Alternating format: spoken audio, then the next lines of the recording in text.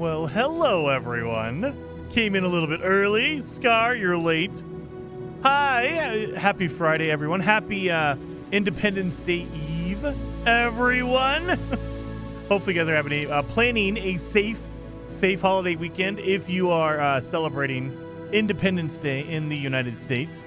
I will be with my family grilling hot dogs tomorrow, so I'm excited.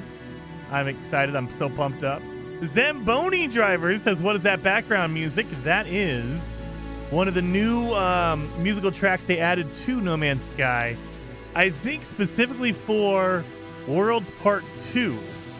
So with Worlds Part 2, they've been adding more and more music. But with Worlds Part 2, they introduced purple systems. And this is when you first reveal the purple system. This is the track that plays. So this is in the game. I love it. So good. So I like it a lot. I play a lot of like No Man's Sky tracks.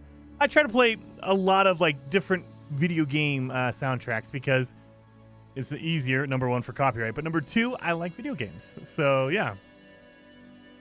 Oh, but yeah, it is Friday, which means Fugitive Run Friday. I looked at it this morning. We have been going for 8 hours. We have not found a single ship. Not a single one. So we need to find a ship today, I think. We have to find a ship. We have to. I expect to hear some epic Conan music sometime. I'll probably have to find it. I'll have to find it. And then it's not a guarantee that a game soundtrack is always copyright free. So it depends on it. Like if you take the Grand Theft Auto soundtrack, there's going to be a lot of copyright music on the Grand Theft Auto soundtrack. So it's one of those deals where a lot of it is, but not always. So you got to be careful with that. Zamboni says, yeah, bookmark that group, trying to remember their name. What? Oh, 65 Days of Static, if you're looking for the No Man's Sky band, the band that makes the No Man's Sky soundtrack. It is 65, the number 65, Days of Static. So they're a really good band, and they make a lot of music outside of the No Man's Sky soundtrack. So I like that kind of stuff. I like a ton of stuff. My wife, she hates it. I will play Limp Bizkit and Static X in Fear Factory. And she's like, I don't like that heavy metal music. It gives me a headache. I love it. I will play the crap out of all of that. Rowan Barry says, I'm at work right now, but I got some fun updates for you. Nice. Heck yeah. What's the over-under on ships passed while ranting? Oh, dude, probably at least 2. At least 2 of them have been passed while I've been ranting. And speaking of rants, not No Man's Sky, PlayStation is going disc-free in 2028, so that's going to be great. So now I think we have an idea of what the PS6 is not going to have, a disc drive. So there's a weird thing on that. I believe it's in the European Union. You can't have you can't be the only owner operator of a store. For instance, like they go after Steam because they have a quote unquote monopoly, even though Epic Game Store exists, Ubisoft Connect, EA Play. There's other stores, GOG. They go after Steam because they're the monopoly. If you only sell PlayStation games, where's the only place you can buy PlayStation games? I can't buy PlayStation games on my Steam account anymore. They pulled that back. I can't go to my Xbox and download PlayStation games. The only place I'll be able to buy them after they go discless is on the PlayStation. So that might be a problem in the European Union. So we'll see. Anyway, let's go in here. Hi, Mr. Jason. Hello, OE. Fallout of Fear says, hey, Jason, if you like metal, give my band a try. We are called Fallout of Fear. I will definitely look you guys up. Heck yeah. I love all that kind of stuff. So some of my favorite bands are more like industrial metal. So I love Static X. I love Fear Factory, that kind of stuff. So, but I love everything. Like, I will listen to basically anything as long as it sounds good. I listen to ska. My wife likes the Mighty Mighty Boss Tones. You can if you really want to get into it, like I love Five Iron Frenzy. They're amazing. But like anything, like dude, Limp Bizkit, I do some rap rock. I do that. So we'll even go way back in the day. We can go do Metallica. They're like old school, like hair metal if you want to do that. Got a White Striper. God, a Motley Crue, of course, all that kind of stuff. But yeah, all that kind of cool stuff. Tejano music only when I'm watching Red versus Blue. That's the only time I really listen to Tejano music. But yeah, so I don't know if you guys saw. Wait, before we go anywhere, let me show you guys. I don't know if you guys saw, but we are at 8 hours and 17 minutes of looking for a freaking ship. 8 hours, 17 minutes playtime. We have not found a single one. So we need to change that today. We need to change that today, dang it. We gotta find that ship. We found one grave. So we have one glyph. We need 5 total to use the portal. And I'm kind of concerned because we might find all of our graves before we find a ship. And we might, if we find all the graves, we might as well just get into a freaking portal and just go that route, right? Just say, yeah, you know what? We'll skip the whole ship. Well, we need a ship to go through the center of the galaxy anyway, but you know what I mean. It's going to be, yeah, crazy if we don't find a ship this stream. Because it will beat the record. If we got 2 more hours, so I believe it was like 10 or 10 and a half hours of running around before it was my record on not finding a ship. So if we beat that, I'm going to be very sad. We need these. Is it not a cave? Of course it's not a cave. We haven't found an actual cave in a long time. We found a whole bunch of cobalt, so that's fine. Except for that. I don't know how to... well, we don't need this. We don't need that because we're a fugitive. So... done. Okay. We don't need those things. Walking to the center. At this rate, I might make it to the center. It's going to take me a few, like, 100 years, but I'll get there before I find a ship, I feel like. I'll get there before the ship. Sony is ceasing production on discs. Yep, Rowan. Yep, I saw that.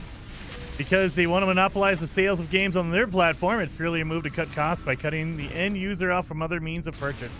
Not only that, Rowan, but if I buy a disc, I can give it to someone else so they don't have to pay for it. I can let other people play my version of God of War or whatever. That's lost sales, number 1. But number 2, there is no way for me to buy the new remastered version if I don't have a disc, right? So I love the fact that PlayStation, they announced that they're ending support for discs starting in 2028. And then right below that, they said, oh yeah, by the way, we're shutting down the PlayStation 3 store. So not only are we only going to go digital, so you can only buy it on our online stores, we are also shutting down some of the older stores, so you can't buy any older games either. So yeah, they don't want you buying the old one. They don't want you buying original God of War. They want you to buy the new remastered God of War, because then they can just keep charging you over and over again. Like, oh, that digital PS3 version, the PS4 version of the game you already bought, Last of Us Original, well, we don't sell that anymore. You can buy the remaster for double the price, though. So, yeah, I have a feeling that, and that's not just PlayStation. I have a really strong suspicion Xbox is going to be following suit very shortly. Very shortly, because you don't have to manufacture a disk drive for your console. You're saving like $50 on production or whatever it costs. And so you can they're not going to make the consoles cheaper, don't get me wrong. But they save money. Then not you saving money, it's them. PlayStation and Xbox are saving money because they don't have to make a disk drive anymore. And so they don't have to worry about putting that on a console. Now, when it comes to the European Union, they might be forced to sell an optional one. They might have to sell, like, you can't buy a PS6 without a disc drive, but in the European Union, they sell a separate one. Like, you know what? In the US, you guys don't get disc drives, but over in the European Union, we can you can buy one separately because they probably are forced to legally. So that's probably what you'll see, is that it'll be a weird, like, well, Because it's region locked, you can't buy one over in Europe and use it here. You have to buy a whole different deal. So yeah, I don't know.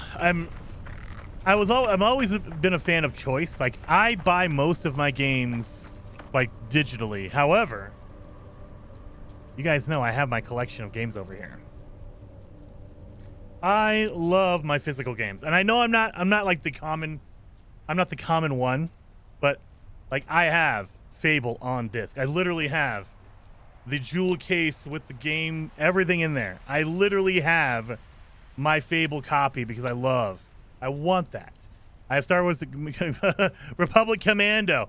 I have my Metal Gear. I have all this stuff. Like I did have my original Vice City. I lost the case, but I got the disc still, damn it.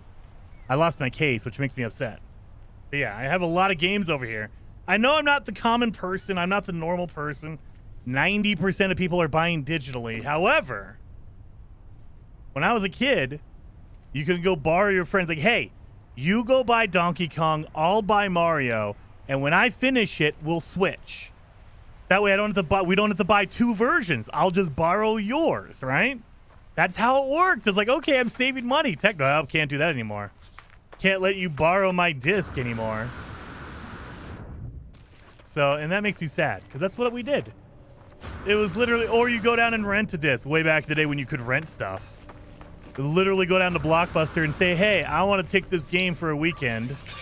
I'll come back, on Monday and turn it in for another game. But yeah, no more. Well, I shouldn't say no more. As of 2028, that will not be the case. And I imagine that's probably going to coincide with the new generation hardware coming out. When they announce the PlayStation 6, they will announce that it has no disk drive by default. They probably will legally have to sell a separate one for the European Union because they usually have laws like that to prohibit it. But it's one of those deals where it's like, yeah, you could have a disk drive, but guess what? We don't sell discs anymore, so that disk drive is only going to be for, like, if you have a PlayStation 5 version, an old version, or a PS4 version. It's not going to play a PS6 disc because they're not going to make them. So, yeah.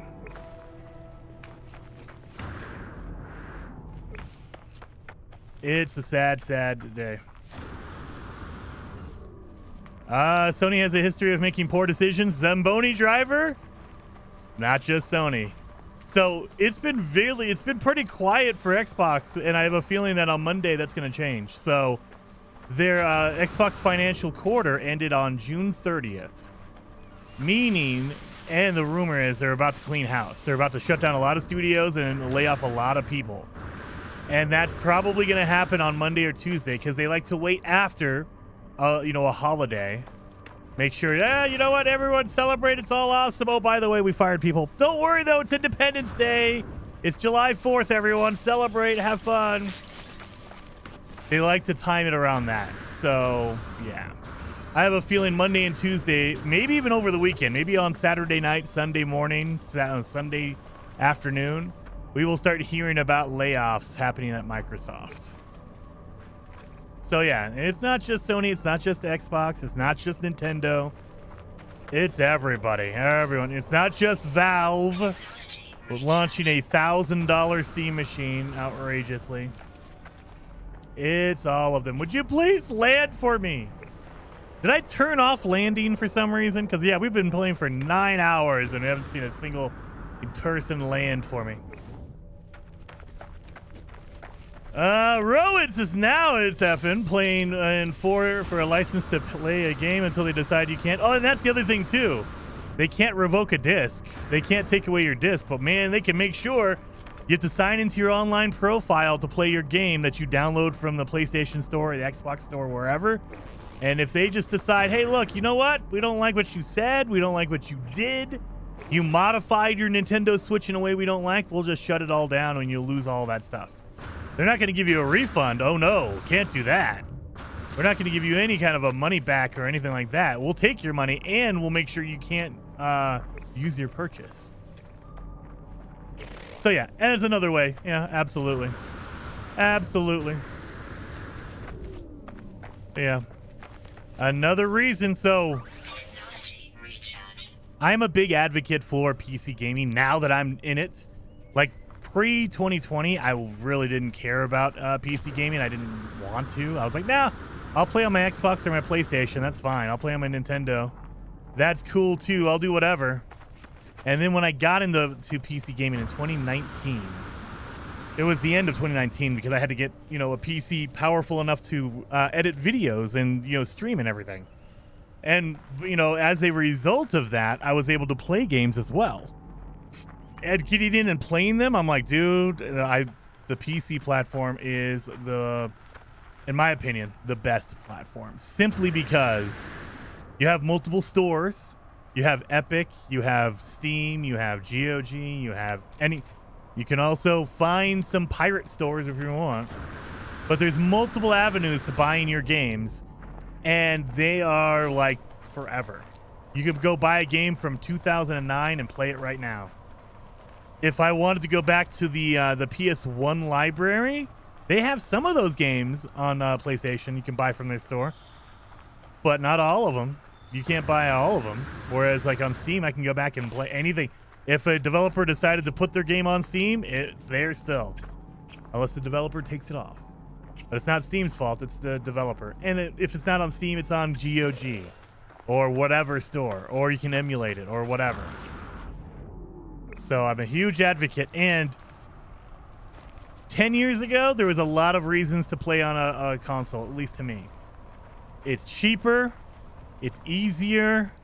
You don't have to worry. You can go buy a used disc game at like whatever game store you go to.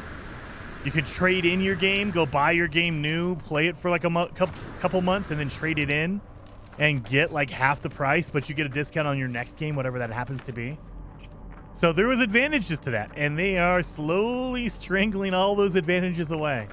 It's not cheaper, not anymore. They're getting rid of discs. It's not easier now because now you can't just turn on your Xbox or your PlayStation. Do you have your PSN account? You need to log in. Oh, are you in the European Union? Sorry, you have to provide your identification. You have to prove you're an adult, that you're capable of doing it. It's like, oh my God, I just want to play my game. So every advantage that, at least for me, every advantage that consoles had, they are slowly carving off and throwing away. And at that point, it's like, well, if you don't have any advantages, then what's the point? What's the point? Anyway. Cryon, hello all. Hello, Cryon. Good seeing you in the chat. And welcome to the Jason Grumble Old Man Rant Day today. Just talking about PlayStation ending production on discs starting in 2028. And I mean, and to be fair, a normal person who just plays like whatever, they play Call of Duty or Madden or whatever, they're not going to notice. Most of them, if not all of them, have already transferred over to just buying their game digitally from the online store. They log into their Microsoft account or their PSN account or whatever, and then they just download the latest Madden or Call of Duty or whatever. They jump on with their buddies. They make sure they have their PSN account active. That way they can play multiplayer. They're not going to notice anything. But there's going to be a lot of people who are heavy gamers who love gaming who are going to say, dude, what's the point? I love my, my PlayStation library, but if I don't have a disc or I can't have a disc or a disc drive, then what's the point? I'll go buy a used PS3 and play my games there. Or get one of those rare, I think it was PS4. They had an emulator built into the PS4. Some of the early PS4s that straight up emulated PS3 games natively. So you could do that, one of those, find one of those. Nothing. Grumpy Cadre says, it hurts me that you passed up all those balls. I know you can't carry them around. I know. Dude, at this point, I have to stop myself from picking up any of the buried technology because that's my instinct. Pick up all the buried technology, but my inventory is so stacked full of Corvette parts. I mean, I can probably get rid of some of these and be okay. But like that, I can get rid of that easy. I can get rid of these. Wiring loom is hard to find. So I kind of don't want to do that. Oh yeah, I need to get rid of this. Get some ferrite dust. That way I can make some more batteries. SU47 says, I don't like PC. It's my fault for being broke, but my setup sucks. I mean, it's one of those deals where it's not about how good or bad your PC is. Now, it will affect some things like, hey, look, you know, if you want to play, I believe, like there's some games now, like for especially Xbox, Microsoft, Doom, The Dark Ages, and Indiana Jones and the Great Circle are two that come to mind, but there's probably more, that have ray tracing on by default and you cannot turn it off. That sucks because then that kind of locks out older generation hardware. But a vast majority of games, you can play any game, you just have to lower settings. If it's a newer game, you're probably going to be playing on medium or low just to run it if you have like a 1080 or whatever. But they are starting to say, hey, look, you need ray tracing is baked into the game. We can't turn it off. So if you do not have a ray tracing capable card, meaning like a 1070 or 1080, then you're probably going to have a bad time. Even if you have like a 2070, it's going to run rough because it's hardcore like ray tracing. So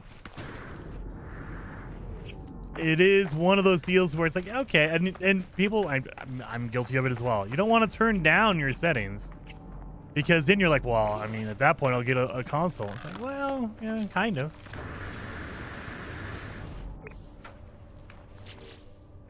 You keep pressing start instead of that button. There. Get some batteries going. That way I don't have to worry about my hazard protection dying. Nope, not that. Sorry, Ace. Get out of here, Sentinel. Wasn't me. Wasn't me. But yeah, I have a feeling next week we're gonna start hearing a lot about all the Microsoft layoffs, and it's probably gonna be a lot. I'm hoping they don't close down all the studios that they are rumored to be closing down. I'm hoping they don't. I'm hoping they find a home. They say, hey, look, we found a place to sell, Double Fine. We sold off Ninja Theory, whoever, Compulsion Games. We sold them all off. They're finding a home at these other locations. That's okay. If they have to shut them down, oh my God, it's going to be brutal. I wouldn't be surprised, though, simply because I think everybody right now is cutting. PlayStation just, I think laid off half of Bungie. The only ones that are not cutting are Nintendo, surprisingly. Nintendo are the only ones not laying people off. Every other company is laying people off. So if you're in the middle of laying people off, you probably aren't going to have enough push power to hire or buy up another company. Just thinking about that. All right.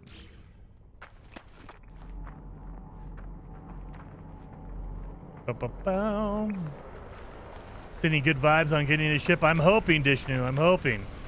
It's going to be ship day today. Just land so I can buy one of your ships, please. Nobody's landing.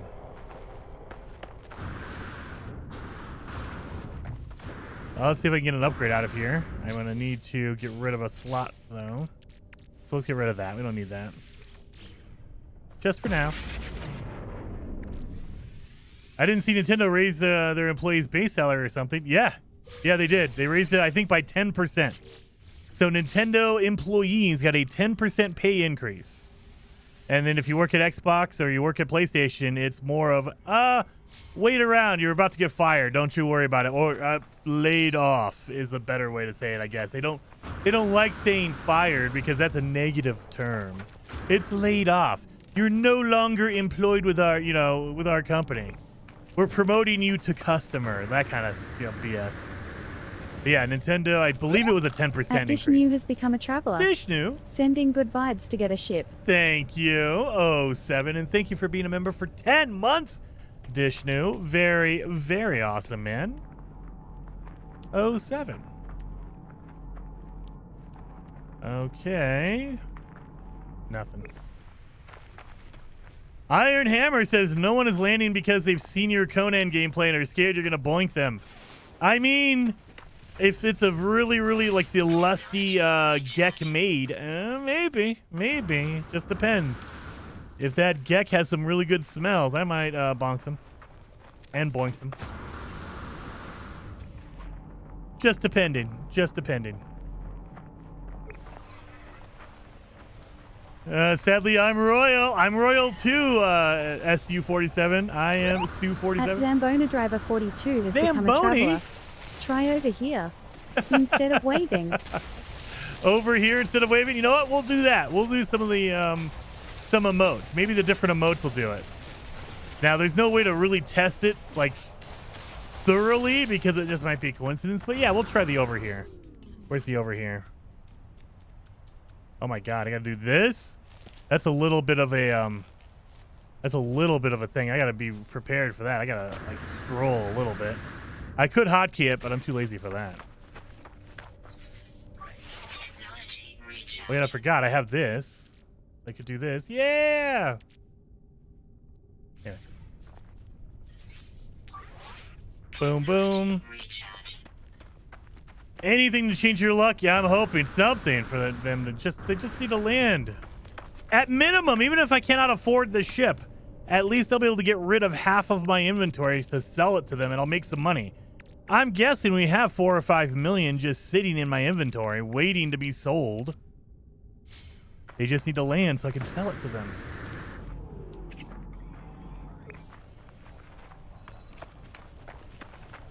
Are signal boosters an option? I mean, they can be an option. The problem is, as far as I'm aware, they will not find a crashed... they might find a crash ship. They might find a crash ship. But it's one of those... They're not going to mark anything nearby. It's going to be like an hour away. So even if I could mark a crash ship, it doesn't mean it's going to be close by. But again, nanites. So that's why I kind of don't like a signal booster unless I get a ship already. Like, the way I usually look for crash ships to get my advanced mining beam is you get a crash ship to begin with, that way you could fly. Go to a dead planet, that way it has less buildings and more crash ships. And then just scan there. And you could fly and be there in 10 seconds. If I'm on foot, signal booster is more of a pain in the ass.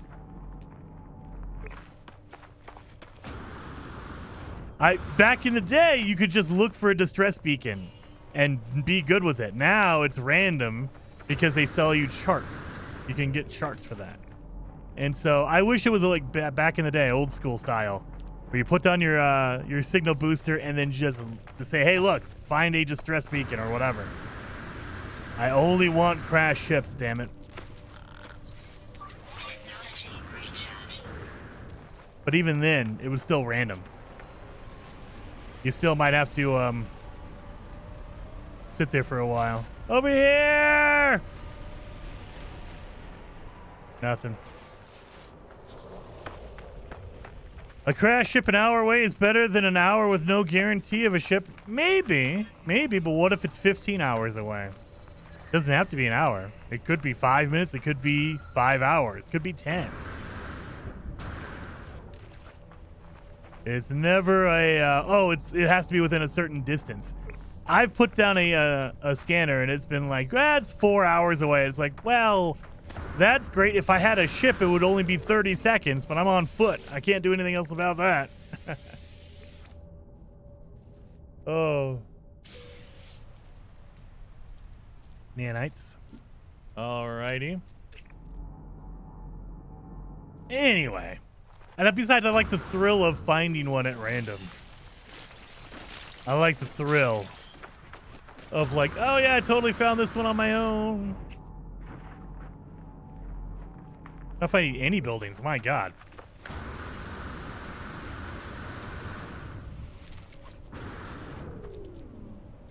Ba-ba. Yeah, just mountains and hills everywhere. Yeah, even the anomaly is off limits to you, isn't it? Yep. Can't go to the anomaly. Can't go to the space station. Cannot enter any buildings. I can do the abandoned buildings, but part of the rules are you cannot enter an abandoned building until you've emptied all the eggs on the outside. Just to make it more difficult, essentially. And so, yeah. I can harvest all the eggs, and I can convert them into nanites if I want to. But, I mean, at this rate, I'm already almost to 1,000 nanites. I could get more. I could definitely get more and wait for a I'll hopefully wait for an outlaw to land for me. That way I can talk to them and get an upgrade out of them. Could do that. Let's see what we get. We got nanites, more of them. What about the Atlas? The Atlas is the ultimate authority as far as I know. Cannot go to the Atlas. So we kind of, I don't think we've ever like explicitly said you can't go to the Atlas. I think I see a freaking planetary archive over here. But at the same time, it's more like you're allowed to go to the ancient ruins, but they don't help you on your run. Like you might be able to get a multi-tool out of a monolith, but like a buried ruin or anything like that, it's not going to help you at all on your run to get to the center of the galaxy. It'll give you some money, but again, you have to sell it. I mean, and that time it might be better spent finding buried technology if you're going to go that route. So it's one of those, is it explicitly against the rules? No. Is it like going to help you? Also no, not really. Like with the Atlas, you'll learn words, you'll get some fuel for your ship, but you can do that here. Get some warp drive fuel.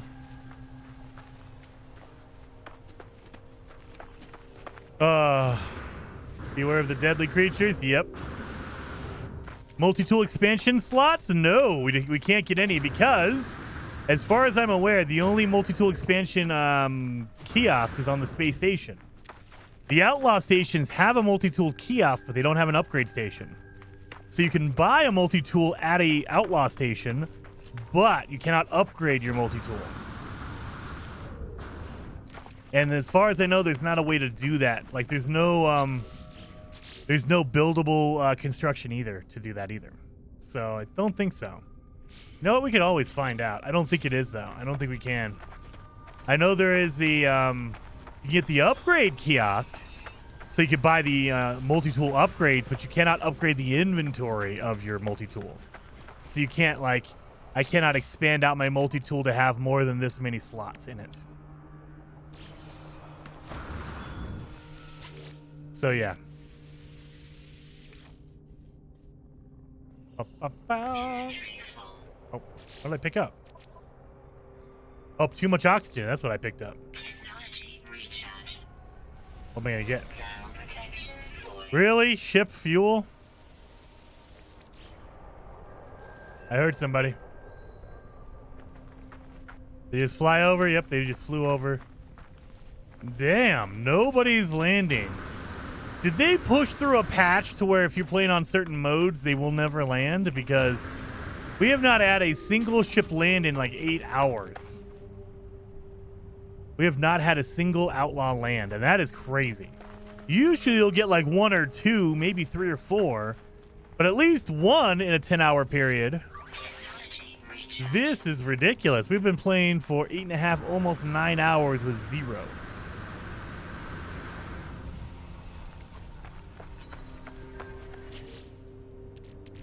Let's do this. Make another one of those just in case. Would you get out of my face? The building down there, it looks like a shelter. Yep, shelter down there.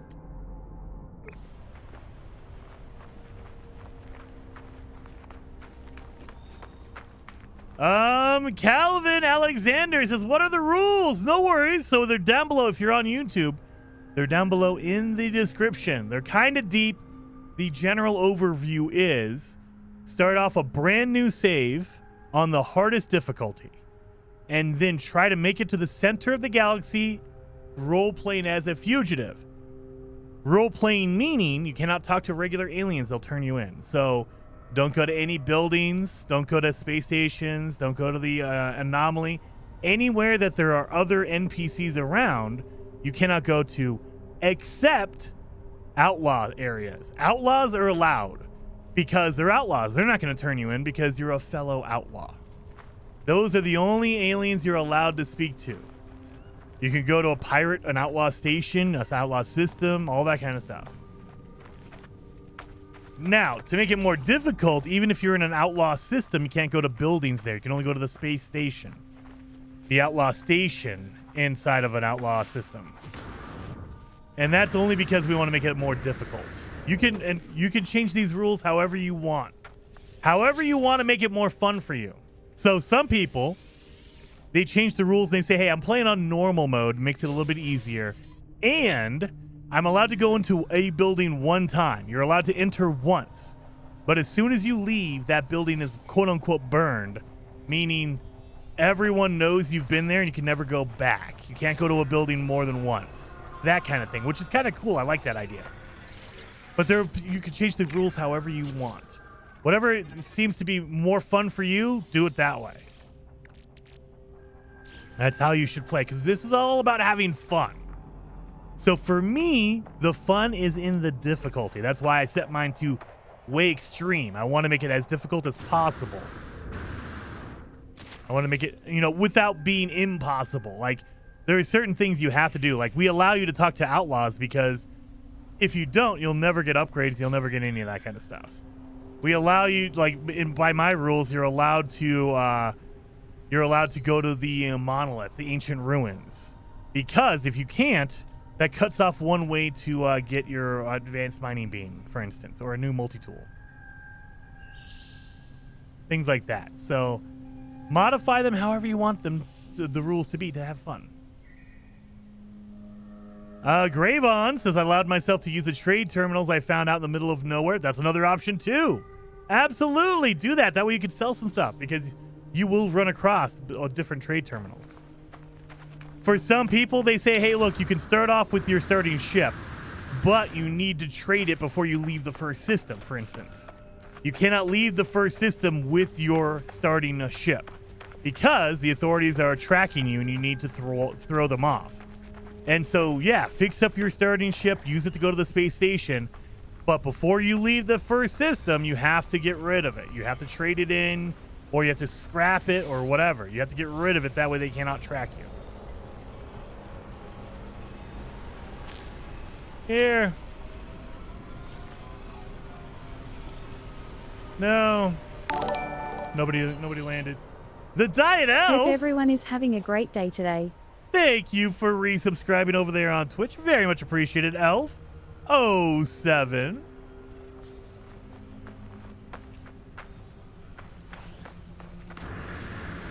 Imagine clearing a Sentinel Obelisk with the basic mining beam of starting multi-tool. I did that a couple of times. We've attacked a few of them. I think I have upgrades, don't I? No, I have a jetpack upgrade. We have taken down a few Sentinels, because we need those upgrades. That salvaged glass, you never know. You get some really good stuff. Speaking of, get out of here. Get out of here. Yeah, that hole's a little bit big. It's right next to me too. So instead, I'm gonna run farther in. They won't know how to path over to me. They will just be upset up at the top above the ground.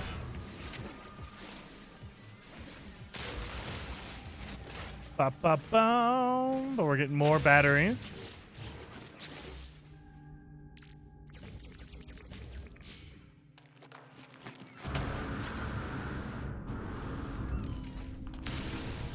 There we go. Excited that the prismatic core is finally nearly finished. Diet Elf, I can't wait. We were thinking it was going to be middle of July, and it looks like it might end up that way. Middle of July, so it's already July 3rd today. So another week, maybe week and a half. Talking 10 days, maybe. That would be epic. I would love it. And because then we can finish off the expedition, and maybe something's going to happen. Like, they've made us wait until middle of July for something, instead of just letting us go and just finish it off. They're like, nope, you got to wait. And it hasn't been like 1 week. It's been over a month now. So, yeah, I can't wait to see what happens. Whatever it happens to be. Who knows? Who knows? There we go. 37 is a pretty good one. We'll say that's a pretty good number of batteries.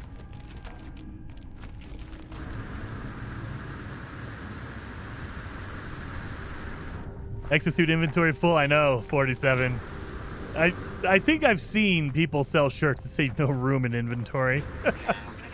Inventory not clear. Or landing area not clear. That's another one. Oh my god, I hear that constantly. Landing area not clear. I have nightmares of that. Boom. Nothing, nothing, nothing, nothing.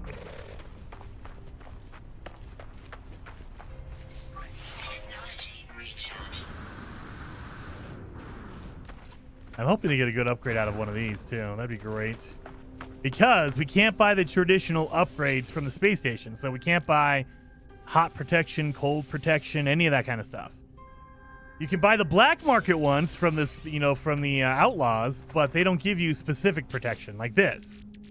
I got radiation protection. You can't get that from the Outlaws. You can get a generalized everything protection, but it doesn't protect you as much as these specialized ones.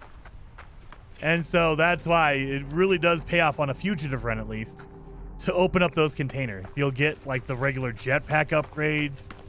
You'll get all those. And you can find a lot of S-class upgrades, which are the best. I love it.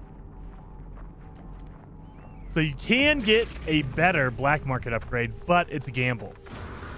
When you find a really good black market upgrade, it can be better than an S-class. But that is a very low percentage chance. Most of the time, you're going to be dealing with like, it's like a B level or an A level upgrade. It's fine. It's good, but it's not an S. Whereas the S's are always S's.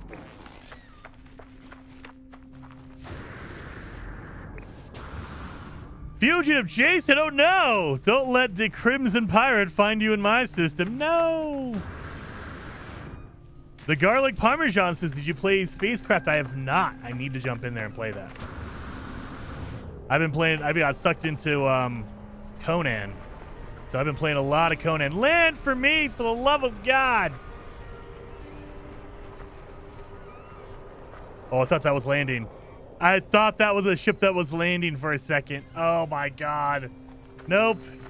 That is sadly just a frigate flying slow. Damn it. I thought that was a frigate landing or a fighter landing. Yeah, I've been playing a lot of Conan. How many hours do I have in Conan? I can't even remember. Let me look. In Conan Exiles, we've been... Oh, my God. How long... When did we start playing Conan Exiles? I think it was last Wednesday, right? So it's been a little over a week. It's been like 9 days, all right?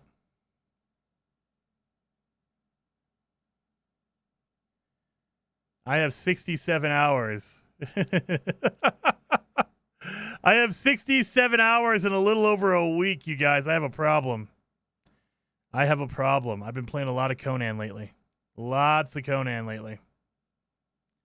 So, yeah, I think it was not this Wednesday, the last Wednesday. So, about a week. So, Wednesday, Thursday, Friday. So, 9 days. In 9 days, I have 67 hours in Conan. I'm loving that game. I love it, I hate it. I love it, I hate it. It's not quite to the level of like Arc Raiders, where I love it, I hate it. But I will be playing the game, I'll be enjoying the game, and then you run into a weird issue or a bug, and you're like, oh my God. Why? It's just so irritating and frustrating.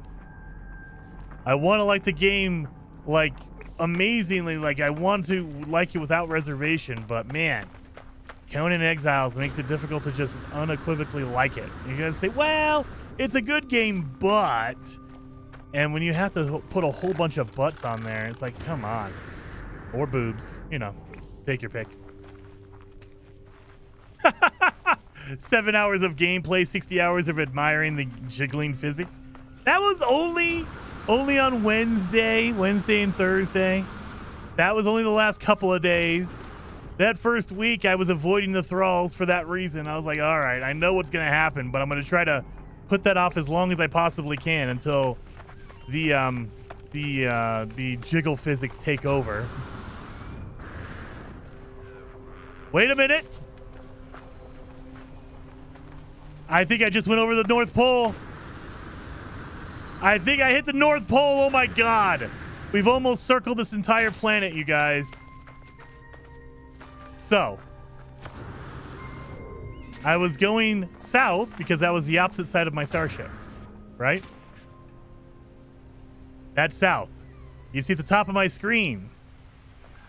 When you cross over the pole, it switches. So you'll see, it'll start moving. Because this is the pole, like right around here.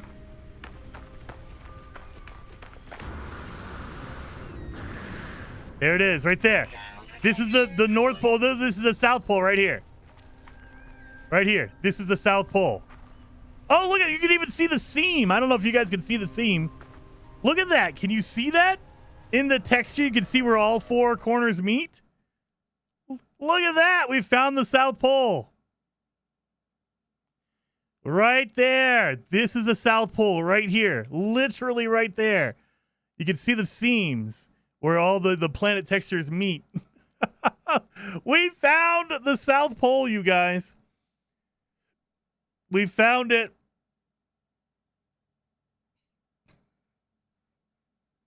So there you go. We've literally run to the entire, well, at least one from north to south. Now we need to go from south to north. We need to go all the way through the other way.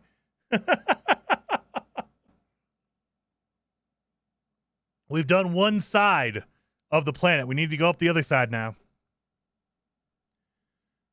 Jason's harem in Conan, his recruiting trips are epic. Dude, Zamboni, you don't even know. I did some recruiting trips last night and yesterday. I might have gotten a couple of more people to help me at my my base. Build a base there? We can't build a base on the Fugitive Run. Can't build a base on the Fugitive Run. I can. Do I have a I don't even have a freaking communication station. Damn it. I can't build a base. I'm not allowed to on a Fugitive Run. You know what? We will do this.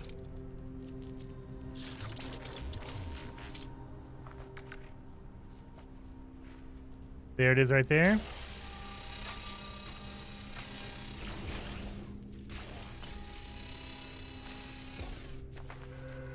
That is the South Pole right there. Literally a pole.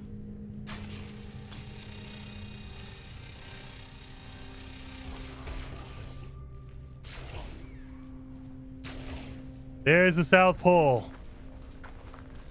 We'll call it that. There's our South Pole right there. Done and done. We marked the South Pole. So now we have to continue north. So if I get far enough away from it, north should pop up in front of us. Wait a minute. Hold on. Wait a minute. Are you seeing what I'm seeing? I see south. I have no other indicators on my compass. All I have is south. All I have is south. I have no other indicators. And so I just have to remember this is south. So I have to go north, which is going to be this direction, I think. We need to get far enough away from the pole before we get the other cardinal directions. That's crazy. I didn't... Oh, there it goes. Boom. Now I have a north. Now I have a north. So now we're heading back north.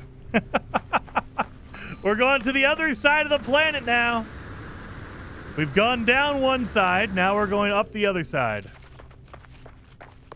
I don't think I've ever crossed the pole on one of these Fugitive Runs, you guys. So there you go. That's a first. We've walked so far. We crossed the South Pole. Oh, my Lord.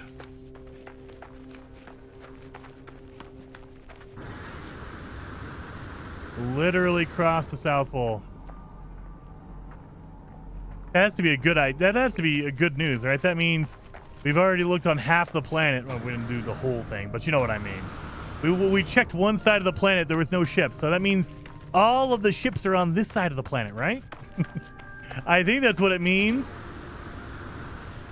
They put all the crash ships on this side of the planet.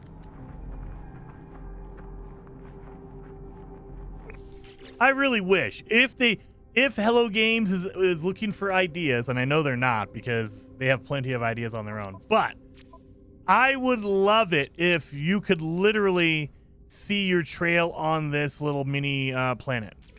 Like, as long as you're on foot, Like, give me a trail. So I'm assuming I went from like here. We weren't exactly at the North Pole, so we started out like right around there. And we walked all the way down to the south, and now we're going to go all the way back up that side. Let me see that line. I want to see a zigzag line of me going all over the planet. That would be awesome. Like, let me click on the planet, it zooms in, and it shows you where you have been. That would be so cool. I would love that. Just for my own selfish reasons of during a no starter ship challenge or a fugitive challenge, we can go and see. Like, oh my god. Jason does do circles. You'll just see little loops of me going. I'll be going south, but I'll be looping around south. Little curly cues going south.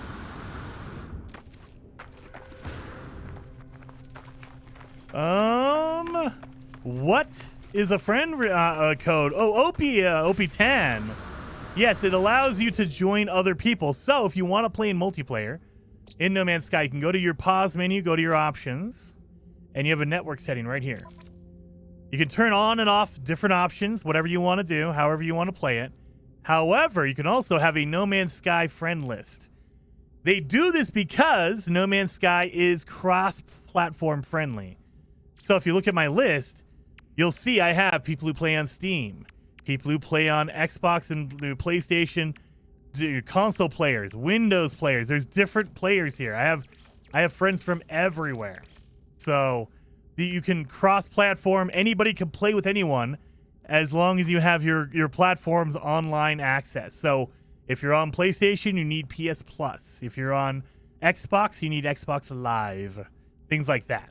As long as you have that, you can play with any other player in No Man's Sky, period. So the code allows you to say, hey, look, on No Man's Sky, this is my code. Add me, and you can join in, and we can play together. We can build whatever.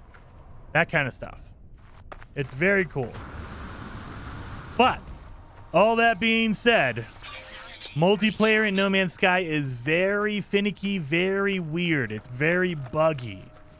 And so a lot of times, if you're having issues with the game, like there's a bug or your character's freaking out or something like that, the first option is always turn off your multiplayer and see if that changes anything. Because most of the time, if you turn off multiplayer, it will fix your issues. Multiplayer causes a lot of problems in the game. That is not a ship. That's a broadcasting tower, it looks like. Yep, broadcast tower. Son of a gun. Technology recharge.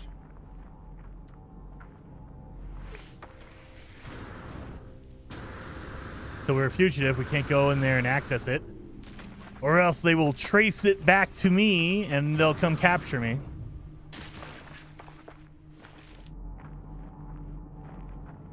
No, no, no. Boom, boom, boom. If you're on Steam, you need an internet connection. Yeah. So in order to play any multiplayer, you're going to need an internet connection. I don't think there is local co-op in No Man's Sky. There's no local, like, turn on your machine as far as I know. But you know what? I haven't double checked that. I think it's always online. It's always an online multiplayer. Man's Sky local co-op?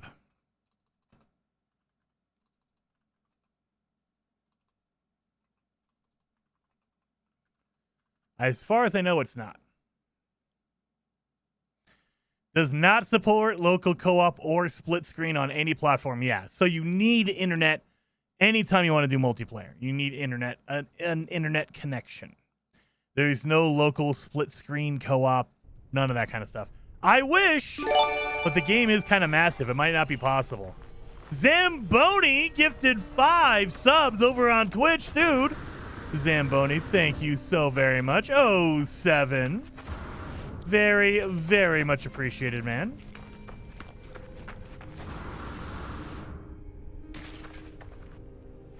Steam gets new versions quickly. PS5, then Xbox, then Switch. Sometimes it takes a weeks to match up. Yes. And so, yeah, it's one of those. Depending on if you really are deep in on No Man's Sky. And you have it. You have a platform, all the platforms. PC is probably where you want to try first. Steam, specifically. Because even if you have a PC but you do Windows, like the Windows version, I think that still takes a while. GOG takes a while as far as I know. It's not on the Epic Game Store. But yeah, so if you want the fastest updates, it's going to be generally on Steam. Generally. We've had a couple updates where it came out on PlayStation first. But 90% of the time, it's out on Steam first, and then all the other platforms follow suit. Damn you. But again, it just depends on what you got. You know, the Switch 1 does not have any multiplayer at all. 0.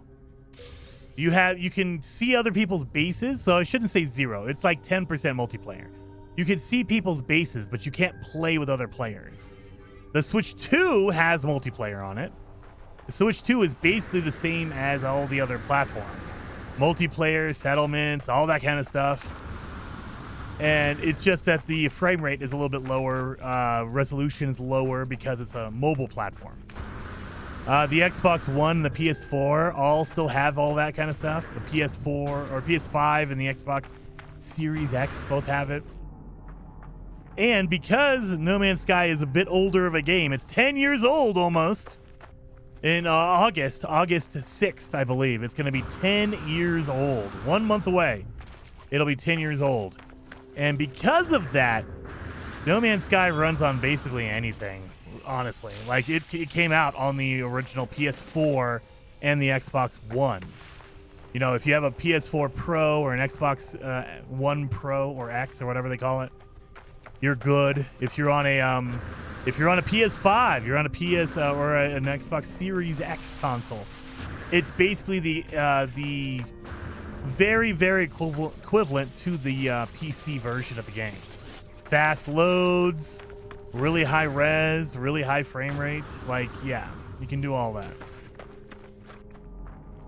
So, just depends on what your flavor, whatever, at this point, whatever you can afford. Because Lord knows they're not making it easy or cheap to do any of that stuff anymore. Maybe you could shoot down a passing ship. No way, Raze. No way. Zyad says, do you know when the expedition will end? I'm studying abroad and later, and I will come back to my country, so I want to make sure that I could do the expedition. So, we don't know the exact time because it's based off of community involvement. So the more people that are turning in missions, the faster it will complete. However, let me see. 40 seconds, that's fine. However, I will say we have, well, let me get my face out of the way real fast for you. So there is technically 3 weeks.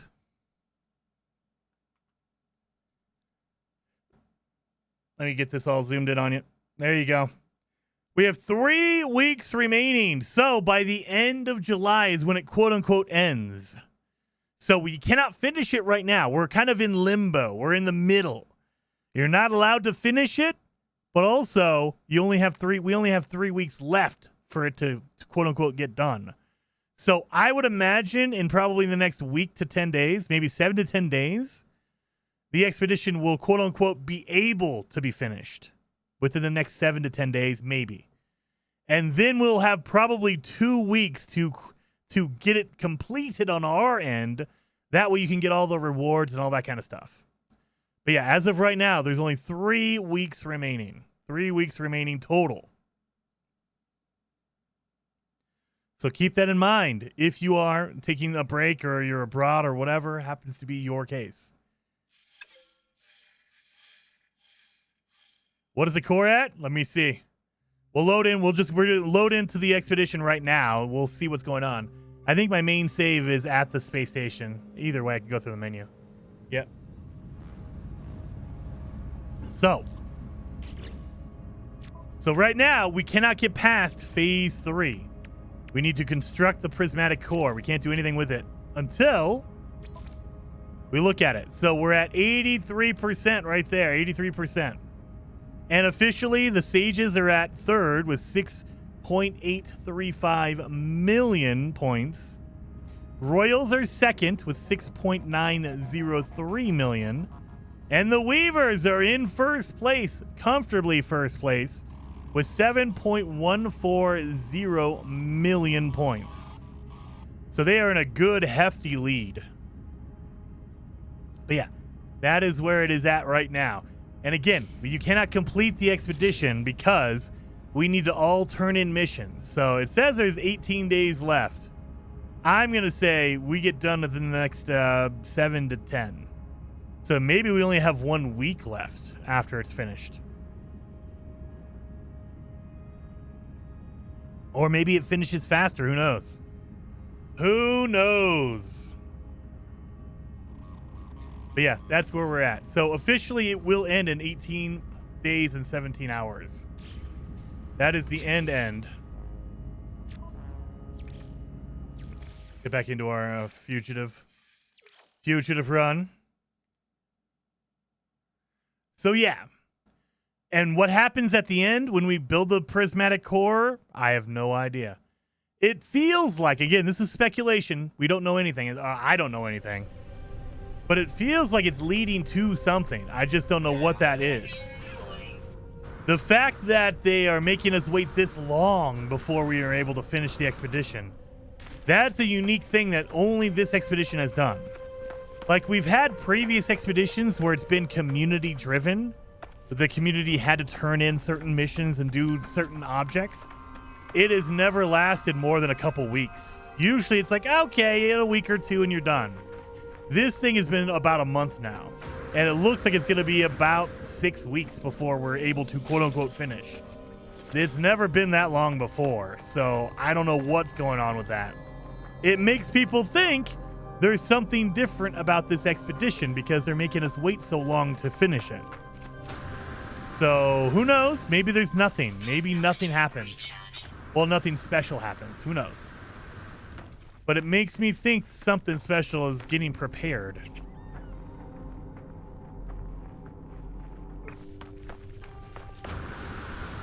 I almost thought for a while it was rigged to fail. No. So it's rigged to not finish quickly. So there's been a couple times, like the big example is the what's it called? The Quicksilver Synthesis Companion. Every month or two, they add new items that we have to unlock by doing weekend missions, turning in daily missions. And that meter goes up depending on the community involvement. The more people who are doing weekend missions, weekend events, daily missions, the more people who are doing that, the faster it will go. We've noticed to where it stalls out because people are just tired, they're burned out, they're busy, whatever. And so all of a sudden that meter just halts. It stops because no one's doing their missions. And then magically and miraculously, it just auto-completes. It auto just finishes off. And it's because the developer controls how fast or how slow it goes. And so if they want to, they can turn that dial up and make it speed up really quickly if they wanted to. So it is community involved. We are turning in missions, but they can lower and raise that threshold of how many missions we need depending on what people are doing. So like if everyone was pissed off and they said, nope, we're not doing this expedition, it sucks, we refuse, they could just turn that dial up and say, okay, turn in 2 missions and you're done. You're finished. You're quote unquote finished. Or if 1 million people jump in and start playing the game, they can say, whoa, dial that thing back a little bit because there's too many people now. So now it takes 50 million missions to turn in for us to get finished. They control all of that. So depending. And so that's why I think it's not that we wouldn't get finished. It was just how long do they want us to wait to get done? That was the only question. Like, how long do they want us to keep playing the expedition? I think it was to delay the completion until middle of July for some reason. What's that reason? I have no idea. Is it because they're going to make an announcement? Is it because they want it to coincide with another update? I don't know. I thought I heard a ship flying over. Dang it.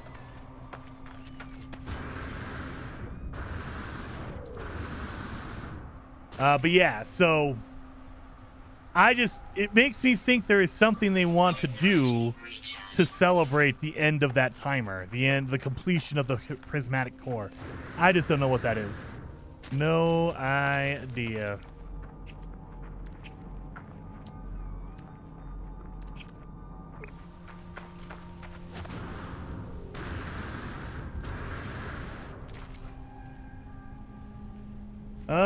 Redgar says no point in doing the missions. The winner was already picked before the expedition started. Kind of. So I think that they probably had an idea of how it would go. I don't think that they have control completely over it. So they were pre-selecting which group, which faction you were in. Like I'm a royal, and I can never change out to any other faction, right? So they knew who was going to be a royal, who was going to be a weaver, who was going to be a sage.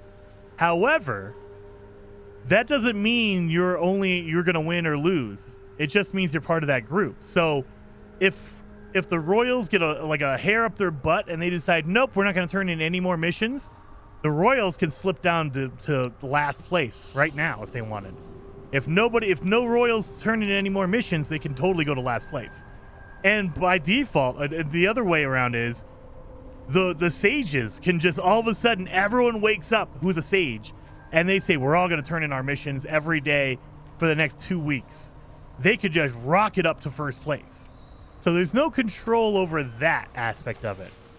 However, when they put people in factions, I have a feeling they knew, oh, Jason logs in every day. We should probably put him in the Royals or whatever.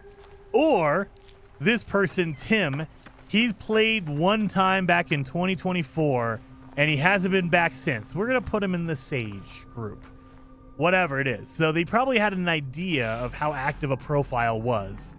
How many times they've logged into the No Man's Sky servers, for instance, things like that. It's more of an indicator, not a, we guarantee that the Weavers are going to win. No. It's more like, well, we know the Weavers are more active, and so we'll have the Weavers win. But maybe there's an upset, and they say, well, we thought Weavers were going to win because they're the most active group. But for whatever reason, the Sages just logged in. has just tipped $2 Michael! for Super Chat. It's fixed, I tell ya. It's fixed, I tell ya. A lot of people are going to go with that, and I get it. You get upset. You're doing your part. You're working really hard. You're turning in on all your missions, and still your faction loses. It sucks. It feels bad. You're like, dang it! I worked my butt off. So I get it.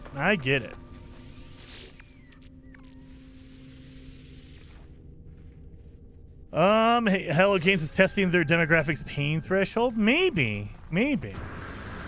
It does feel like this is more of a test for long term. Like, can they dangle a carrot and a stick and see if people will log in every day, and who are those people?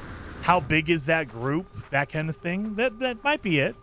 They might be testing the waters to see if they can do like weekly or monthly events or some really long-term events.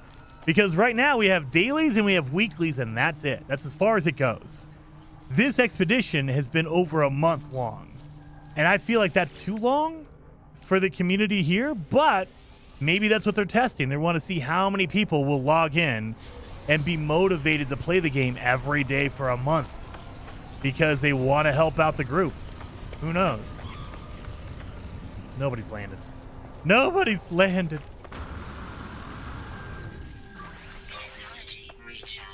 So yeah, we don't know anything. So Hello Games has been doing all this stuff, and we get hints that, oh yeah, they're testing this, or they're thinking about that, or they want to see feedback on this thing. But we don't know for sure because they never come out and tell us, oh yeah, by the way, this expedition is a test because we want to test how long we can make our missions before you guys give up. They don't come out and tell us that. It kind of feels like that, but we don't know for sure. There's a drop pod over there. Nobody wants to land for me. But yeah, so we don't know for sure. We don't know anything. They don't come out and tell us anything, really. We haven't heard anything about Light No Fire in 2.5 years, really. Like, We get little snippets here and there. Like Sean Murray, one of the head developers at Hello Games, he will give interviews and talk about updates, and he'll mention, like, offhandedly mention, oh yeah, by the way, we added this feature into No Man's Sky because we're working on it for Light No Fire. And that's it. We don't know anything else about it. Like, what? Tell us more. Nope. So he'll offhandedly mention some things, but we haven't gotten, like, explicit information or a trailer or anything like that in a long time. In a long time. 2.5 years, almost 3 years at this point. December of 2023. Should I get this thing?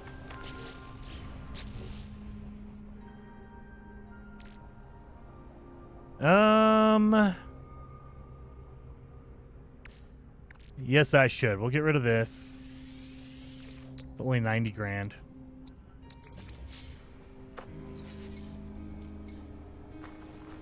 Oh, build menu. Build menu, Jason.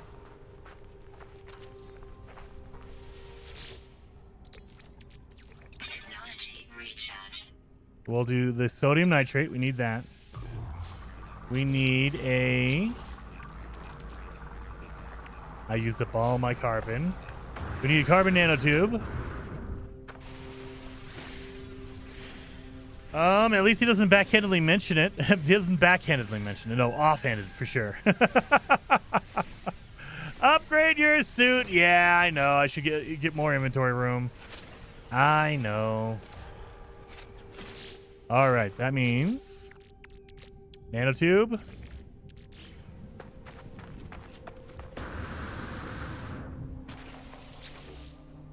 Oh crap. I filled up my inventory, so we'll do this. Technology prepared. I believe it's antimatter and sodium nitrate. We'll grab the sodium nitrate. Turn that in. Sodium nitrate. Now we just need an antimatter. So we will, you know what? We'll get rid of that. Screw it. And of course we need more ferrite dust. Why would we not? Always more ferrite dust. Give me some rocks while we're down here. Yay, perfect.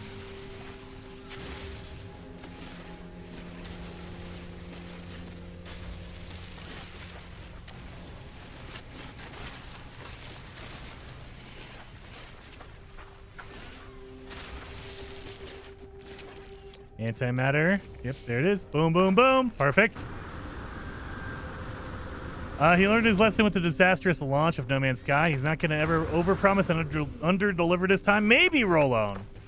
But if that was the case, why tell us at all? Like, that's what I rack my brain and I try to think, like, what were they planning? Why would you come out and even announce the game if you knew it was 2 or 3 or 5 years away? Like, don't say anything. Because I think that was the big, at least to me, that was the big problem with No Man's Sky. They announced it, and then they had 3 years. They announced it in 2013. They had 3 years of talking about the game and explaining what they wanted to do with the game and hyping people up. If they would have just came out the year before, 6 months before release, and said, hey, look, we're making a new game. It's called No Man's Sky, and this is what it is. See you in 6 months. That hype train level would have been smaller because there's not that much of a ramp. I feel like they did the same thing with Light No Fire. It's like, why announce it 2.5 years ago if you didn't plan on it? Or maybe they didn't. Maybe they thought they were going to launch it and something happened. I don't know. But if the plan was, oh, we're not going to launch it till 2028 or 2030 or whatever, don't tell us about it in 2023. Like, don't do that. Because now people are going to be talking about it, speculating about it. They're going to be wondering, like, oh, man. They're going to be hyping, like, man, they've been working on it in secret for like 2.5 years now. That means it's going to be so big. It's going to be so amazing. It's going to blow your mind. And it's like, we don't know anything. We have no idea. We have no idea. I hope it's all of those things, but we don't know. Temperature levels stabilizing. All right. Done and done and done.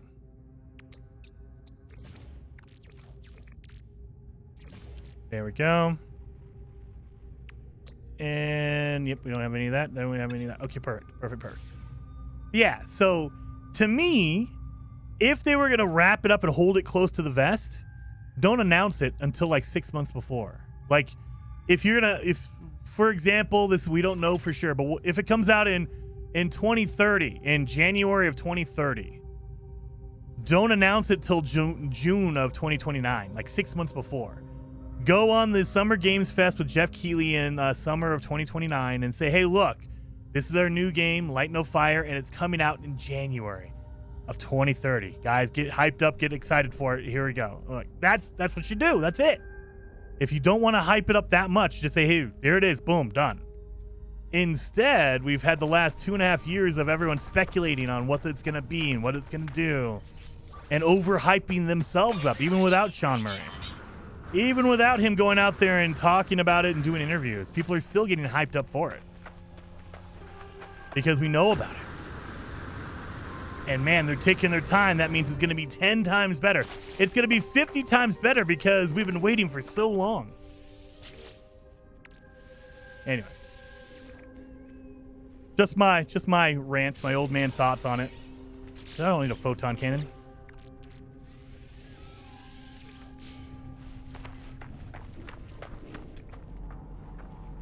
Boom, boom, boom, boom, boom. But I mean, who knows? Maybe the plan originally, like this is all my speculation. Maybe the plan was originally to release in 2024. They announced it in 2023 and they were ready to go. That game, the one trailer we've gotten from it, it looked amazing. It looked like it was done. Like, that's what I thought. I was like, oh yeah, this game looks like it's ready to go. This is a No Man's Sky last trailer. That means they're ready to go, right? And I thought for sure, oh yeah, we'll see that in 2024, and we didn't. Maybe something happened. Maybe they were planning something and it just got put on the back burner. They're like, well, we thought we were going to get this multiplayer, this whatever done, and we can't. So let's delay the game. We're not going to do it in 2024. Let's wait and see if we could fix this thing, whatever this is. Or maybe something happened and they're like, well, you know what? Xbox and PlayStation are saying they're going to put out new consoles in 2026. What if we wait until 2026 and we launch the game with the new consoles? Maybe that's what I have no idea. Who knows? Maybe something changed and they were like, oh crap, okay, well we should probably wait on that then. Damn. That's transmission tower. I wish I could use it to find a crashed ship, but again, it'll mark one that's like 15 hours away.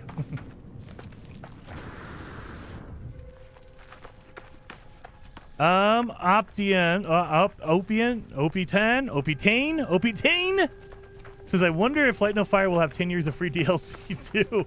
In the original interview that Sean Murray gave when they announced Light No Fire, he said that they hope that they can support Light No Fire with 10 years. So who knows? And that, again, that was over 2 years ago, so maybe plans change. I don't know. But I wouldn't be surprised if that is the plan. They want to put out a game that is basically done, but they want to also add in updates and stuff for the next 10 years as well. So who knows?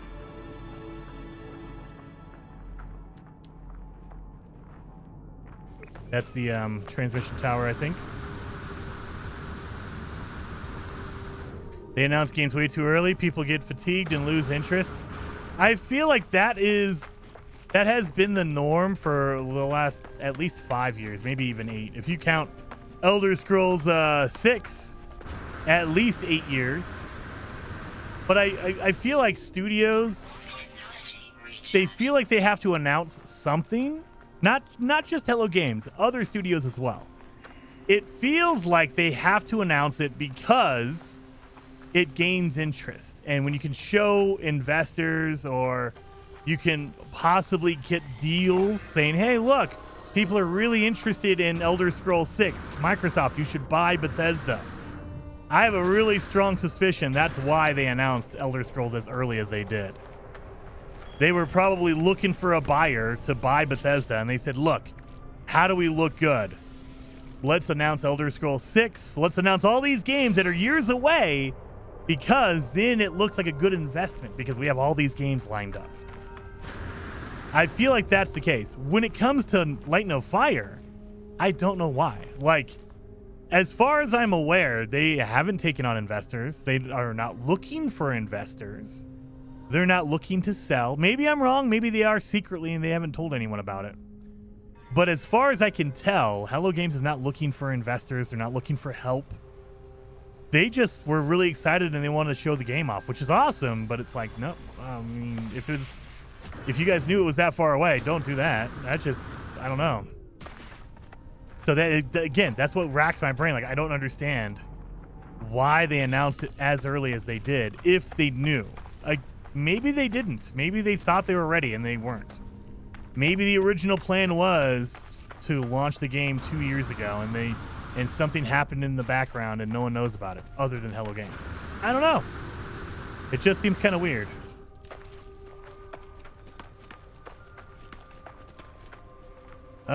Cultured Hillbilly says developers often announce early to attract funding or talent. Well, I don't think the Hello Games needs either or. I don't think they do. I could be wrong. I don't know all the laws in the UK. I don't know how all of that stuff, like what investments they have to announce publicly or what they can keep private. I don't know. But Hello Games has always been a small studio. They're not like massive hiring 100 people to work on like Light No Fire. That's not what they did. They're not like massively hiring artists and everything like that. And also, as far as I could tell, they weren't like getting investor groups to come in and fund the game or anything like that either. I mean, maybe it's under wraps and no one knows about it. Who knows? I'm not a professional English lawyer because they are based out of England, out of the UK, the United Kingdom. So I don't know all the laws and everything over there. So maybe they have all this stuff and they're allowed to keep it private. I don't know. But as far as I could tell, they've been just trucking along, doing their thing. They're just a cool, small company that's making cool, fun games, and that's it. They're not asking for help on either talent or funding. They just want to keep doing their thing. That's it. So that's why it's just like, why? And we can, with hindsight, we can see Bethesda announced a lot of stuff because they were literally right before Microsoft bought them. So you can kind of put two and two together and say, oh, okay. They were announcing things that were years off because they were trying to prove their worthiness to Microsoft and say, well, you should spend $69 billion to buy Activision because we have this, this, and this, or whatever. Same thing for Bethesda. Hey, you should spend billions of dollars buying Bethesda because we have Elder Scrolls. We have this amazing game called Redfall that's coming out. Have you guys heard about Ghostwire Tokyo? We got that thing. Like, it's totally worth it to buy us as a studio.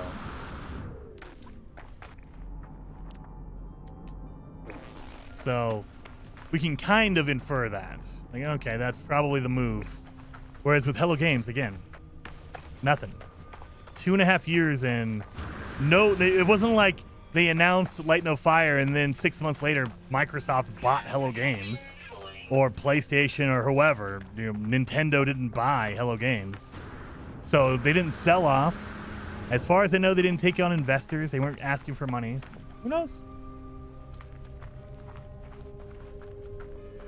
Roland says GTA 6 was announced 2 centuries ago. It did not. It did not. So everyone assumed they were working on Grand Theft Auto 6. I think. Oh, did they announce it in 2024? So just 2 years ago, I think. When did they officially announce? Because they did not. Everyone, I mean, it's like the worst kept secret. Of course they're working on Grand Theft Auto, but they did not announce it. They did not say, oh yeah, by the way, officially we are working on Grand Theft Auto.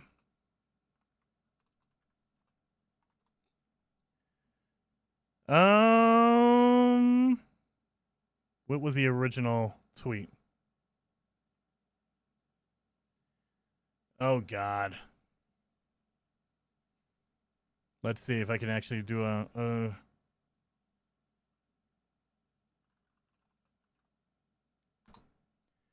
It would have been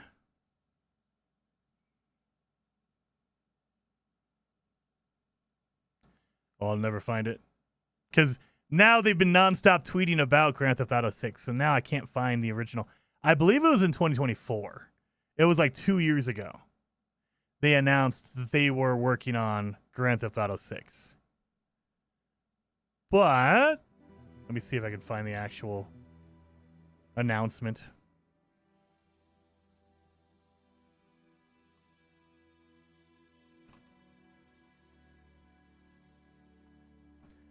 They're working on Grand Theft Auto 6, blah, blah, blah, blah, blah. When's the official announcement? Yeah. It's going to be, you have to know. There it is. Found it. Oh my God. That took forever and a day. So, this is how they announced it. Oh, you guys can't see that. Let me zoom that back out. Hey, you wanna stretch the screen? You want to stretch to the screen, you bastard? There it is. Boom. Right there. So, on April 2022, so 2 years before I thought. 2 years, or 4 years ago at this point. Many of you have been asking about a new entry into the Grand Theft Auto series. With every new project, our goal is always to significantly improve. We're pleased to confirm that active development is on the next entry of the series is underway. That was their official announcement of Grand Theft Auto 6. We didn't know it was Grand Theft Auto 6. We didn't know anything. We assumed. Everyone assumed, oh, yeah, that's what they're doing. But it wasn't until 2022. So 4 years ago is when they announced it. So, yeah. Officially, yeah. We knew it was coming. But it wasn't like they announced it in 2013 after they made Grand Theft Auto 5.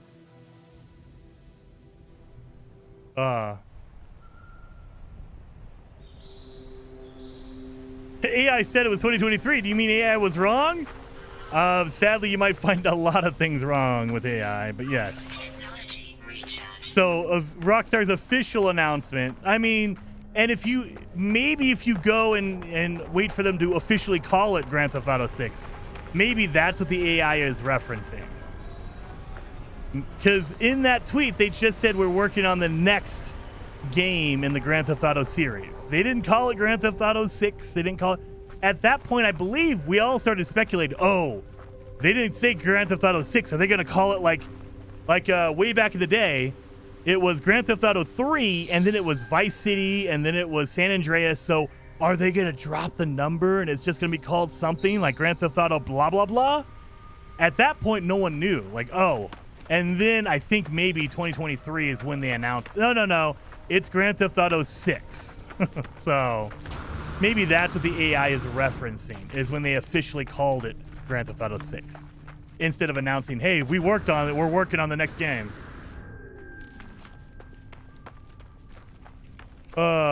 December 2023 was the debut trailer. Okay, maybe that was it too. And that's maybe when we first got the Grand Theft Auto 6 title card. But yeah, so there's some games that you know a studio is working on. And you're like, okay, we know they're working on this game. Like, we knew Bethesda was working on Elder Scrolls 6. Just like we know they're probably working on Fallout 5. Have they announced it yet? They have not. We have 0 official announcements, so we don't know. But I would be shocked if Todd came out like next week and said, "Oh yeah, we have no more plans for Fallout, guys. That series is over. It's done. We're done with Fallout. It's done." I would be very, very surprised. So, is it official? No. Is it like probably gonna happen? Yeah. Just like I would venture a guess, maybe I'm wrong. I have a feeling that Rockstar will probably make another Red Dead Redemption game. I have a feeling they probably will do that. Is it going to take another decade? Probably. We're probably not going to see that game until like 2030s at the minimum. And have they announced it yet? Absolutely not. They have not announced anything about it. But I have a strong suspicion they will.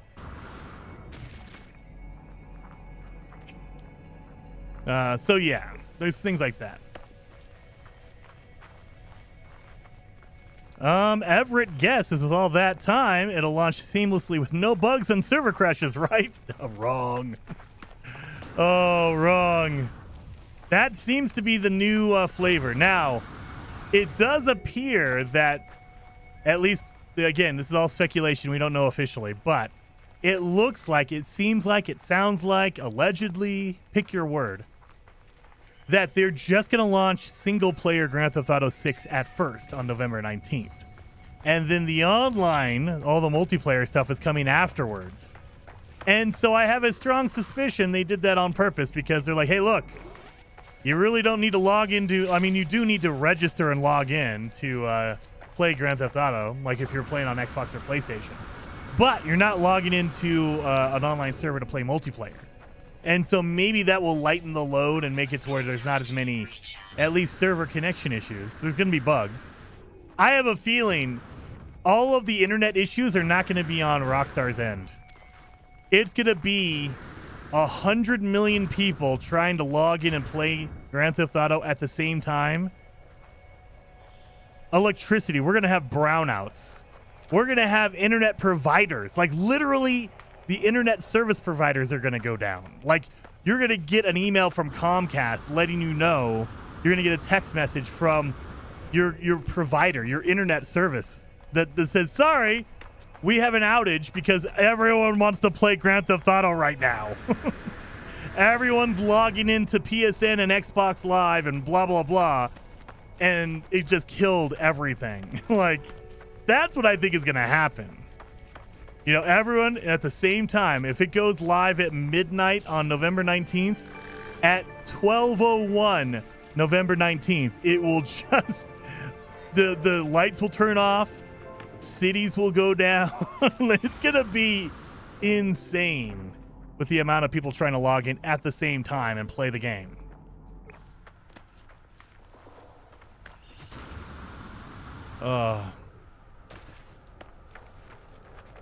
So none of the techs are going to be there either? No, absolutely not, dude. Absolutely not. You know all those dudes are going to be like, hey, I'm out for that week. I'm taking vacation time. I got vacation time on the week of November 19th. Even if they don't play Grand Theft Auto, they're taking vacation time. When I worked in radio, we had a guy, I loved him.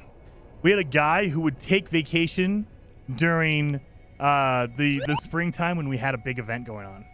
Douglas, thank you for the 5 gifted members over on YouTube, man. Very, very much appreciated. 07 Douglas Fox. 07, dude. Seriously appreciated. We had a guy who would always take off the springtime when we had like Memorial Day, when it was like really, really busy. He would always put his vacation in because he's like, I don't want to be there. It's not that I care either way. It's just I don't want to be part of this madness. And so there's going to be a lot of people who are like, look, dude, I'm taking off work not because I want to play Grand Theft Auto, but because I don't want to deal with the headache. You know, because no one else is going to be there. If no one else is showing up to work, I don't want to be the only one working, dang it. It's going to stress me out, so I'll take vacation too, and I don't care about Grand Theft Auto at all.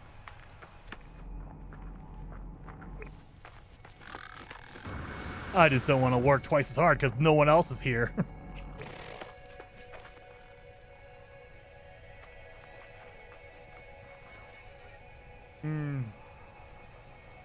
No, it's not. Only storyline single player comes out that not online. Comes a year later, probably. Herman. So when you download the game, your physical copy that comes with a code, you're not logging online to do that. You just magically have the code just installed onto your PlayStation or your Xbox. That's what I mean. It's not people logging in to play online. It's people who are logging in to download the game. You have to turn on your Xbox. You have to turn on your PlayStation. You have to download a patch, a day one patch. All of that's going to happen at the same time. People are going to be logging into their social media to post videos about it. Oh, did you see this thing in Grand Theft Auto? Did you do that thing in Grand Theft Auto? Here, look at my clip of Grand Theft Auto. That's what's going to happen. You don't have to have online servers for it to kill the internet. Oh, the example would be Silk Song, Hollow Knight Silk Song. That game is very popular. Don't get me wrong. I think Grand Theft Auto 6 is 10 times more popular, 100 times more popular than Hollow Knight Silk Song. And Hollow Knight Silksong is not an online game. You can't play it on online servers. It crashed the Xbox store, the PSN, it crashed Nintendo's store. It crashed every store because everyone was trying to download that damn game. That's what's going to happen. So, yeah. Is it because of online? No, not at all. It's not because you're logging into your Grand Theft Auto Online to play multiplayer. It's everyone downloading the day one patch, downloading the game. You're going to get your disc and you're going to have to download the game because, you went to a store and you bought your box that has a code in it. You're going to order your copy through Amazon, pick your store, and they have to deliver it that day. You have to download it. It's going to kill the internet like that. And then, not counting everybody who's posting on Twitter, everyone who's logging in to be the first one to post Grand Theft Auto videos of gameplay and blah, blah, blah, and all that kind of stuff. Millions of people are going to be doing that at the same time. It's going to kill the internet.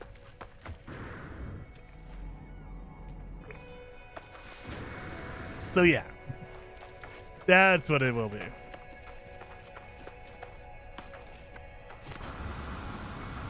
Yeah, the other question is, how big do you think that game is going to be? I bet you it's not a 10 gigabyte download, I'll tell you that. They're allowing preloads, but how many people are going to preload? Versus how many people are going to remember, oh yeah, Grand Theft Auto comes out on Friday, I better go download that game Thursday afternoon. So yeah, I can't imagine that game being under 100 gigs. I think the original Grand Theft Auto 5 is 100 gigs, isn't it? Let me look. How big is Grand Theft Auto?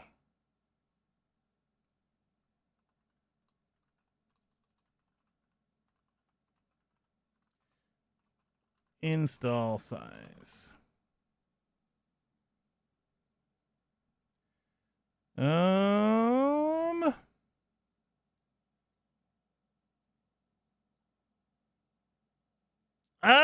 my God. Wow.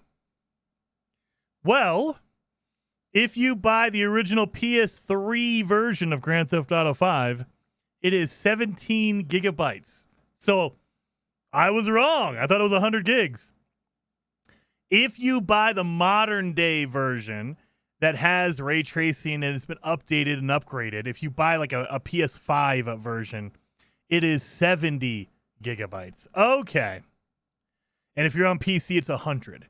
But the original game came out on PS3 and 360. People forget that. It was 17 gigabytes on the 360 and PS3. Holy hell. It's amazing, dude. As much crap as I will give Rockstar for being greedy and sucking, what they do with the technology they have is unparalleled. Like, they are, like, I don't even know how to, they like magicians when it comes to making games for the time. Like, you look back at the PS2 era, the PS1, and you're like, how the heck did they do Grand Theft Auto 3? How did they make, San Andreas? That's crazy. How they put a Grand Theft Auto 5 on a PS3, I will never know. That is outrageous. And so, yeah, they are magicians when it comes to that kind of stuff. That is a building. Looks like a shelter. Yeah, shelter. But yeah, so maybe not. Maybe it won't be that big. I have a sneaking suspicion it's still going to be that big. It's going to be about 100 gigs. If current day Grand Theft Auto 5 is 100 gigabytes, I imagine that Grand Theft Auto 6 will be 100 gigabytes. Abby6 Ironclad 60 has just donated $4.99 through Super Chat. Not sure how true, but I saw a video that said 400 GB. Holy crap. Which doesn't surprise me because pretty sure COD was like 250, 300 GB. Maybe. I mean, yeah, I've seen that. I know, I think Ark Survival is like 200 gigabytes as well. And thank you for the super chat. Ironclad, very, very much appreciated. So it could clock in at over 400 or at 400. I don't know. That seems a little outrageous. Like that, Call of Duty is not the norm. Like, Ark Survival is not the norm. I think the average game will clock in between 60 gigabytes and 100 gigabytes. Average. If you're talking more smaller, like independent games, they're going to run smaller. You're talking like Call of Duty, it'll run higher. But I think the average is between 60 and 100 gigabytes. So if I had to go with it, my gut, I would say 100 gigabytes. If it's 400, that is ridiculous. And the fact that there's no physical disc at all,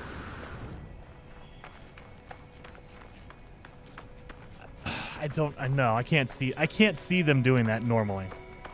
Simply because I know that there is a lot of places that have high-speed internet, but not everywhere does. And so you're telling me they're going to tell someone in like nowhere, Kansas that has dial-up, oh, by the way, the game is 400 gigs.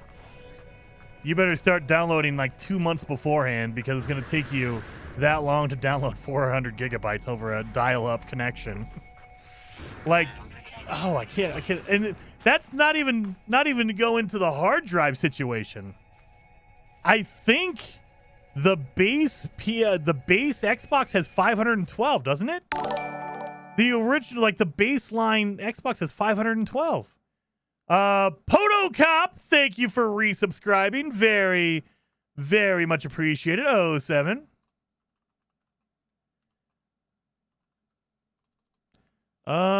Storage size. I think the baseline Xbox is like 512.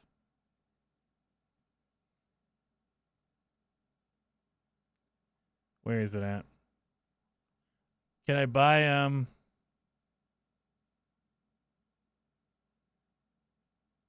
Oh no, it is 1 terabyte. It looks like it's 1 terabyte. It looks like it's 1 terabyte, at least from their website. It looks like it's 1 terabyte minimum. So it's not as bad as I thought. I could have sworn it was 512. So you just do all of these are 1 terabyte, 1 terabyte, 1 terabyte, 1 terabyte. Maybe originally it was 512 and now it's 1 terabyte. Dude, I don't care about the console. I want that controller. Look at that controller, dude.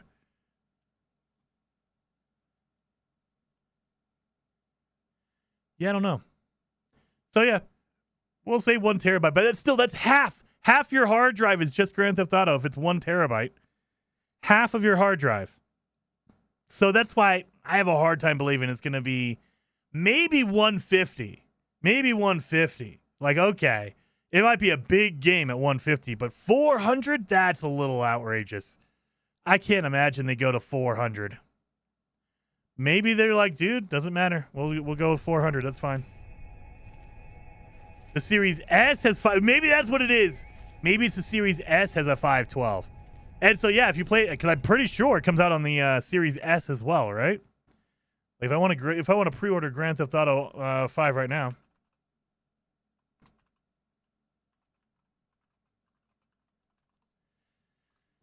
If I go to their website, here, let me see. And I go to pre-order it. Where is it at? Where? Visit Rockstar Games, blah, blah, blah. All right, let's see. Is their website down? Yeah. Oh, it's behind my big fat head. So yeah, it is out on the S. It's out on the X and the S. It's not out. It's not on PC. It's not on the Switch. It's only on PS5 and the Xbox Series consoles. So yeah, if you're thinking you're going to grab it on the S at 400 gigs, that's your entire hard drive, basically. You're going to have room for like maybe like No Man's Sky on the other side of it, and that's it. You can install Grand Theft Auto 6 and then No Man's Sky, and that's it. Oh, of course, all this stuff here, it doesn't tell me anything.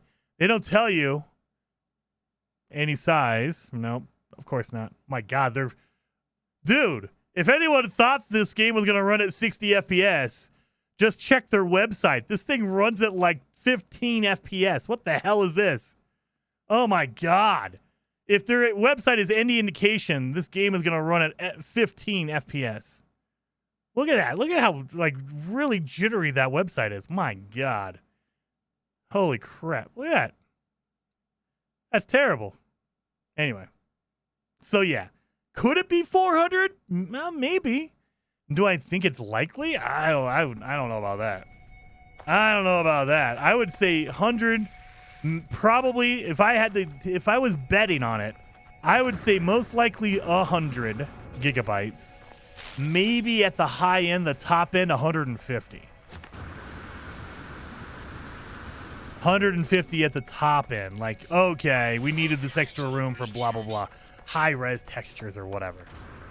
But, yeah, if you're talking 400, that's crazy.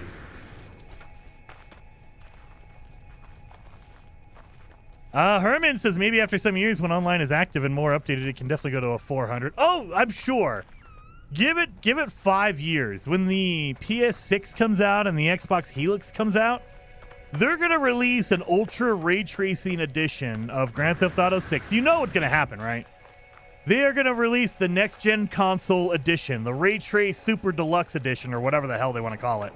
And that thing will probably be massive. They'll be like, hey, it's an 8K, fully ray traced, 60 FPS version. So, of course, it has to be 400 gigabytes. So I have no doubt for sure it's going to get bigger, larger from there. But yeah, I can't imagine right now being 400. That's a little much.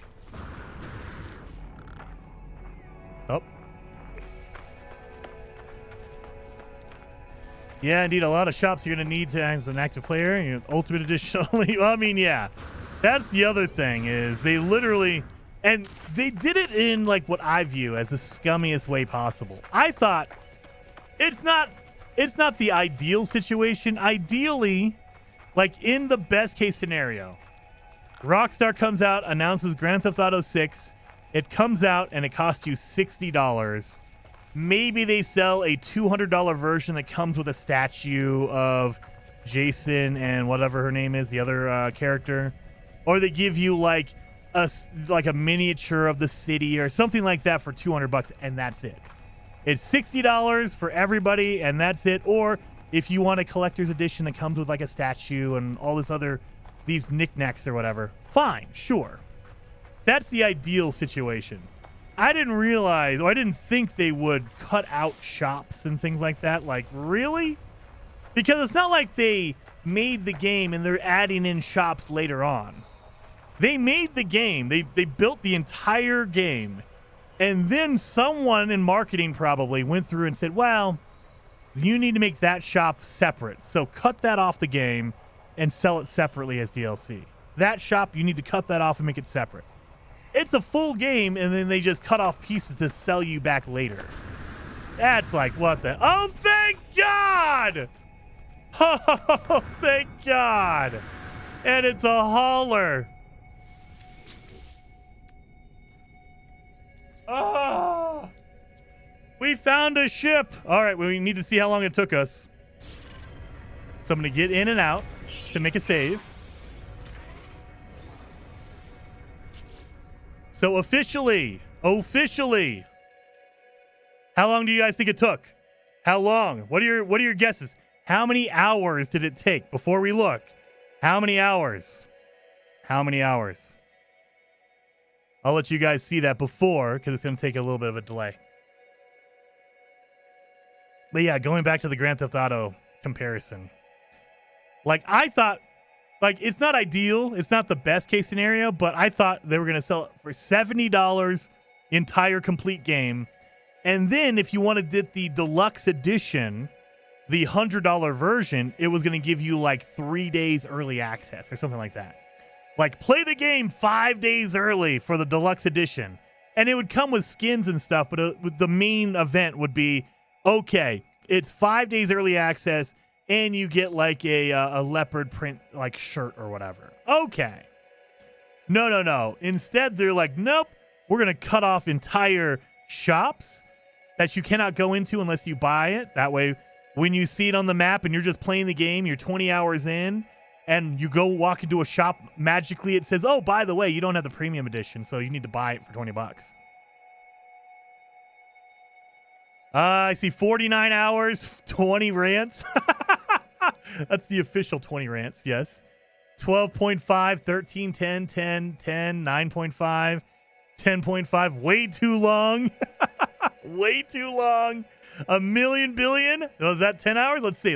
Officially it was 9 hours and 40 minutes. Technically not the record. Haha! I got in faster than my record, but just barely. Like 9 hours and 40 minutes is a long ass time to be looking for a ship. I'll tell you that. I think the record is like 10 or 10 and a half. It's like, it was over 10. I know that. Might have been like 10 and 15 minutes or something like that. Might have been 10 hours and 15. It was over 10 though. And so this was under 10. So technically not the worst. Technically not the worst.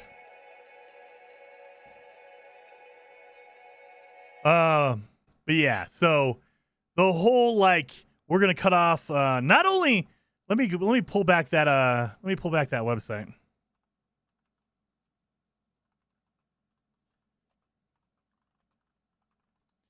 Let me pull that back.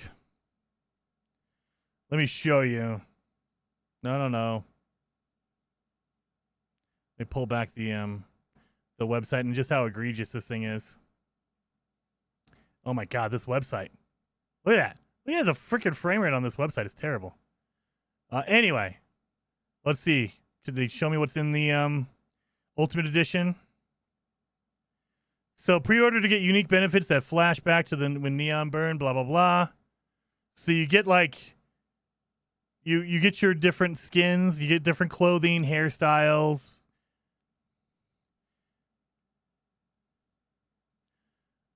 Guns with a tropical pattern, so skins for your guns. You get your vintage city pack. But there was missions, as far as I remember, there were missions that were unique to just Jason. There was like unique cars. Maybe they took that away. Learn more. Blah blah blah blah blah. You get a car. You get all this stuff here. This website is the revolvers, personalized variants. Vice City style. My god, this freaking website's running at like 15 frames. There we go.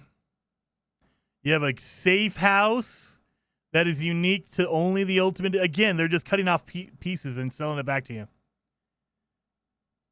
Blah, blah, blah, blah, blah. Car. Ride out customs. Oh, god, don't do that. But I believe they mentioned missions. We just don't know what it is. Like specifically what missions they're doing. Get a watercraft. Clothing store. Vehicle and garage. Tattoo shop. Mod shop. Looks. Gang compound. Raid the compound of one of the Southside Vice City's loudest and distinct. So this sounds like a mission. Like you get to go to a game compound. This is only part of the premium edition or whatever. Special commission, classic car collection. So this is another thing. You'll get missions to find classic cars around the map. Only if you have the premium edition. So you won't see this. Or you might see it and then they'll tell you, oh, you could totally look for this car, but only if you buy the premium edition. There's going to be a lot of that. Like there's going to be a lot of I would assume. Again, we don't know. But I'm assuming there's going to be a lot of pop-ups to let you know, hey, you don't have this content, but you could just pay that extra $20. Anyway, this feels like you made a full game and then you cut pieces off. And you don't cut off the crappy pieces. You cut off the pieces you think people are going to pay for. They're not cutting off, the crappiest car in the game.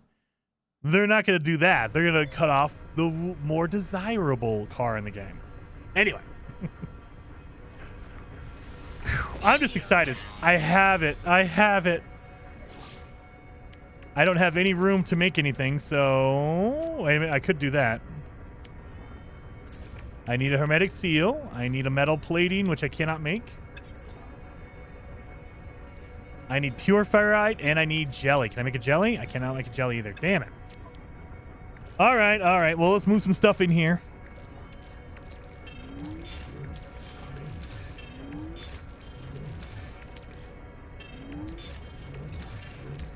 A lot more room than I thought. Wow. I didn't think there was that much room. We can get rid of that. Because it's only 5%, and we'll get some materials out of that. Okay. So now we need ferrite dust. We need dihydrogen. We need all that kind of stuff. All right, let's do it. Ferrite dust, and we need dihydrogen. I think we get them both. That was weird.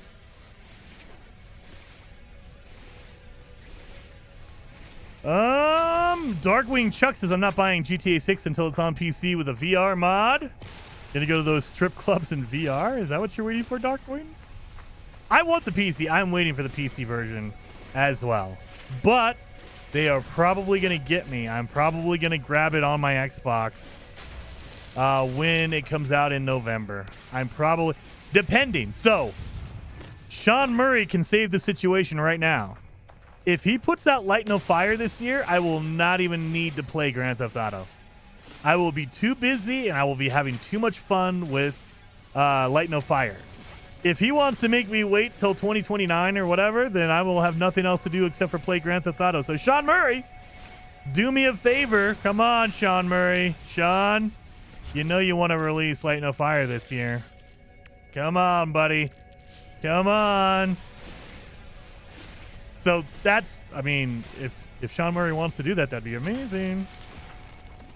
But again, other than that, I mean, I can't see anything else. So the only other game that might keep me busy is the new Zelda Ocarina of Time remake that Nintendo is doing. It's coming out this year. They said 2026. It is now July of 2026, and they haven't announced the date for it yet. So we don't know when the Ocarina of Time remaster is coming out. That might be the other game that kind of diverts my attention.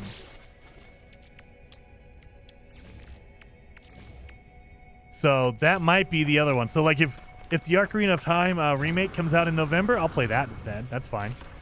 I'm not tied to Grand Theft Auto. I mean, I'm interested. I want to play Grand Theft Auto.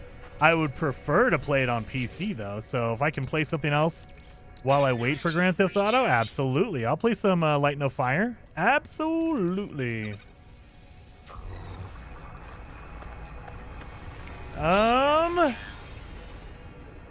Herman Gaming says, Jason, you're going to play 007 First Light? I already did. I might have finished it already. I really enjoy 007 First Light. I think it's a very good game. A very, very good game.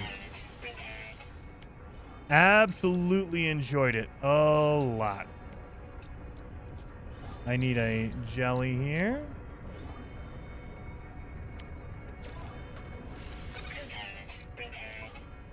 But yeah, I love 007 First Light. Absolutely love it.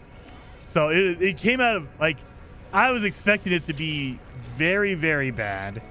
And I was just going to have to suffer through it to get to the next thing. It was not the case at all. I really enjoyed it. I think, to me, it was the opposite. I thought, originally, before I played it, I thought it was going to be a really good game mechanically and the writing was going to be terrible. It's almost the opposite. The writing is very good in the game. The gameplay, not so much. So the game plays fine. It plays good enough. It does feel like it's too constrained, too hand-holdy, at least for me. I did think that it was too hand-holdy. So it was almost the opposite of what I thought it was going to be. And pleasantly surprised. Oh, I thought they announced November for the Ocarina of Time. Did they? I just saw it was just 2026, and they haven't announced anything. Just like the Duskbloods, they still don't have a date for that. That's supposed to be 2026. Remake? Is it a remake or a remaster? I think it's a remake.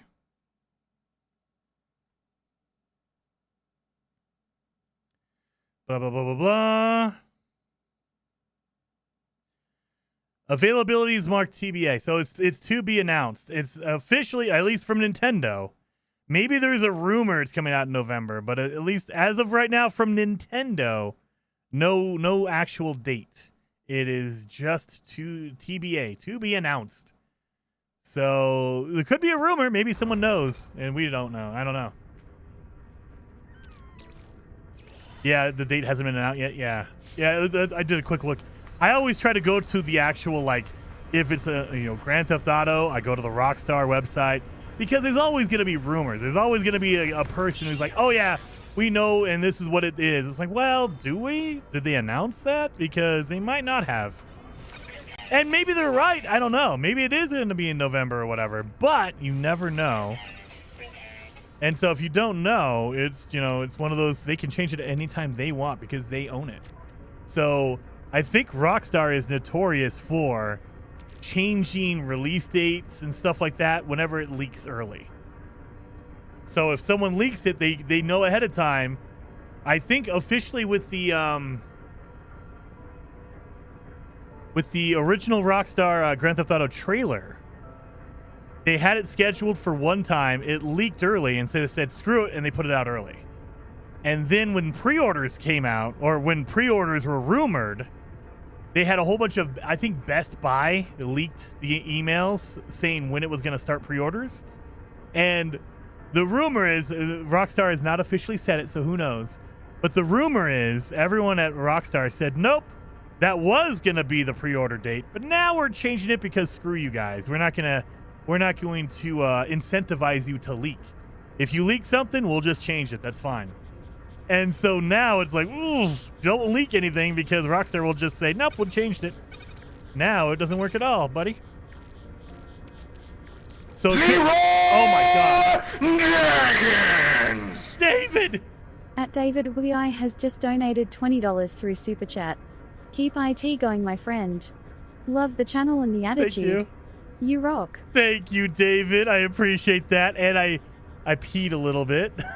I appreciate you, David. 07. I wasn't ready for that. I don't even know what I was saying earlier.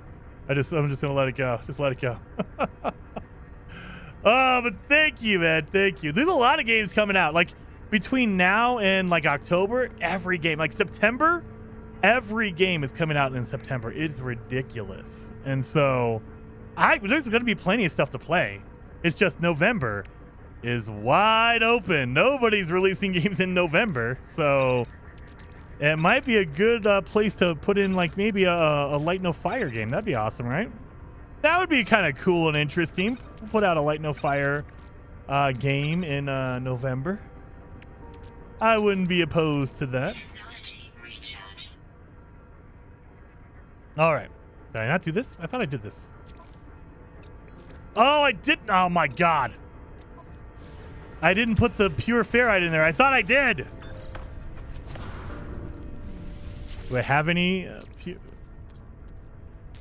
Damn it. No, of course not. Well, we can always get some ferrite dust out of here. I thought I put all the pure ferrite in there, and I guess I did not. We are finally getting out of here. We'll be able to actually go and see what is in the system, if we have any good planets or anything. You know what's going to be even better? I don't think you can, but what happens if we are in an outlaw system to begin with? That would be amazing, wouldn't it? We're just walking around in an outlaw system right now. We didn't even know it. Now, I don't think that's possible. I think they purposely don't start you in there because those are more difficult systems. Just like they don't give you a dissonant system to start with either. They don't want to start you off at a harder difficulty because those systems are generally more difficult than a normal system. And so, is it? Probably not. But it could be. All right, let's get some of that ferrite dust in there. You went past pure ferrite. I can't mine it though. I don't have an advanced mining beam. You need that. So I don't have that yet. so I can't get the pure ferrite straight from the rock.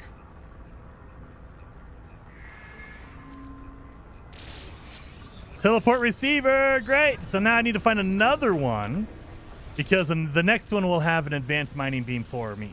I need one more crash ship now. And I got a photon cannon module. I can use that now. Thank God. I've picked up 3 of those. All right.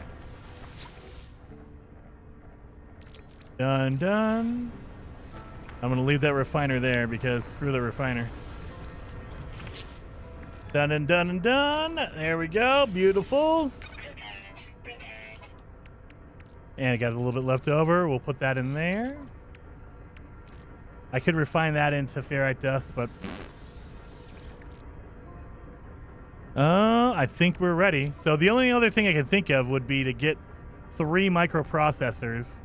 We can get the chromatic metal. That's not a hard thing to get. But the microprocessors are going to be hard because we can't go to the space station and buy them. We have to find them or make them if we get the blueprint.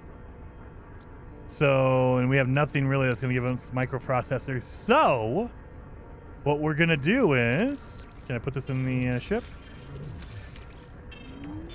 There we go. Actually, no, we'll do... Mother. I hate the organization. I hate it. I have a particular order I put things in. Dang it, game. And you just messed it all up.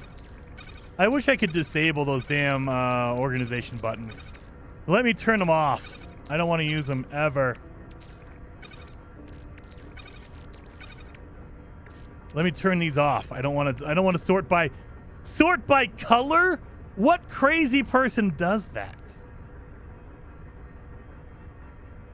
Who would sort them by color? Absolutely madman. We're going to see what kind of system we're in. Let's see. Let's get the wide angle. Oh, my cool hauler here. And it's not a toothpaste hauler. It has wings on it, thank God. Ooh, we got plenty of... Oh, we might have a dead planet already. Come on, dead planet. Low atmosphere planet. That's where we're going to go. We can go find our next crash ship over there. Unknown planet. We have a rainy planet. Barren planet. Someone already found that one. This is a rocky planet and a rainy planet. Okay. So, the reason I'm excited about this, low atmosphere planets are easier to find crash ships on. And so I'm absolutely going to go to the low atmosphere planet. We're going to need to make a signal booster, though. So we need to find a signal booster. I'm also going to need to make some launch fuel because my launch fuel is going to go down the toilet. Searching for ships. Yay, black market dealer. Wait a minute. I think they're black market dealers if they're in space.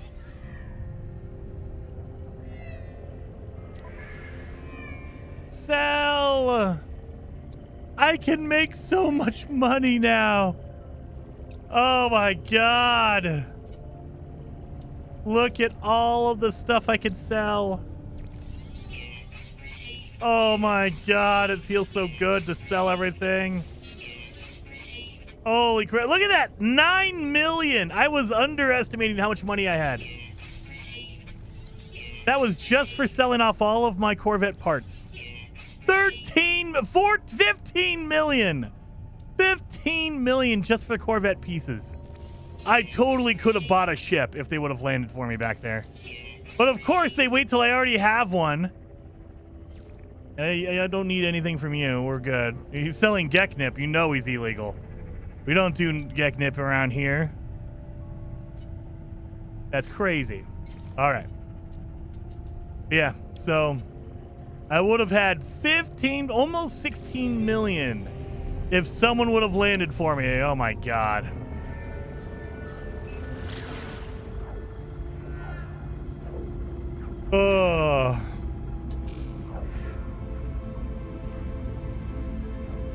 The holes he leaves in his inventory break my brain. Hey, I leave them in there on purpose. So, magnetized ferrite, pure ferrite, ferrite dust, silicate powder. Condensed carbon, right underneath that is carbon. I have to leave the holes. I go from, you guys know I'm crazy. I go from bottom to top. And I color code. So gray, red, yellow. But I go from bottom to top. I don't go from left to right. What the hell is that about? Left to right. It's crazy. No, not even a million years. All right, well, we need to land and get materials for a signal booster.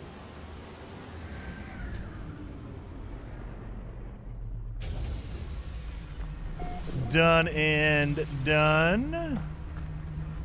So, I might have enough to make my construction. I just need a carbon nanotube. I can do that. Where's my carbon nanotube? Oh, no, I don't have any carbon. And I bet you there's no carbon on this planet. Oh, God. There's condensed carbon. So we could turn this into normal carbon by refining it. We're going to need to make a... I'm going to have so many refiners all over the place. I'm going to have refiners everywhere. All right. Do I have enough for a metal plating? Probably not. Not yet. I need 50 for a metal plating. So you do sort by color. I don't know what you're talking about, Ken. I don't know what you're talking about.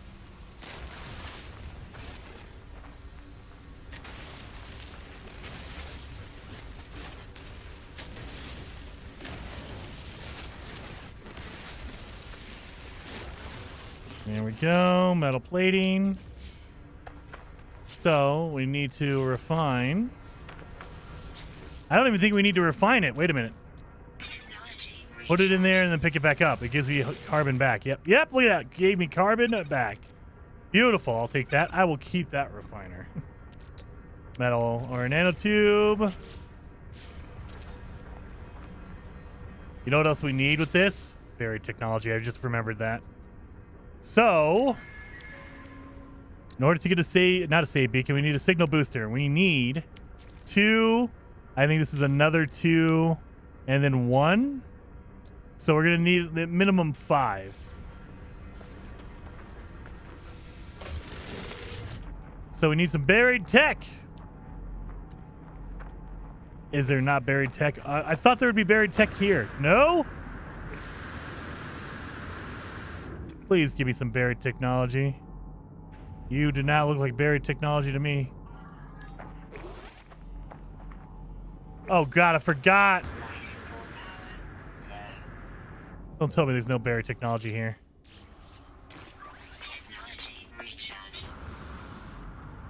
Has to be buried technology here. Not on a dead world?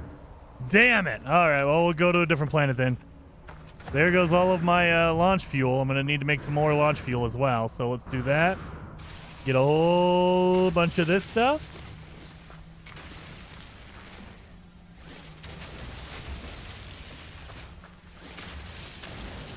There we go.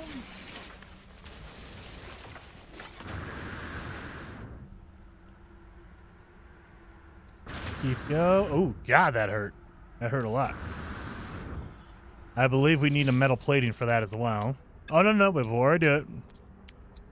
Yep, we need a metal plating. I just wanted to double check.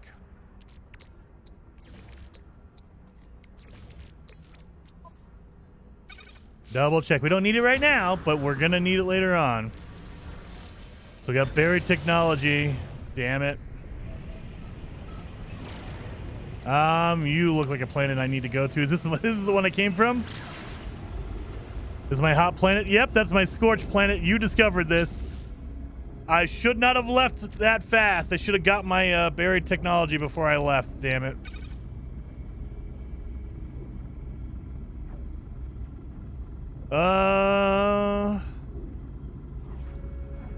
Only besides the crash ships. Dang it. That's all right. There's going to be a whole bunch over here. And it's a quick jump all the way back over to the other planet. That's fine. I'm going to need to shoot some asteroids, too, to get some tritium. That way I have fuel for my pulse drive. All right, so we can't do storyline missions. However, we're allowed to answer the call and get rid of it.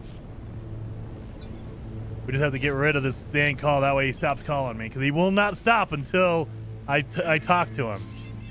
But we're not following that mission, so we're not going to do that. Oh, yeah, we're also not going to install that. We'll just do this boom. We're not following the mission. We're just getting rid of his dang call.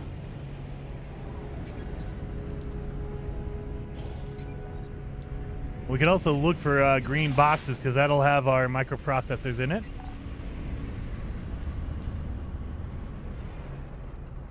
Oh. Look at that. Right there. 2 of them. Immediately. As soon as we land. 2, 3. Right there. Boom. And I say 3. There could be up to 3 or 4 in one box. So you might not even need more than one. We got 2, 3 of them out of that one. So we're good to go. Let's grab this one over here since we are here.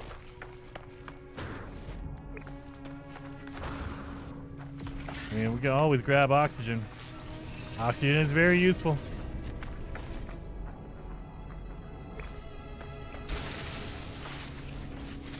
There we go.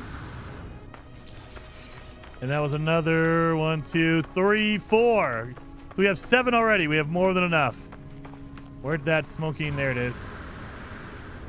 Hidden in this freaking in these vines over here. Boom! I see a thumbs up for likes. Still shows a solid if I've clicked it. It should. If you're on YouTube, it should. Have they decided to start changing that as well? I wouldn't be surprised. Every platform is changing all of their stuff. So, yeah, I wouldn't be surprised. Now we can collect stuff. Can't do that because we don't have our advanced mining beam. But we can start collecting more stuff now since we have room. Thank God.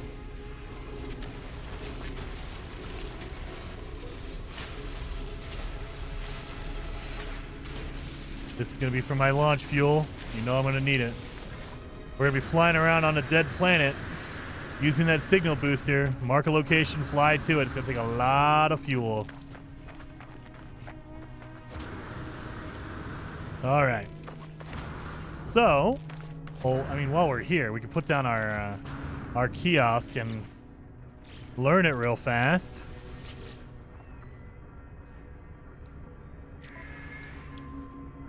Two, 1. You were right. It was only 1, not 2. 1. There we go. So 4. Plenty. Easy enough. We can make a save beacon now. Get that just because we have it. There we go. Perfect. Beautiful. And we're leaving it here because I don't need it anymore. And you cannot destroy it and make it like small in your inventory. So yeah, screw that.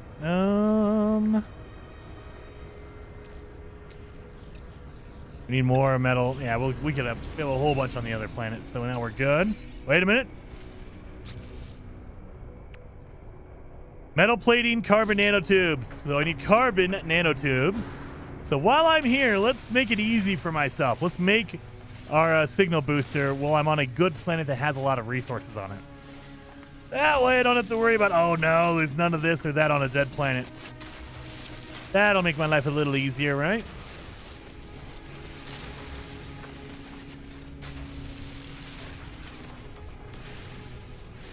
Done and done and done.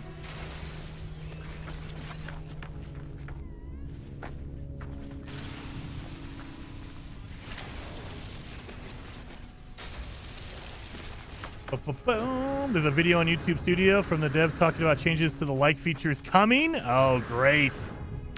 I love it. I love it when they do that stuff because it's never optional.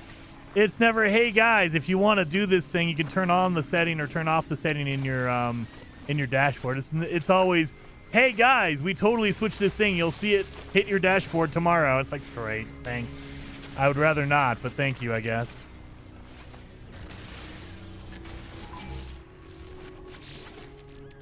Metal plating, nanotube, and I believe that's it, right? Yep, that's it. We got it all. So now we can go to the dead planet because we can get our crash ship up there and get our, look at 10% thruster. So now I need to use it. Technology recharge. And now we can look for our crashed ships.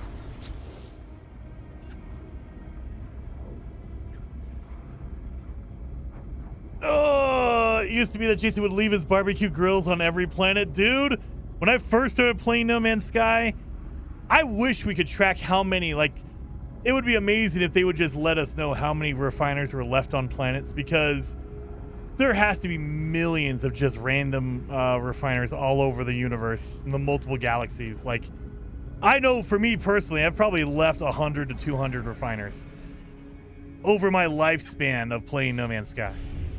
Like, easily 100 to 200. Maybe even higher. Because, especially early on, I would make it, put it right next to my ship, because back then you didn't have a backpack refiner back in 2019. You didn't have a backpack refiner, and so you had to make a portable refiner.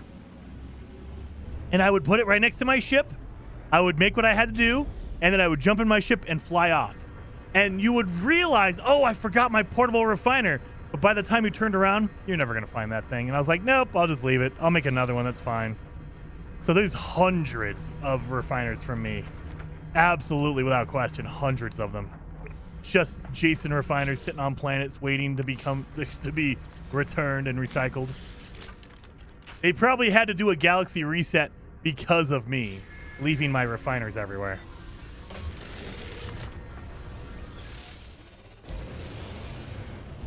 All right, so nothing popped on that one. Let's fly a little bit farther. Again, this is why you need that launch fuel. Because sometimes you'll scan and nothing will be nearby, or at least it won't find anything. And then you need to just land somewhere, let the game load in a little bit. Sometimes it takes a second. Let it kind of load in. And then let's see if we can find anything nearby. Nothing. And you'll know because you'll hit the button and nothing will pop up. So that means we're probably going to need a lot more launch fuel. And so we just need to fly a little bit farther away. That way it can load in the area and the signal booster will find any of the buildings or items that have loaded in nearby.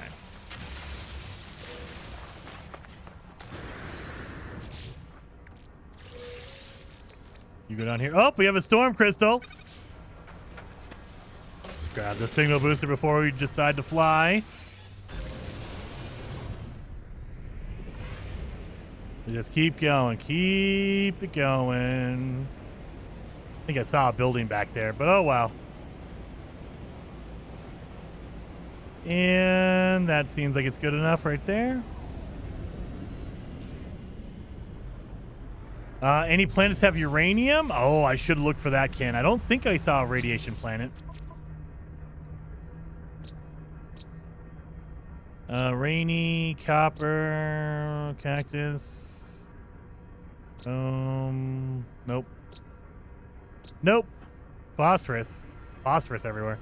No uranium here, at least. So no launch fuel.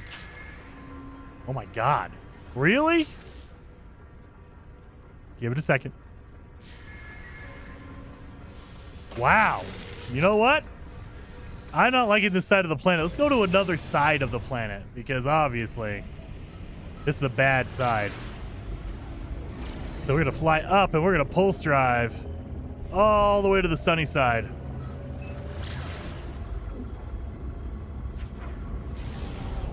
Because that side of the planet was just bad luck, I think.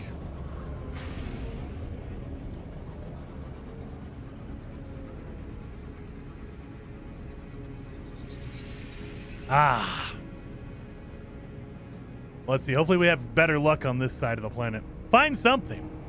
So the reason you go to a dead planet is because there's a higher likelihood of finding crash ships. Not always. But there are less buildings on a dead planet because it's dead, right? So there's less buildings here. There are still buildings. You're going to find ancient ruins. You're going to find abandoned buildings, that kind of stuff. But there's less of them. And so you're just trying to play the odds.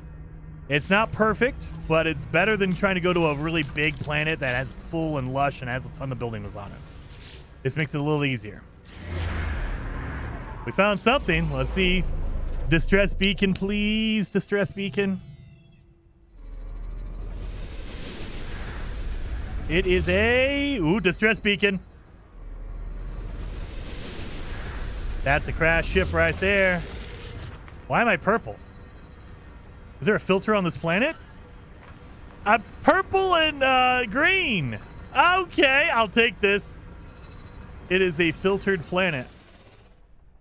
Oh, of course. See, look at, I immediately ran out. And I don't have, metal plating. Of course not. Let's get a whole bunch. Now I'm yellow. What the heck is going on? That might have been a weird bug instead of a filter. What the heck was that?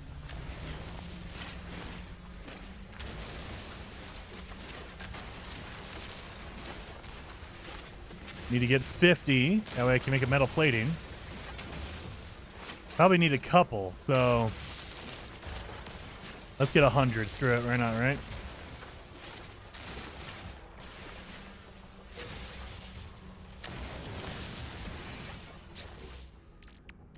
There we go. And boom, boom. There we go. Perfect. Perfect.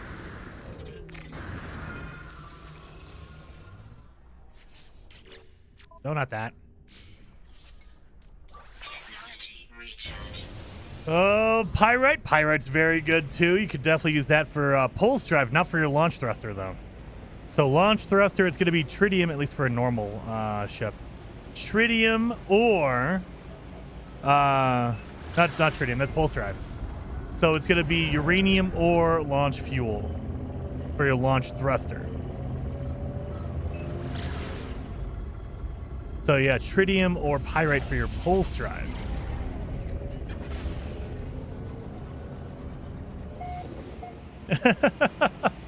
The Why So Serious filter appears at random. Maybe. Maybe it's only at sunrise and sunset. That is a... Oh, okay. We got a traveler here. Explorer. Ooh, it's a B class. Look at that. Beautiful. Oh, you know what? We are going to claim it. Because we can sell it. We can scrap it at a pirate station. They do have the scrapping stuff there, but we do need to make some stuff here. 1, 2. We need metal plating, I assume. Yep, we just need metal plating now. And this thing will be good. Let's see if I can get it out of here. Not even a little bit. All right. Got our chromatic metal to fix our hyperdrive. And this will be, I'm hoping, if I do it right, this will be our advanced mining beam.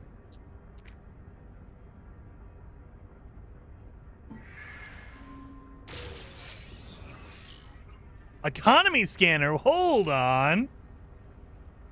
I thought it was advanced mining beam was second. Oh, that's going to screw me up. I got to find another one. I thought it was advanced mining beam was second. Economy scanner is great. I'll be able to find a pirate system. Okay. That'll help me find a pirate system, I guess. I thought it was advanced mining laser.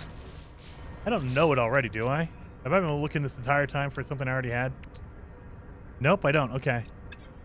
I don't know why. Yeah, it should be advanced mining beam, second one.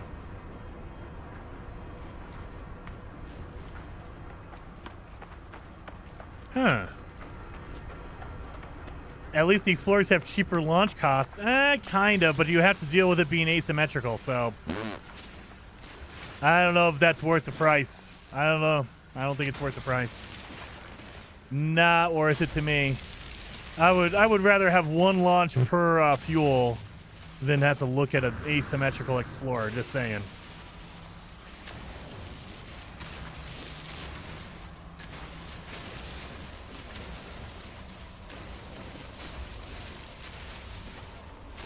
Boom, boom, boom.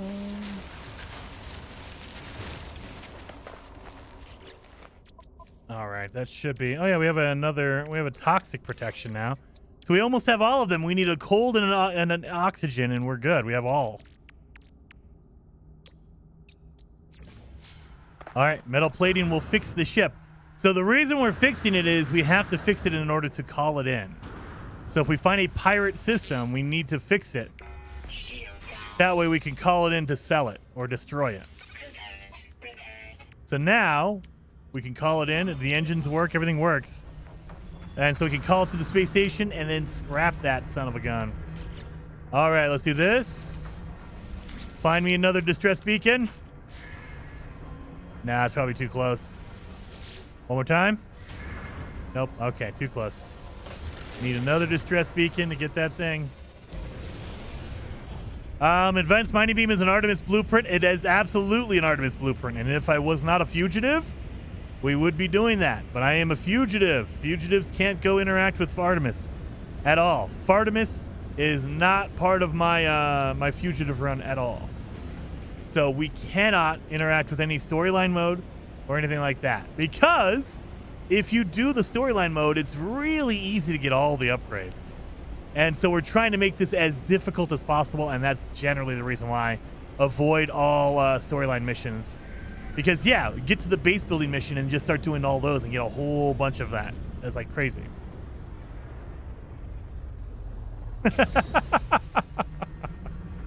Did he say Fartemis? Maybe, maybe. Oh my god. I have to fly to another part of the planet again. Let's go out of the atmosphere, because I don't want to use up all my freaking launch fuel. Let's go over this way. That should be a good distance. Wait, not even the anomaly? Not even the anomaly. Ariadne's on the anomaly, and she will turn me in because she is a traitor and a clone. And so you can't go to the space anomaly. You can't go to the regular space stations. You can't go to any of the buildings like the minor settlements, anything like that. You're allowed to interact with black market pilots, anyone who's flying or lands for you. You're allowed to go to any outlaw space station. That's it. Can't go to anything else simply because you're a fugitive on the run. There's wanted posters of me everywhere. So I can't be seen. They'll turn me in.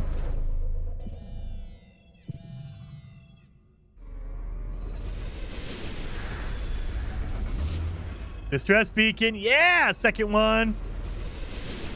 And now I still have my filter. Is it only after we do the zoom out and zoom back in? I just realized that if we do our advanced or our signal booster, it filters me. Look at that. And if I get in my ship and get out of it, it'll turn back. That's a weird bug. Okay. So it's only when I do my signal booster when it does a zoom out and zoom back zoom up back in. That's crazy. What about trading post? Nope, can't do the trading. Oh no, I didn't look at it. It wasn't it was a crash freighter. Son of a gun. Can't do a trading post or a planetary archive either, Evergreen. No, basically, if a building has aliens in it, can't use it unless, of course, it's an outlaw station because they're all outlaws there. Please don't do that. It'll keep marking the crash freighter because I'm at the crash freighter. And it filtered. You see that? It just turned filtered. Okay. So now I'm green. Now I'm green and purple.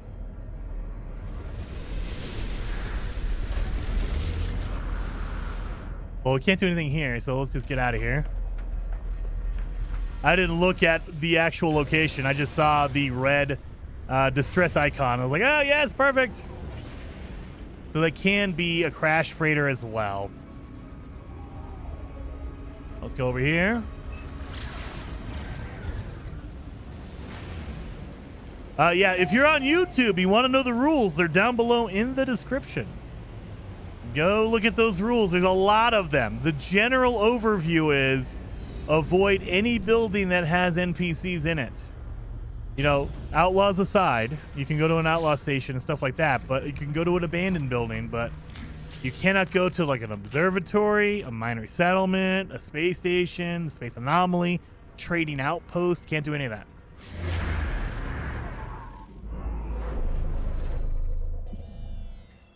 Did it just mark where I was?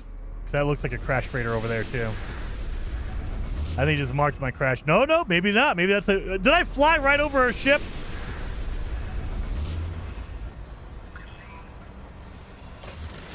Well, I'm not using launch fuel for this one. It's only 7... I literally landed 700 feet from it.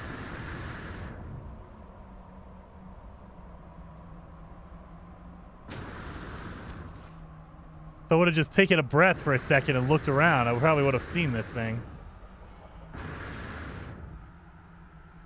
It looks like a shuttle. It's a hot dog shuttle. Oh my god! Dragons! Wild turkey! At Yilky63 has just donated $20 through Super Chat. You're screwed. Nuh-uh! I got it. I'm here. Look it.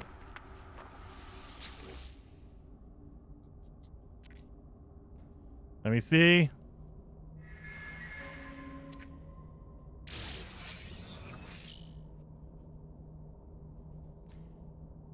Am I misremembering? I thought the advanced mining beam was the second thing you got. It feels like it's trying to skip all of that. My goodness. I thought it was the second thing you had. Maybe because it's been a while since I've done it this way. Maybe I'm wrong. Probably. I mean, I'm obviously wrong. Don't claim the ship. You'll lose your current ship marker. I mean, I'm up there, right? Yeah, I can go get that. That's fine.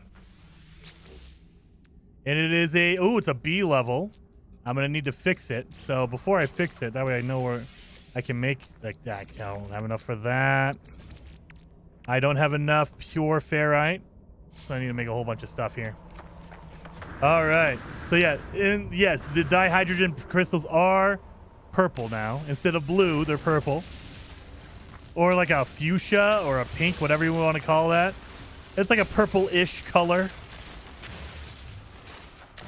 Gonna need more launch fuel.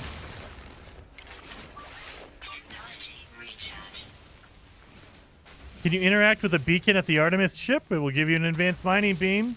Can't follow the storyline. Can't do any of that. So it might be the fourth ship. Could have sworn it was the second. Could have sworn it was the second. But yeah, we'll get some ferrite dust. We need to make a metal plating. We need to make. We need to put down our refiner because we need more pure ferrite as well. Unless this one gets it to me. Damn. I was hoping maybe they would give it to me. Damn.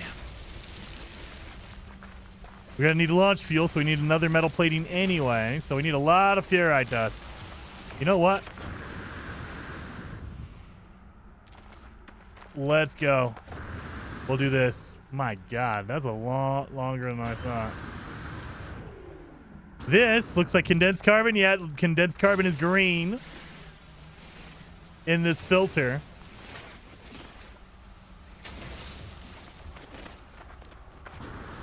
All right, well, we know it's behind us.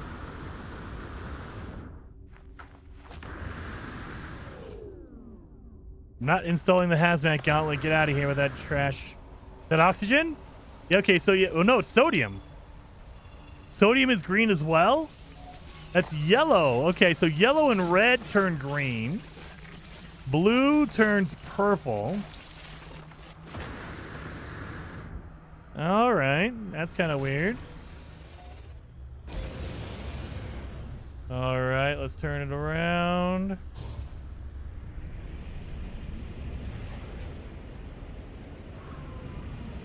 Right there. Easy enough.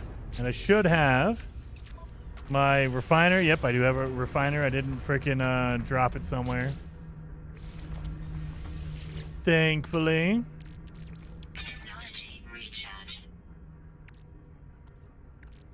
Where's my... There it is. We'll do that. Need a metal plating. So we're almost there. We're going to claim it now that we're almost done. And then... Medic seal, metal plating, dihydrogen, and that one is almost there. Beautiful. I should just pick up the whole thing.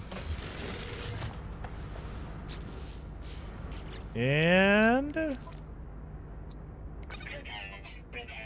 done. I could have just destroyed... Oh, damn it. I could have just destroyed my photon cannon. Because that gives me ferrite. It's a pure ferrite I need. Son of a gun. I could have just did that. Because I'm just going to scrap this thing, too. I'm going to scrap it. So there's some more money right there.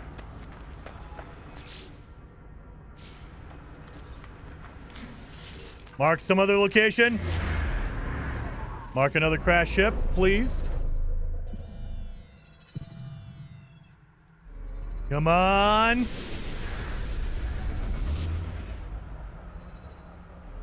A transmission tower? Observatory, not going to work for me. So we can't go to an observatory. So what we're going to do is we're going to fly away. We need metal plating, of course. And of course we don't have any. So I used it for my ship.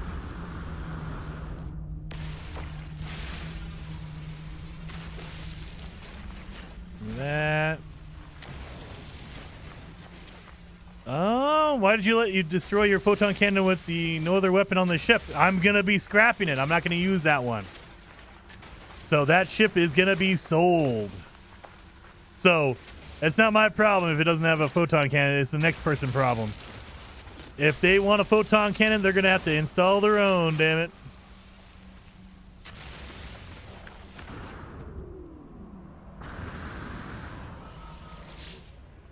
All right. Metal plating.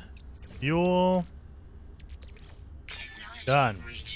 So now we can't go to the observatory because we're outlaws. However, if I go somewhere else, if I fly far enough away, I can do another scan. Now keep in mind, you got to go a good distance. Another reason why I hate doing this all on foot.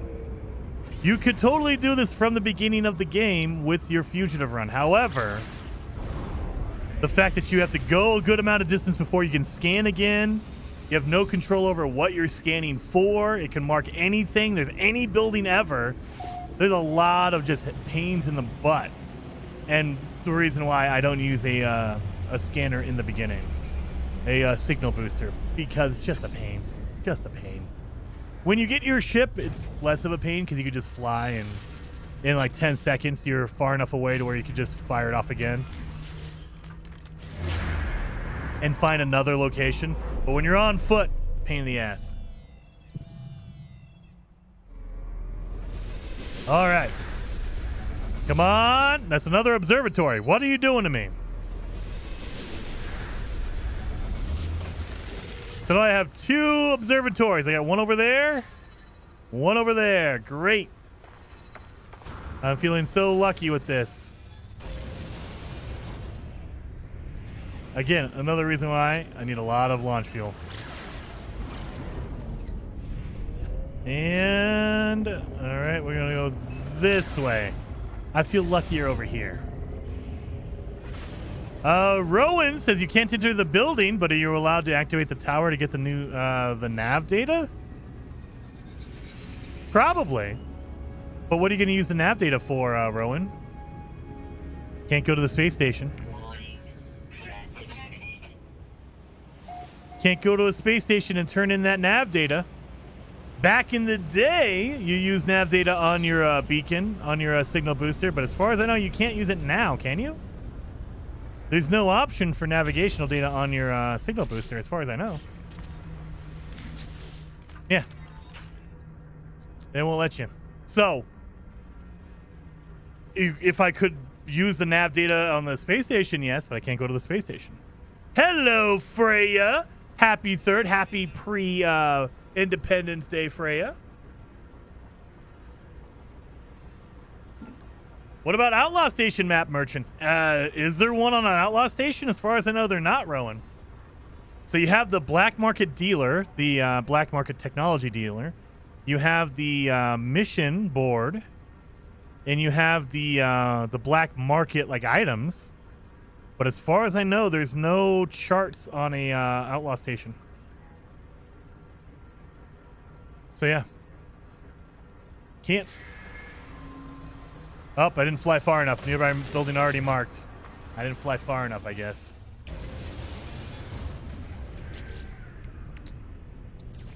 There we go, because I'm going to need it for my next one. Let's go way far away. That way, I'm far enough away to where it doesn't register. There we go. Freya says, is this the same fugitive save you've been working on for a month? Yeah, basically, Freya. It took us 9 hours and 40 minutes to find a ship. Now I have one, and now I'm just trying to get my advanced mining beam so I can start working on other stuff. How? It's 5 and 7 hours away. What do you mean it's too close?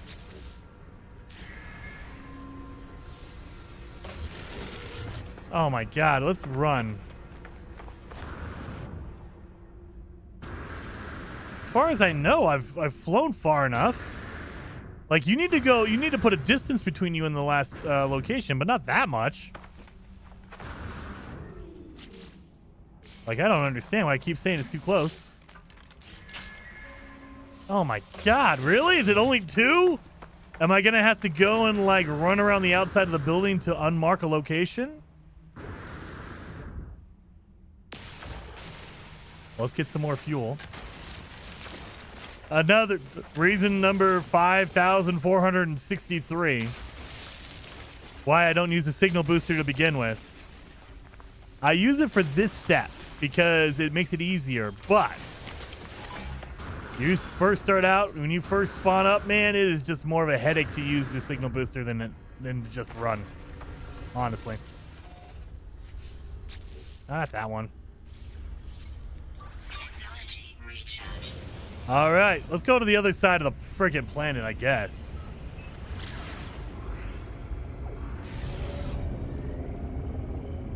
So let's go all the way. All the way. There. I'm on the other side of the freaking planet. I'm in the dark.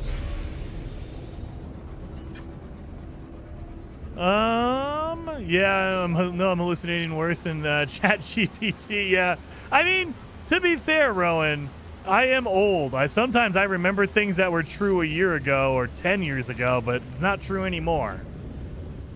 I will, if I'm tired, I will go through caves looking for subterranean relics because I need my tetracobalt. We haven't had tetracobalt in like 8 years, 5 years, something like that. So, yeah, every once in a while I catch myself like, oh, yeah, that was totally a thing 5 years ago. Did I just land right next to it again?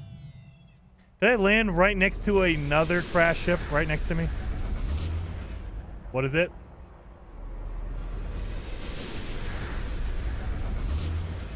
How is it that I can pick a spot at random and I am landing within 1,000 feet of a crash ship?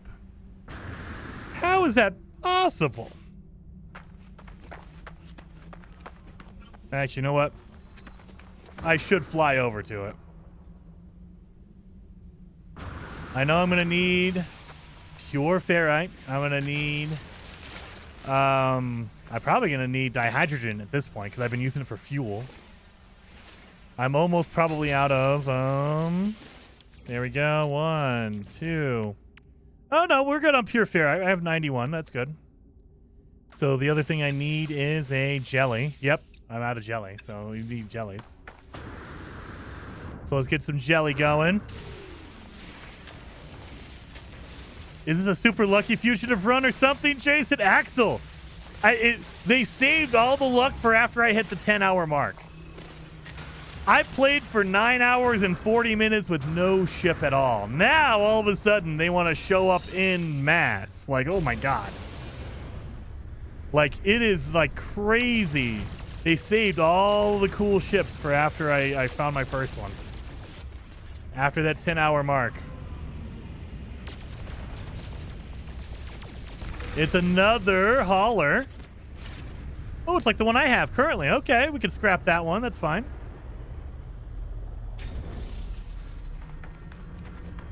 Yep, same exact model. Maybe it's better than the one I have. Let's see. Is it better?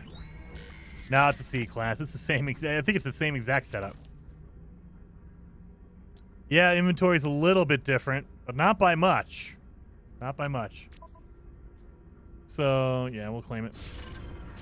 And then we will make a jelly so I can fix all this. And done.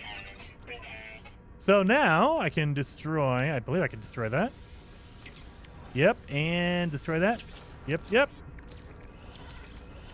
So I'm rolling in the materials, man. Look at all that. Boom. Beautiful. This better be in my advanced mining beam. This has to be it, right? This is my advanced mining beam. Come on.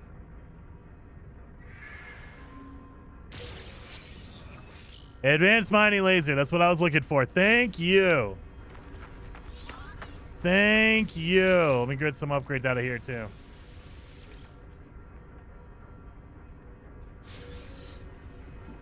Ah. All right.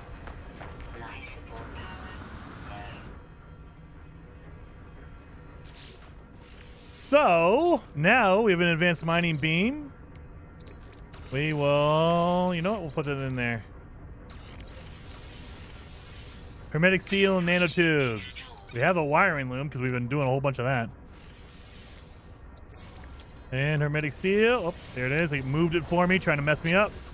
Trying to mess me up. Yeah, all right. So now we can mine pure ferrite. The bigger thingy, though, is that we can mine the radiant shards. That's the big deal. That's the huge deal, is to mine radiant shards. So now we can do that. No problemo. All right. We need to install a economy scanner, because with an economy scanner we can look for pirate stations. We also need to install, oh no, we need to fix our hyperdrive. So we need a whole bunch of microprocessors now. So we need to find the green containers. Let's go to a different location. Let's go find a more beautiful location.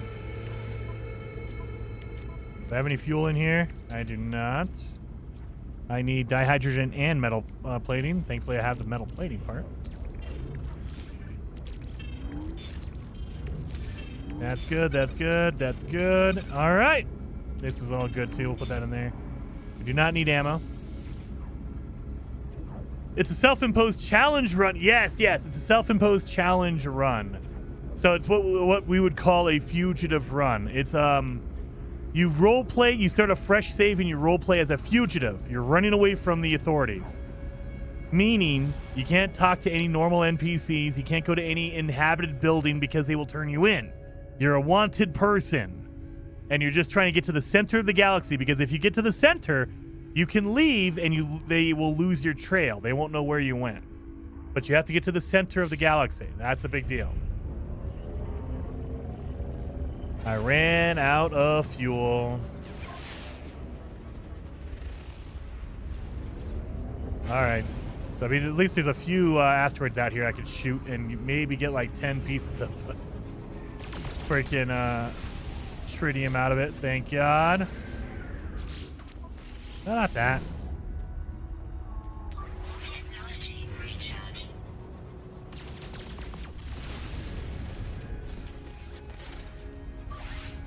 Technology recharge. All right. Where were we going? A planet that's not like that one. You know what? This green and blue planet, that looks good. It's a rainy one, right? Oh, no, it has aggressive sentinels. We're not doing that. I don't want to have to fight them. Ancient bones and cactus flesh. Okay. It's a hot planet, but I have hot protection, so that's fine. Technology recharge. We need dihydrogen. That's all right. We'll get there. We'll get there. After you get to the center, can you progress normally, or is it whatever you want to do? It's whatever you want to do. So once you go through the center of the galaxy, the run is quote-unquote finished. You're complete. It's like finishing the game if you're doing this mode. So the whole idea is just to get through the center. Once you do that, it's all up to you. In general, that's where I end my series and my run because I'm done. Grapes, as I just wanted to say, 07th, Jason, taking the fam out to eat. Happy 250, dude. Happy Independence Day, man. You're taking them out to eat. You're not grilling dogs at home? Oh, I'm doing that tomorrow. Tomorrow, I am grilling hot dogs, drinking a whole bunch of soda and adult beverages, and then just laying around the house and hopefully staying out of the heat.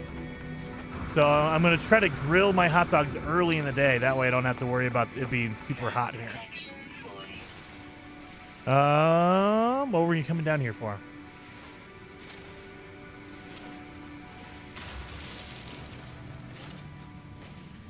What did we come to this planet for? Oh, yeah. Green barrels. Green boxes for the warp core. So usually that comes down to cargo drops. Not a buried cache, a cargo drop. I mean, a buried cache is cool, but abandoned crates. They will sometimes have green boxes around them, like that one right there. Beautiful. And we go after the green boxes because they have a higher chance of having a microprocessor. Not a guarantee, but as you can see, I got one. So I think we need 8 total. We need 8 of them.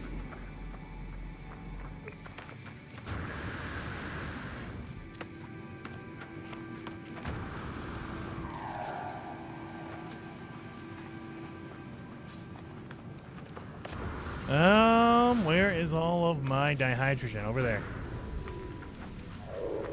Dihydrogen as well, yes, for launch fuel. But mostly we need those green boxes. Green boxes. We need dihydrogen for launch fuel. That way I can do my wandering and I can call in my ship whenever I want. So that's what the dihydrogen is for. There we go. And some condensed carbon. I'll take it as well. All right, let's make a launch fuel. All right, so before we leave, and I will forget this, it'll happen eventually. But before we go anywhere, let's put in some fuel. So now we're at 100%. So now you can always double check and see if you can call in your ship by trying to call it in. If it's green, that means you can call it in. So I'm good. So now let's go look for some freaking green crates. So they will show up all over the place, just randomly spread out on a planet. So just run around and you'll find abandoned crates everywhere. It does not mean you will find a what's it called? A microprocessor. But you could. I got that. Boom. Nothing on that one. No green box.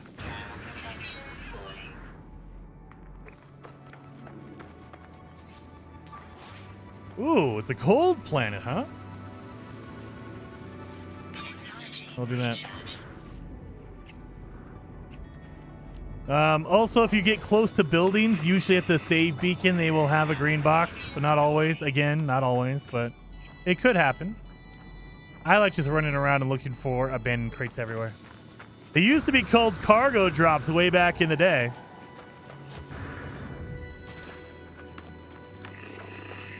Just make them. Nanotechnology tunes, all you need. Wild Turkey, I wish I knew the blueprint. It's a brand new save, sir. Nothing. Nothing. You have to learn that blueprint. And in order to learn the blueprint, you have to go to an inhabited building. So a fugitive cannot learn that. That's what makes this run so much more difficult.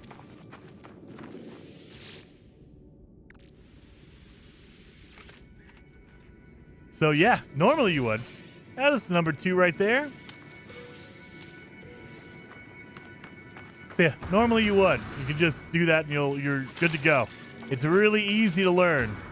But if you're a fugitive on the run, absolutely cannot. I mean, you could. Eventually, if you keep finding crash ships, eventually you'll get the blueprint for it. I don't know what the order is, though. Obviously, I didn't know when the freaking advanced mining beam. I thought it was the second one, but I guess not. But yeah, there is a particular order that all the blueprints drop in. If you go to all of the dropped or crashed ships. So it's in there. You'll eventually learn how to make a microprocessor. I don't know where it is, though. I don't know how many I'm going to have to go to. And that's the key.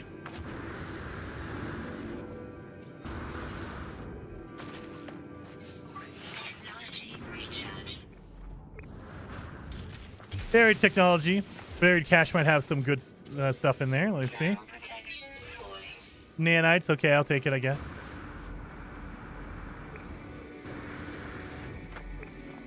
One more and you're good to go for the hyperdrive, but I also want to make a economy scanner, Doug. Economy scanner needs 5. So we need a total of 8. Because if I can make an economy scanner, that also means I can just instantly try to find where my my pirate system is. I could just fix my warp drive and start warping around, but it's going to take a lot of fuel because I don't know where I'm going. I don't know which system is a pirate system or not. So that's why I kind of want to do the economy scanner as well. So I want to try to get that one. That way it's easier to spot them anyway.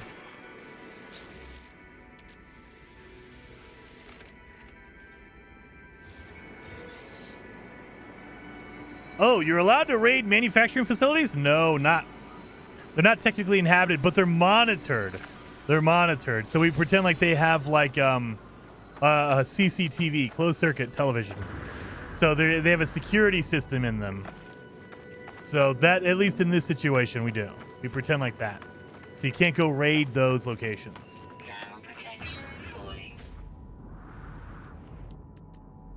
So we pretend like basically the only building you really can go into is a abandoned building. And the only reason that's available is because it's abandoned and it's like broken down. Like there's goo everywhere. There's no there's no CCTV because everything's been all like eaten away and covered in goo and nastiness.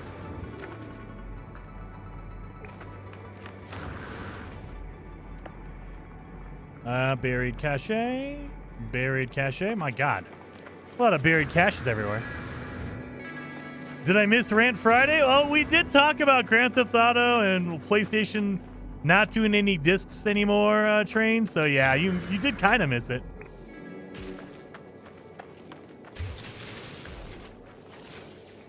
You did. Got some emerald. Start making an indium drive out of that. Need to unlock the blueprint, though. We don't have the blueprint.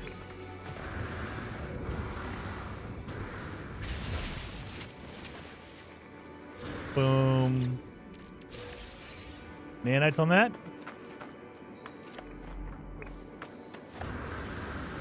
Nanites. Well, shucks.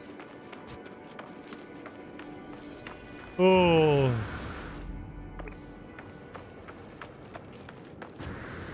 Are you doing anything cool for Independence Day, Train? You grilling or anything? I'm going to be grilling hot dogs tomorrow. Be doing all that. Taking care of multi-tool expansion slot. Can't use that at all. Why are there only buried caches around here? Oh my God. Normally I'd be excited about that, but I'm looking for microprocessors, damn it. There we go. Green box. Thank you. Family member's birthday? Nice. Easy cure. That's freaking awesome. Train says I might head to my parents' house for some brisket. Oh, Texas brisket. That'd be pretty good. Oh, brisket sounds good too. I'm too lazy to do brisket. I'd have to go to a restaurant and get it. I'm way too lazy for that. Yeah, at least to do it well. You could make really cheap and easy brisket, but it doesn't taste as good. And then Iron Sentinel resubscribed over there on Twitch. Very, very much appreciated. Oh, 7 Iron Sentinel. Prismatic core is getting close. Yes, Digby. It looks like if it keeps going at the same rate, probably 7 to 10 days from now, we'll see it finish. Thank God. We'll be able to finish the expedition. And then the question's going to be, what are they going to do? Like, what are they going to do anything for, like, making us wait this long? I don't know. Like, what is going to happen?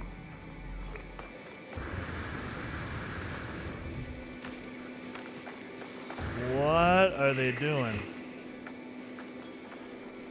That does not look like a jettison pod, but okay. I thought the jettison pods were the red ones.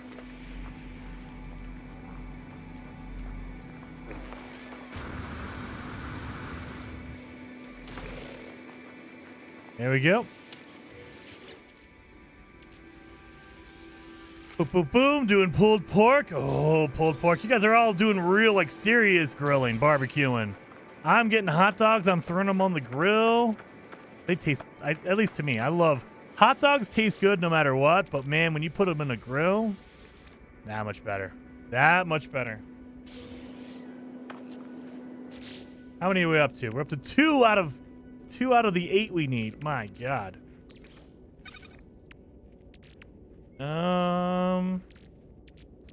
Don't need that. We'll just get making room for ourselves here. Actually, you know what? I might need to go to a what's it called? A portal. So we might need all that. So, oh, grave number 2. Yeah, we found a grave at random. Number 2. Beautiful.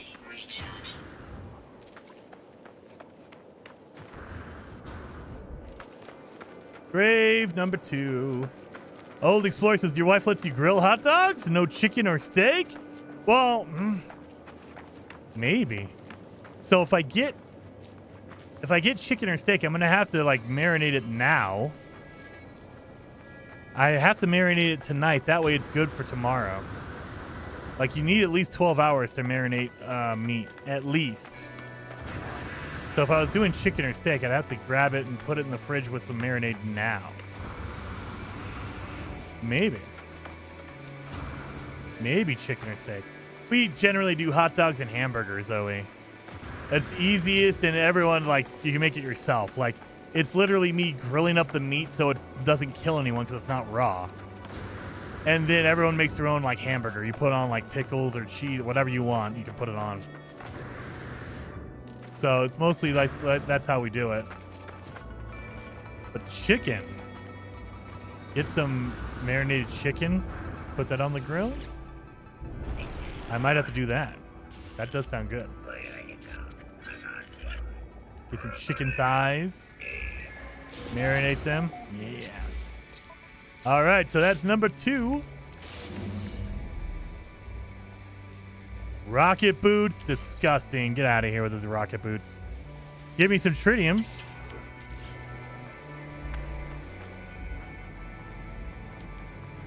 There's a crate around here.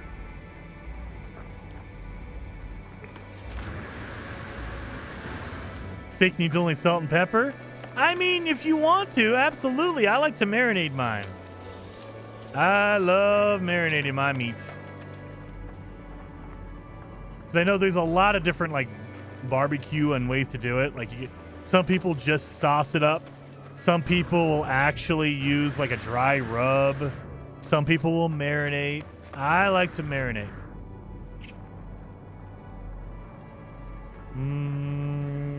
Really?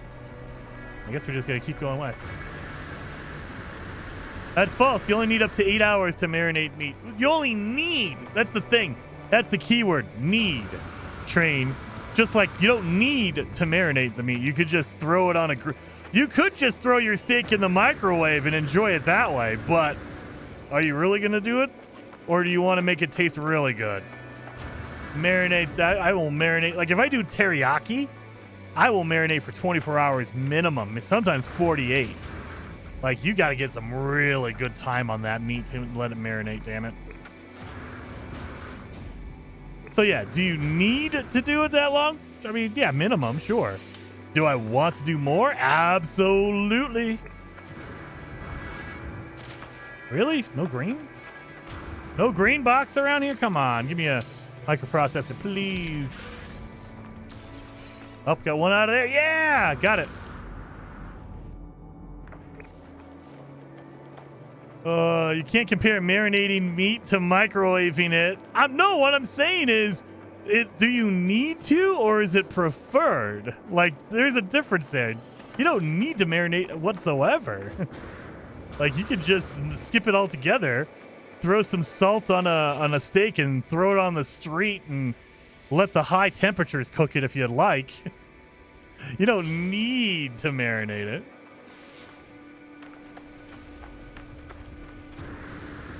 Oh, do I have my glove? I don't. Of course I don't. Can I make the glove? All of my stuff is in my ship. I bet you I put all of my... Boom. Let me have the chromatic metal. Let's grab the stuff over here. I believe, before we grab it, I believe it's Mordite that comes out of here. Yeah, Mordite. Mordite. Oh my God, 1,000 Mordite? Over 1,000 Mordite. And I don't need even a little bit of it. I don't need even a little.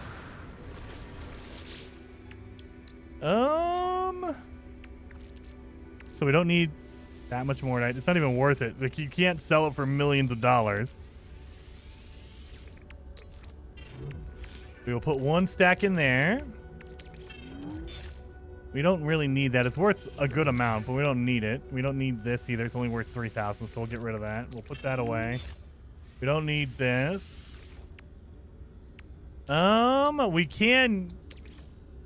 We don't even have launch fuel. My God. So we can fix this at least. I thought I fixed that earlier. Mother... Oh, well, we can make more. That's fine. I can refine my copper and my emerald and get a whole bunch more. So not a big deal. I thought I already fixed it though. Damn it. Oh.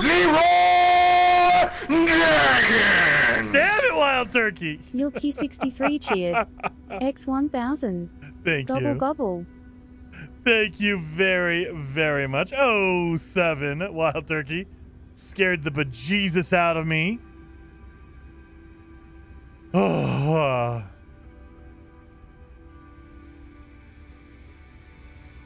Hello? Yep, thank you. Yeah, exactly. Woke my ass up, dude. I'm concentrating over here. Just did a fresh run. I have landed a pirate and nothing to sell him. Yep, that's you. At least you had him land for you, Graven. I went for 9 hours without a single dang guy landing, which is crazy. I can't believe the bad luck I had for 9 hours straight is just, that's a big streak. Like, nobody was landing. I wasn't getting any crash ships. It was like, what the hell is going on here? All right. We'll get this done. That'll give me 123. We'll refine my copper. 100 will turn into 50, so we should have plenty. Because we also need chromatic metal for all of our fuel for the hyperdrive. So we're going to need that. So another 50 in that.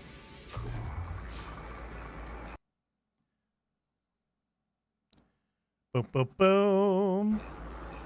And hello, Heather Silvermist over there on YouTube. The gas bag is Jason's, not me. Nope, don't let her convince you, Matt. That's all her. She has all the gas going on over there. A buried cache.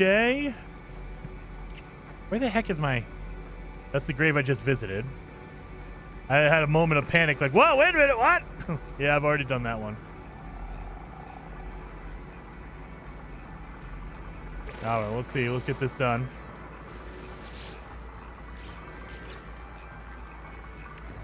Yep. All right. So we're going to need more fuel. I need dihydrogen and a metal plating. I can make the metal plating part. Really? You son of a gun. Down here. I gotta get used to my touchpad. Touchpad is too sensitive. Alright. So we need all of this. Beautiful dihydrogen. Can you duplicate? No, marine metal. I mean, you can technically, yes. But in this run, we will not be using any exploits. There's no, like, save reload exploit or refiner duplication or anything like that. We're trying to be all legit. We're a fugitive, but we're a fugitive that was falsely accused. We're not really a fugitive, but we're Harrison Ford. We're the fugitive. We're falsely accused. It was the one-armed man who did it.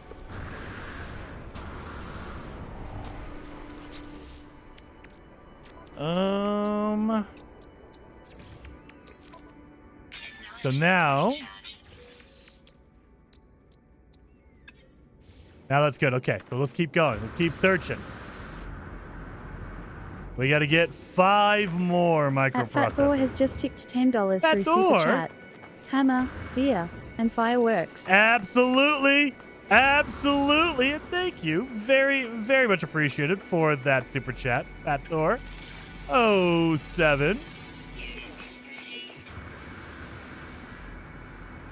Boom, boom, boom. What are you? You are a buried cache. Damn it. Abandoned crate. All right, cool. And then Fat Thor with the 5 gifted members over on YouTube as well. Very, very much appreciated, man. Oh, 007. 007. Buried cache. We don't need. Bum, bum, bum. So Train, I don't know if he's probably not here still, but Train, if you are here, I might have found 2 named thralls last night while I was right after the server reset. I ran back into SEP just to see what spawned up, and I found 2 named thralls there. One of them you don't care about because it was an archer, but I got her. I got an archer, a named archer thrall. But the other one was a blade master.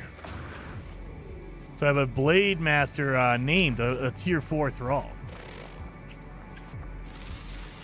So I'm excited about that. I need to get in and start making some more upgraded equipment now that I have a blade master.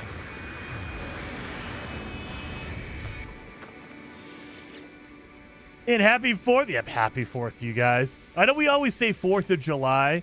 Like it means something. I know the rest of the world's like, okay, it's the 4th of July. That's normal, right? Like, no. It's Independence Day if you're an American.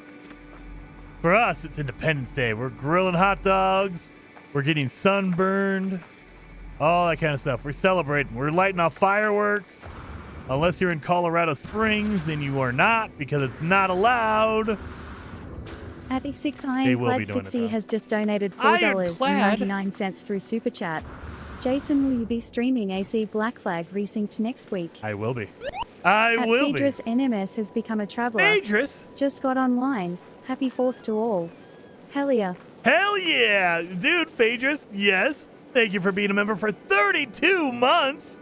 Very much appreciated. And happy 4th to you as well. And yeah, Ironclad, I will be streaming, what's it called? The Black Flag Resynced next week. I emailed Ubisoft, and I believe they're sending me a copy. I have to double check. I believe they're sending me a copy of the game. Not early. Well, I mean early, but not like over the weekend or anything. I believe I'm getting my key for Black Flag Resynced next week, like the day before it releases. So I'm pretty sure I can tell you guys that. If anyone at Ubisoft, if anyone asks you guys, I didn't say a word. I'm pretty sure I'm allowed to say I have a copy coming. Are they jiggly? I mean, yeah, Zamboni. That's the only ones I hire. So, yeah. Not as jiggly. Like, nobody compares to my chef. My God. My level 1 cook is like, I don't even know. They broke the meter on that. Like, I think she has beyond the maximum. Like, they're like, oh my God. Like, that's beyond what I thought was normal. But yeah, so, and that was the beautiful part was I had 2 named thralls out of the town on Conan, and they were both women. I was like, okay. It's like the game knows what I'm looking for or something. Good Lord.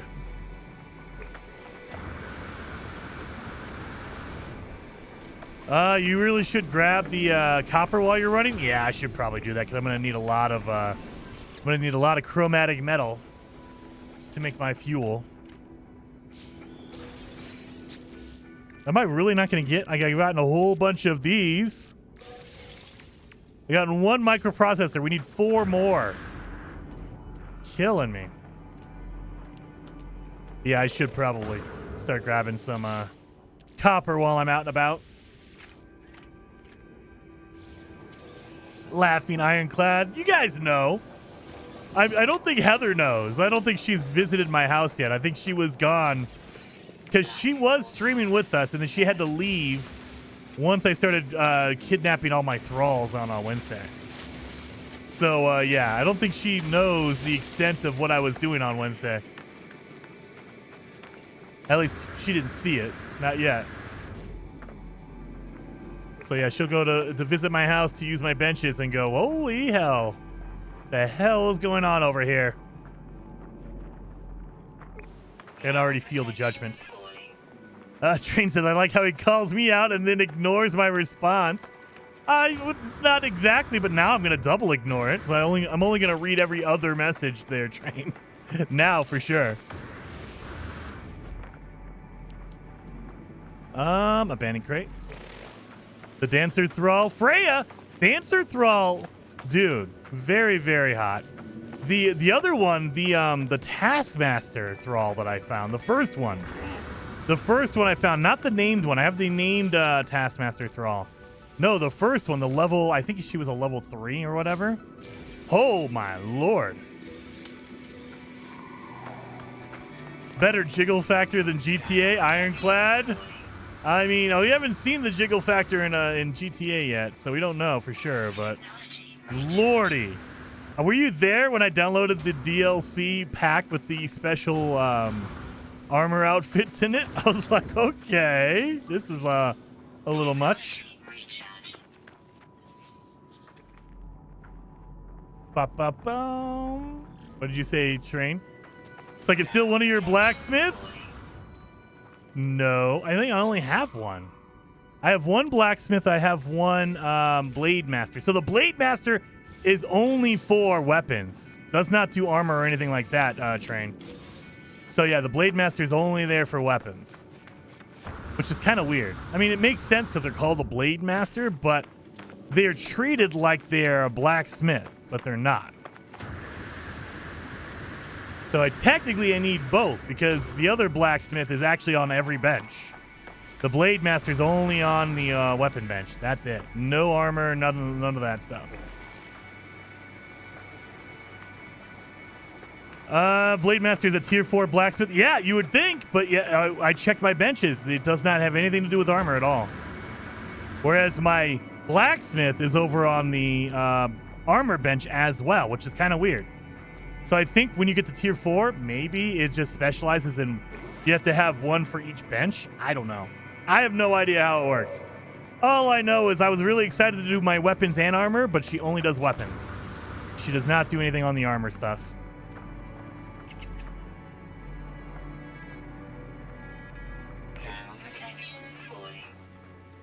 Oh, she's an armor smith then. No, that's the thing. No, so as far as I know, when I got my first blacksmith, she was on all the benches. She was on my armor. She was on my weapons. She was on everything. And then when I got the second named one, she was called a bladesmith or a blade whatever.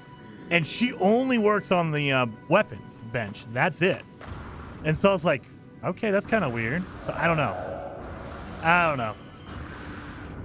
I know I was just excited about getting a named thrall because now you guys have me all amped up that the only ones that matter are the named ones. So I'm purposely looking for the named thralls. So I don't know how that system works or if there's a way to change that or I don't know. All I know is I was all excited and then I realized, oh no, she only works on blades and that's it.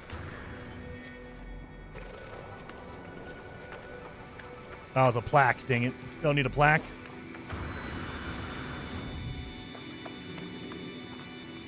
Oh.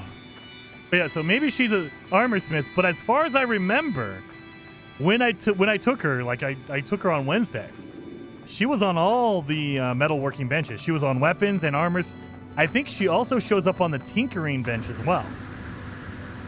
So my first blacksmith is on all the benches. And now my bladesmith is only on the weapon bench, and that's it. No tinker bench, not on the armor bench, none of that.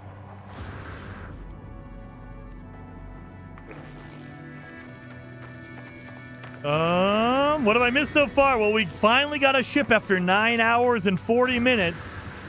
We finally got a ship, and so now I'm on the lookout for... I didn't even realize yet. Over here, we're looking for green boxes because we need microprocessors in order to make a economy scanner so we can look for pirate systems now. Not a life support gel, but I do appreciate that, I guess. Oh, you mean she appears to work on them? No. Like when you go into the bench, she's actually the named thrall on the bench. Like I think all of them kind of walk around and work on whatever. But the armor or the blacksmith I got originally, I can't remember what her name is. I think it's Amy Armor or something like that.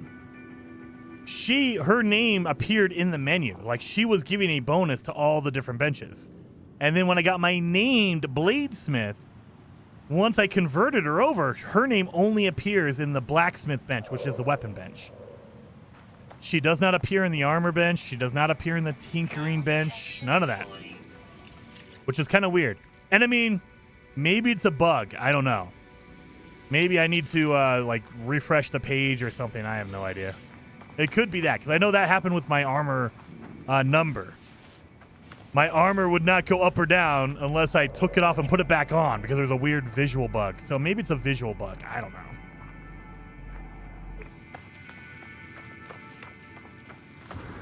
I don't know. I was just excited to get her, and then I think I played for 35 minutes because I logged in right after the server reset, ran through the town to look for named thralls, found 2 of them, grabbed them, sent them back home, and it took like 15 minutes to convert them, I think, or 10 or whatever. And then I literally logged off. As soon as I saw them, I was like, okay, I have them. They're done, so I'll take it. And one of them was an archer, a named archer, and the other one was a bladesmith. I think a bladesmith, or blade something. A blade forge, or whatever.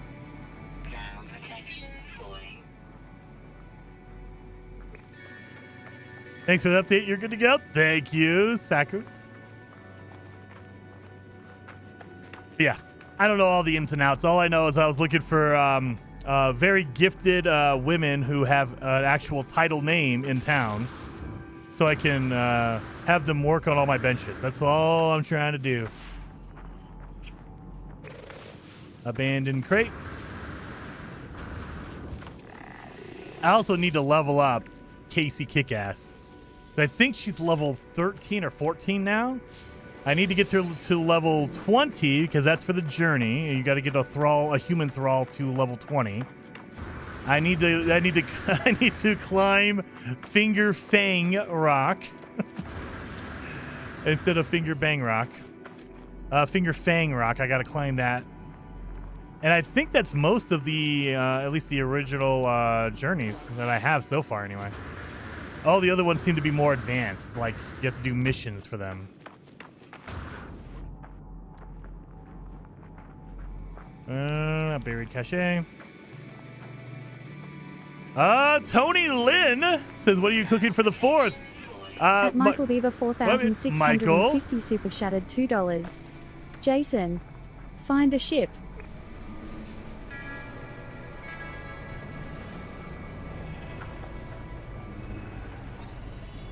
I found one, Michael! I found one! Look at it, it's right here! I found one! We did find one earlier, Michael. Thank you for the super chat. Very, very much appreciated, man. Yes, we found one earlier. So I've been flying around in my my awesome crappy hauler. It's a C-class, but hey, it's a hauler, so that's all that matters. I have another, I thought I had another fuel in here. No? Of course, I need metal plating.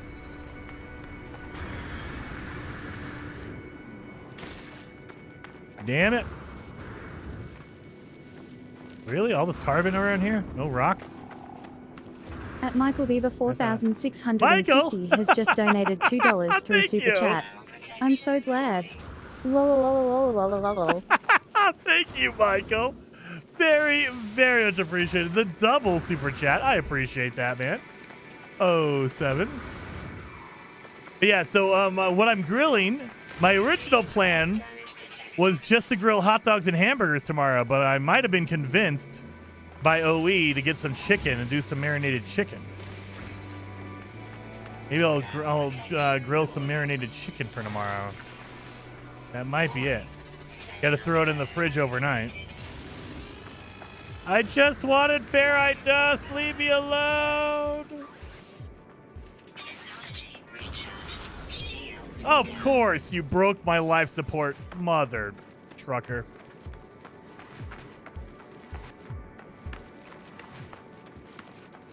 All right.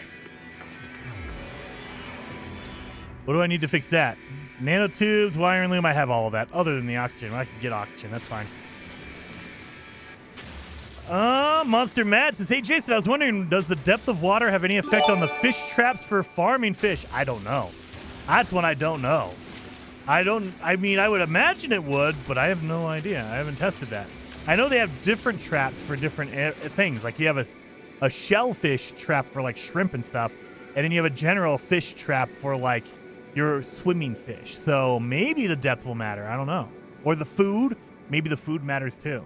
And then Wild Turkey with the 10 gifted subs over on Twitch. Dude, very, very much appreciated. Wild Turkey 07 being insanely generous all around today on both YouTube and on Twitch. Very, very awesome, dude. Very much appreciated. Got some pure fare right here. Black Flag, the pirate game? Yes, Zamboni, yes. That comes out this week. I believe it's July 9th. July 9th is when Black Flag releases. It's basically a remaster of the original Assassin's Creed game that came out in 2013. And so, yes, we will be playing that when it releases. I think they're sending me over a code the day before. Like, I think it's like 12 hours before release, I'm getting a code.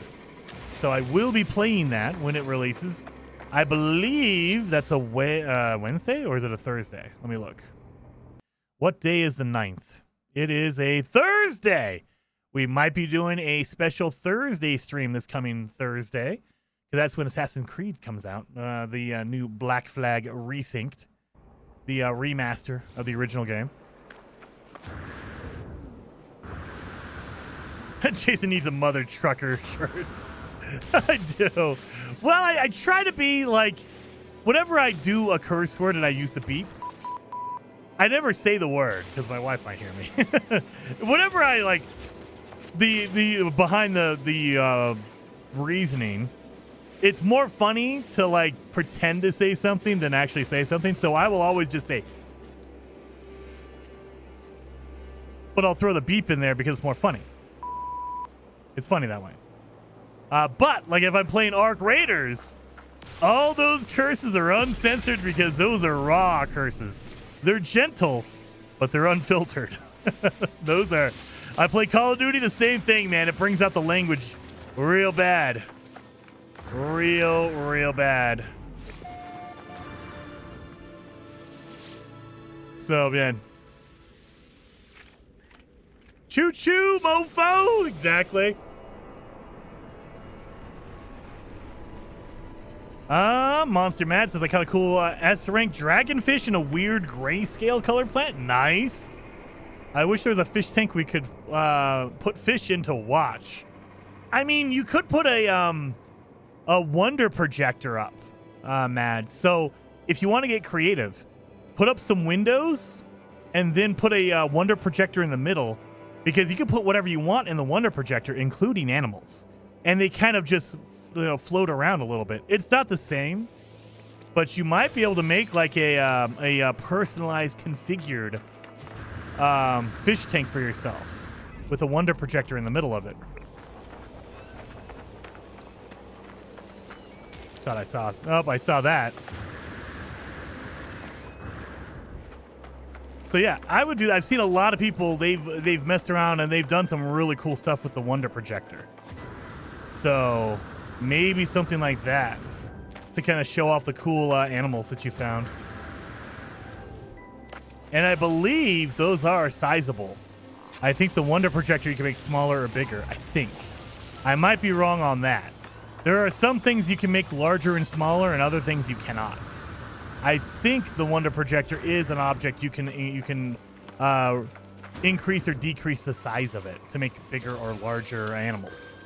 I think. They would call it scale. So if you're building,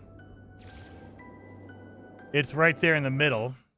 So when you're building something, right there in the middle, it says scale. You can make it larger and smaller, but keep in mind, not everything is scalable. Like if you're on PC, you can mod it to where anything is scalable. If you're on a console, there's only certain things you're allowed to grow big and small. So like for instance, if I wanted to make my signal booster, if I try to scale it, you see how it's grayed out?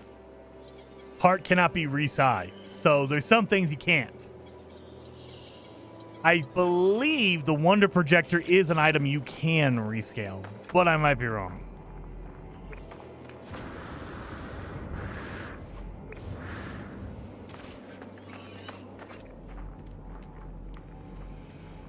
Ba-ba-bow.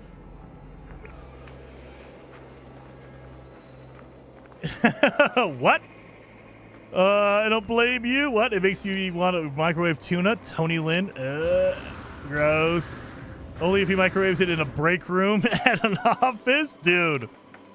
We had, when I worked at the radio station, in general, everyone, they're like, you're adults. Everyone here is adults. Figure it out. Like, we all know what you should and shouldn't do. Like, hey, don't microwave fish in the break room. Most people are not going to enjoy that, so don't do that. But it was like the unspoken rule. There was no rule of like you can or you can't. It was more of use your common sense. And if you didn't, there would be emails for that particular person. Like, hey, Jason, we noticed that you microwave tuna in the break room. We don't do that here, so don't do that in the future. That kind of thing. We had multiple notices for one particular worker. I don't want to name him, but he never read his emails. He would just come to work, do his job, and go home. And so they literally had to print out paper, like they printed out notices. Hey, blah, blah, blah. Don't do this, and tape it to all of his work locations because he would not read. So the only notes you saw, like if you were a brand new person, you walked into the studio or whatever, or the radio station, you'd be like, why are all these notices for what's his name? Like, why is he the only one who's getting in trouble? It's like, well, he doesn't read his email. So he decided to do all this stuff, and then we're like, hey, email him. And he had, I think when we finally forced him, said, look, dude, you have to log in and check your emails, dude. There's important stuff that you're going to miss. And if you miss it, we can't, like, health benefit stuff. You're going to miss it. You need to log in. When we finally got him logged in, he had like 26,000 unread emails. And I was like, oh my God, that's insane. He never checked it. He never logged. He's like, I don't care about that. I'm here to do radio stuff. I don't need to read. I don't check my emails. It was crazy. Like it was basically known if you needed to talk to him or do anything, you would either call him or you would text him. You would not email him because he was not checking his email. I mean, I'm sure he was checking his personal email, but his work email, never. Not in a million years. And so there was a whole bunch of notes for him around the station. Hey, blah, blah, blah. Don't put tuna in the microwave. And so people would come in and joke and be like, wow, this guy, he sounds terrible. It's like, not great, but, he's not bad. As long as you let him know, you have to go actually physically go tell him. You can't email him.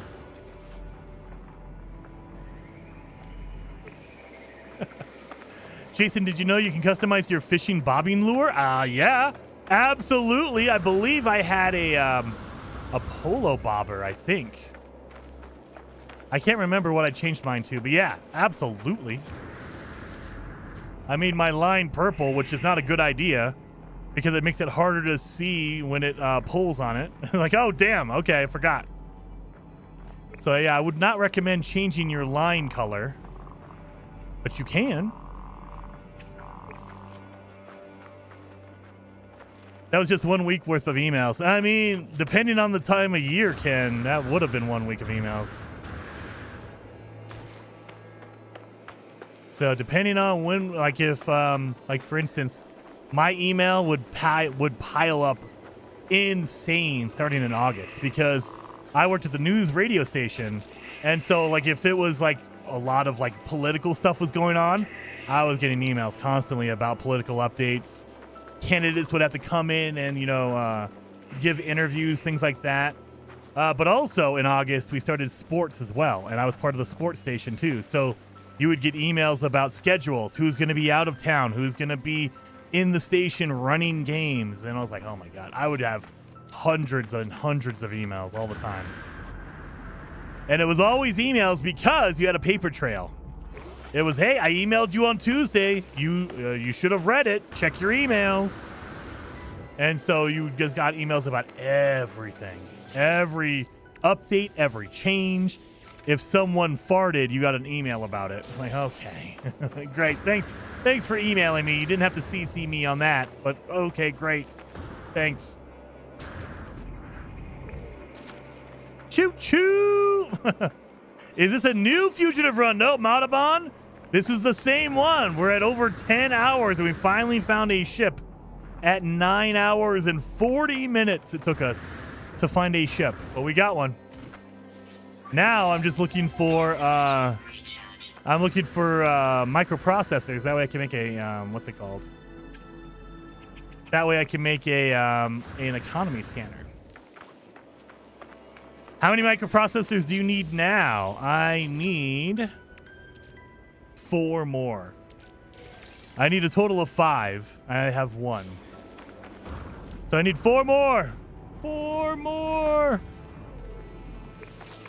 So usually buildings will have a save beacon, and next to the save beacon is usually a green box. Not always, but usually.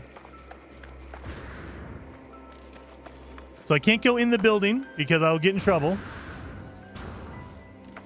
But I can run on the outside, and I can look at the broken green box. Damn it! Well, that's not useful. It would help if it's not broken. That would be a good thing. I should have asked for that. A non-broken box would be preferable. This one's not broken, though. Dupe it, Jason! I can't dupe it. You know that, OE. No dupes in here.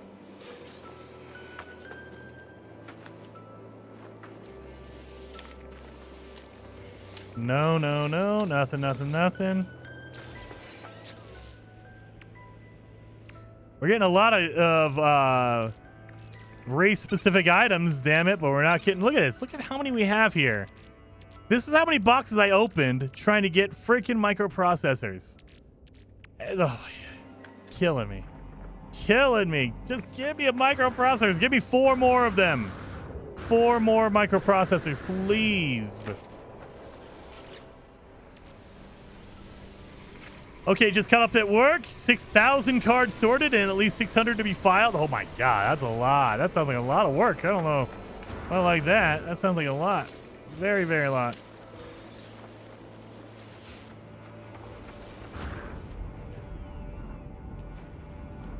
Speaking of, I got 15 minutes until date night. Michael Beaver 4650 has just donated $2 through Super Chat. Michael. I could never play this level of difficulty. No? I mean, and that's the beautiful part. You don't have to. You can always adjust the rules on the fly if you want. So, like, if you think, hey, look, this sounds cool, but I don't want to play on the highest difficulty. I don't want to play on freaking extreme mode or permadeath or whatever. Play it on normal. Play it on normal. Or you can change the rules and say, hey, look, you're allowed to visit the market one time and then it's burned. And so, like, I've walked by so many markets that I can buy upgrades from or microprocessors from. And so make it to where you can only visit them once. And then once you're done with it, you're gone. You can't go back because now it's been tainted and they're tracking that one. There's a whole bunch of different variables you can change or rules you can change and get all that sorted out. That way it just makes it more fun for you. It's all about having fun. And for me, I like this difficulty because every once in a while I'll do this for months and months. And then I'll go back and I'll play on normal mode and I'm like, holy crap. Whenever I play like the expedition, it feels so easy because I'm like, dude, this is all on normal? I love it. This is so good. So it's kind of nice that way. When you're not being tortured constantly. Costco's a madhouse, dude. Any grocery store right now is going to be crazy. That I do not miss. I worked at Walmart for years, for over 15 years.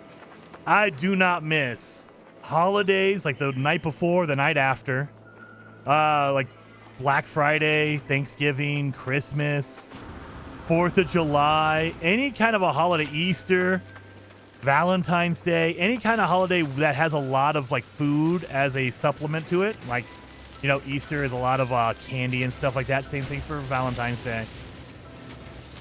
It was just crazy. And it was always the night before, the day before, and the day after.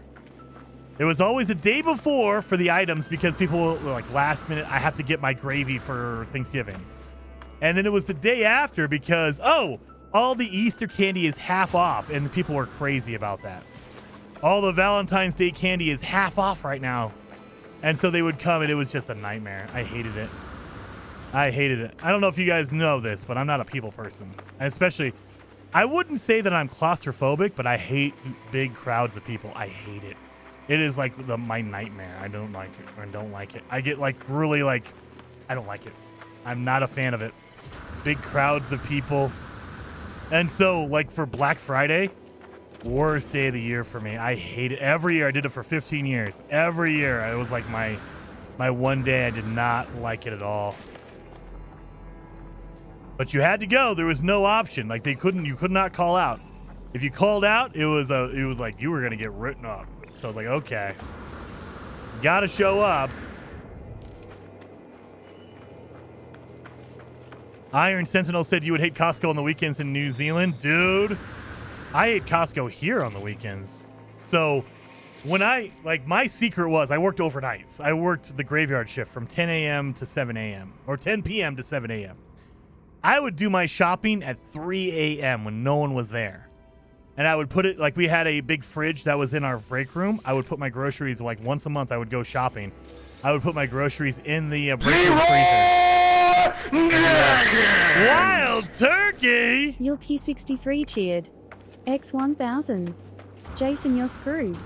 You're going to traverse half the planet again. Again! Thank you! Very, very generous over there on Twitch. Very much appreciated. That was the thing, if you guys missed it earlier.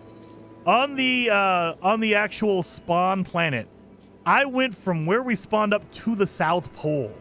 I found the South Pole, and I've never done that on a Fugitive Run before. I walked for so long, I found the South Pole. Like, that was like, okay, we need to find a ship now, because I've already done half the planet. So, thank you, Wild Turkey 07. Very much appreciated for the generosity today. Since, like, seriously generous. A buried cache. Well, except for when I briefly worked in retail. Yeah, dude, Freya. I'm not a fan. I don't do like Black Friday deals at all. Even now, I haven't worked at Walmart in like decades at this point. I will not do that. I'm not a fan of that. I didn't like it when I worked there, and I don't do it like when I'm not there. I'm like, nope, I would rather not. I'm sure after COVID, everything kind of settled down. At least it feels that way. I worked way before COVID, like before lockdown happened. So when I worked at Walmart, we were still 24 hours a day, and so we were open all the time. And so I liked the overnight shift, but you still had people. We had our usual like drunk guys who would walk in at like 2 o'clock in the morning and do their shopping or whatever. And it's like, all right, whatever. But yeah, I always did my shopping early in the morning, like 2 o'clock, 3 o'clock in the morning. On my lunch break, I would do my shopping, put it in the fridge. And I'd say, nope, don't worry about it. I will take it at 7 a.m. when I leave. I'm taking it with me. I'm going home. Is this another crash ship? I see a damaged machinery and an unknown building. That looks like a crash ship to me. Are we going to find a second natural crash ship?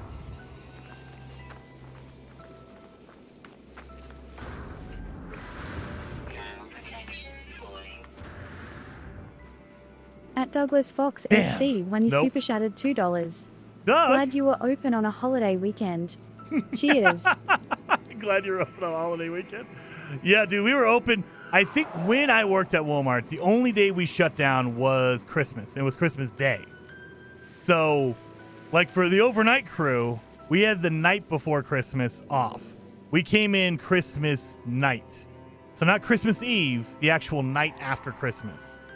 We had one day where we were closed, and so that was the only day. Other than that, we were open 24 hours. And it was cool, but also it was just like, oh my God. And yeah, doing like the insane sales like after Thursday, Black Friday sales, just insane.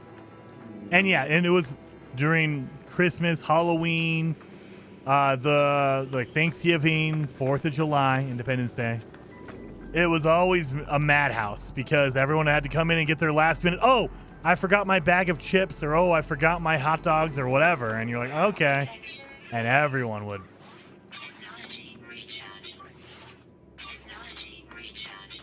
Why are you walking around? You have a ship? I know, but I'm looking for the green containers, and I don't want to use up all of my, Damn it. Really? There's 2 buried caches right next to each other? You can't give me a normal one? I'm looking for the green containers so I can get my, my microprocessors. I think we have 2? Yeah, we have 2. We have 2 microprocessors. I need 5, so I'm just going around trying to get all my microprocessors. And I don't want to use all my launch fuel in my ship because I'm using a hauler, and a hauler uses a lot. So that's kind of why we're kind of walking around in circles just looking for green containers. I need to get my microprocessors so I can build my economy scanner so I can go find a pirate system, an outlaw system, so I can start actually upgrading and getting good stuff.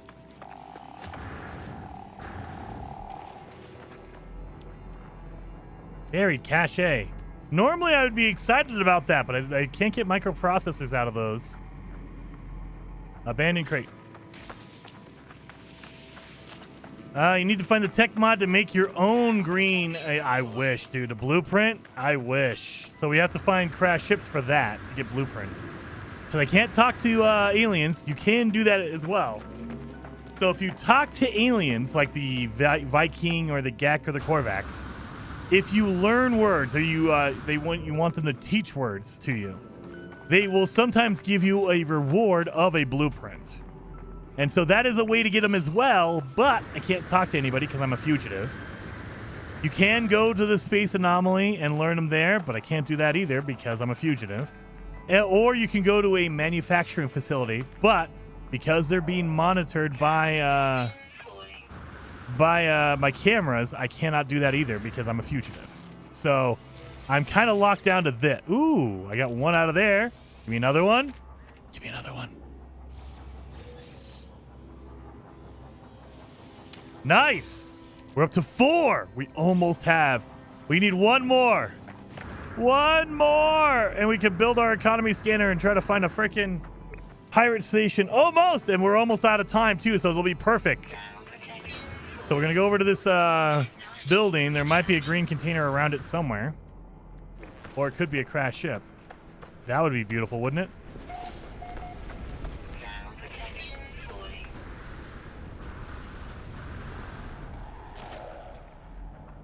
No, no, no, no, no, no, no, no, no. What is this?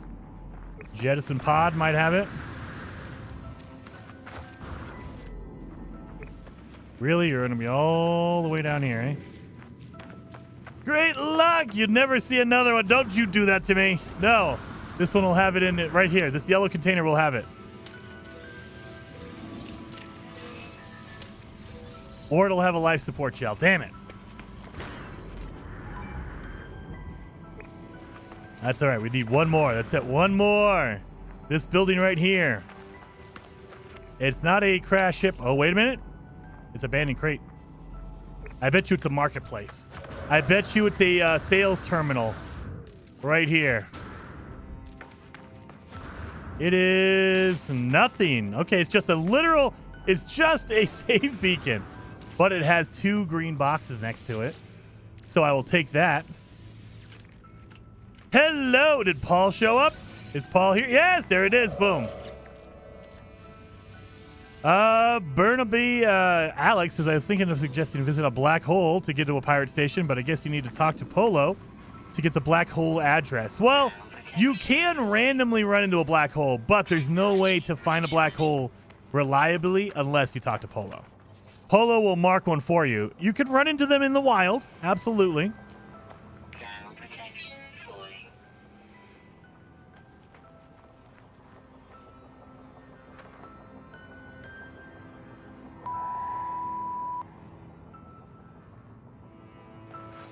Got a long walk home. I can't call my shipping because I didn't put any fuel in it. Slarby says, do you play No Man's Sky VR? I wish. I do not have a VR headset. I am waiting for the Steam frame to get announced. That way I could say, nah, F that. It's too expensive. But I want to know the price before I say, no, F that. It's too expensive. But yeah, I'm looking at possibly getting a VR headset, but I don't have one yet. I would love to play some No Man's Sky VR.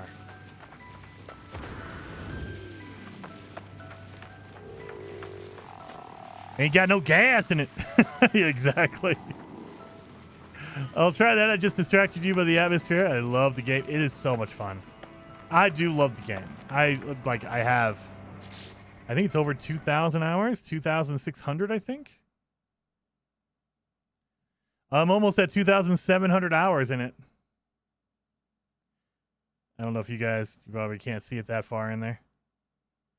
So yeah, I have 2,694 hours in the game. I play the crap out of this game.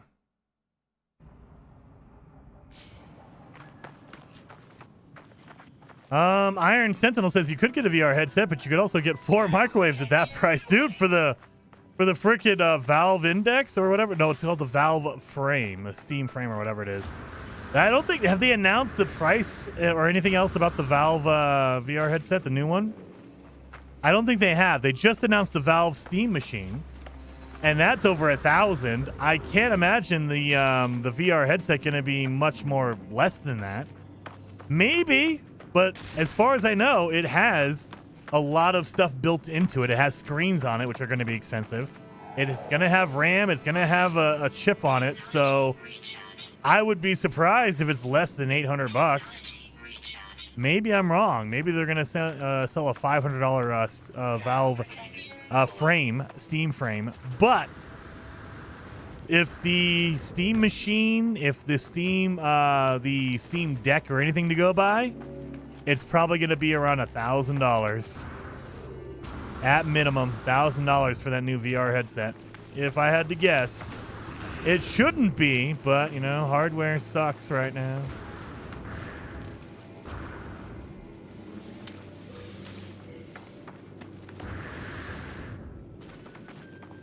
How did you get so far from the ship? I wasn't paying attention. I'm just over here yapping away. Wild Turkey says, come on, man. I've got a 10,000 hours plus, dude. I got here as fast as I could. I know. I think KJ has 8,000 hours, which is crazy to me. I think Beeblebum has 8,000 hours in it. I have 2,700 around there. I think, if I remember right, Zane has like 5,000 or 6,000 hours. Like, yeah, you got some crazy hours on there. I've heard some of the Steam machines are having GPU failures. Yes, Malabon. I saw that they have the red line of death. Instead of the red ring, it's the red line of death. Like, oh my God. How are you going to let that pass? I thought that was the whole reason. It was underpowered on purpose because they didn't want it to overheat or have any issues. But I guess they're having hardware issues with the Steam machine, and that's not great. Especially if you pay $1,000 for that dang thing and it redlines, I would be so pissed. Like, dude, I mean, I would assume that Valve is sending out replacements for it immediately, but I don't know. Like, they might be so constrained. They're like, look, we would, but we don't have any, buddy. Sorry. We would totally. You're next in line. We'll send you a replacement when we get one, but we don't have any on hand. So you might have to wait another month or two before you get a replacement. I don't know. I have no idea how that works. Like, are they so supply constrained that they already got rid of all of them? No idea. 2,042 hours for me. Nice, Ken. Heck yeah, you and me, man. In the 2,000, we're the 2,000 club. Aude says 8,000. Oh my God, you guys are insane. That's awesome numbers. Need to work on mine. I'll try to get to 3,000 hours before Light No Fire comes out. Hit my 3,000 limit. Okay, now we can do Light No Fire, right? Come on, Light No Fire. That'd be great, please. I would appreciate it. Get some Light No Fire. Keep an eye on the time. Yeah, I'm going to be a little bit over. I want to get to the ship at least because I have to make a manual save. I don't want to rely on the auto save just in case, but yeah, I want to at least get into my ship. That way I can make a manual save. Iron Sentinel says, and here I was thinking my 300 hours was elite level. Dude, 300. Anything over 100 is insane. Like, if you could get over 100 hours in a game, that game must be really good. So you enjoy it. Like, that's crazy. Anything over 50, honestly. Anything over 50 is a really good, like, that to me, that is a game you enjoy playing, and there's a lot to do, a lot to like, a lot of enjoyment to have. You know? And don't get me wrong, there's some games that are like 10 or 20 hours that are amazing. But if you are hanging out in a game for like 50 hours, 100 hours, it's just, that is a testament to the quality or the addiction. Maybe it's you're addicted to it. I don't know.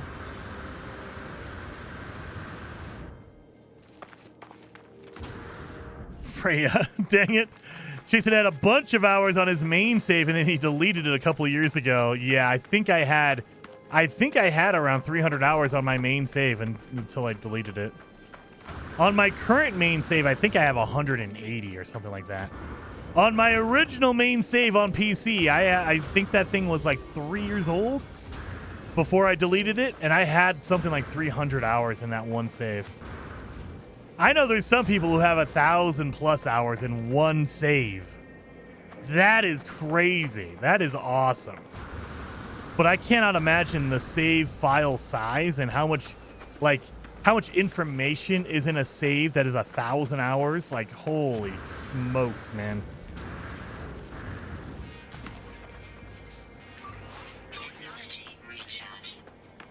My main save is 350+ hours. Monobon, yeah, I think that's where I think I was probably closer to the 300 mark on my main save. I'd have to go back and look at it.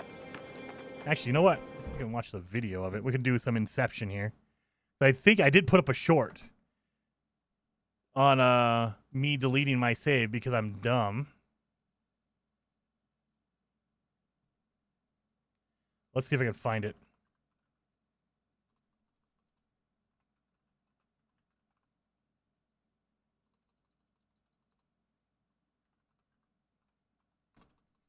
Where is it?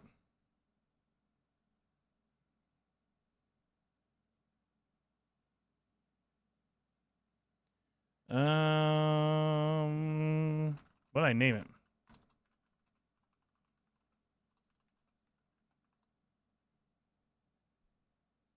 My God, yeah. Is it made it? Shut up. So, this is when I did it. This is when I did it. So, for context, when we do speed runs, we're making new save after new save after new save. And so, I had 262 hours in my save. Damn. But when we do speed runs, you have a whole bunch of saves, and so you have to delete some to make a new save. That way you could do a speed run. I was in the middle of speed runs doing all of this. Let me do this, boom, full screen. I was in the middle of speed runs doing all of this, and I didn't even realize that I literally called it the real OG. That was my save. 2022, I deleted it. It made it easier to see all of it at once. My main save. But because we still have the same amount of inventory space. Damn it. All the expeditions start with the same thing. It's just now it's wouldn't notice for 2 weeks, and that's important because I found out Steam will keep a backup of your save for 14 days. If you wait for that long and you don't do anything with it, they wipe it from their servers if you use the cloud saves. And so there's no way to get a save back from Steam after 14 days. That's the important part of that. Like, oh my God. And so, yeah, I deleted my save in 2022 during speed runs. I'm getting rid of it. So, yeah, I was so... being on separate pages, it's all together. Oh, shut up. I was so mad. Because at first, I didn't know what happened. It was... After the expedition replays ended, I was like, okay, I'm going to go back and play my normal save. Because I'm not playing my normal save. Everything I'm doing is either speed running or I'm practicing speed runs. And so I hadn't played my save in a while anyway. But after the speed runs were done, I was like, oh, okay, I need to go back and start doing some stuff on my main save. And I looked and I was like, what happened? Where is it at? I couldn't find it. And I spent probably 4 or 5 days trying to figure out, like, what happened. Did it get corrupted? What happened to my save? I thought I corrupted my save or something. And then someone pointed out, I can't remember who it was. I mentioned it on stream, and someone pointed out that I deleted it on a speed run. And they literally time-stamped it for me. And I was like, oh, God. I did it live on stream. I deleted my save. And so, yeah, that was 262 hours gone. And there was a lot of cool stuff in there that I got rid of my flamethrower. That's the thing you can't get. I mean, you can probably edit the file in right now and get that done. But yeah, I had a flamethrower back when we could get it, when you can glitch it and get it. It wasn't technically a glitch. It was literally... someone found a flamethrower in the game at a random space station. Everyone rushed out to get it, and then they patched it out immediately. Like within a week, they got rid of it. But it was a week, so all of us were able to go grab it real fast.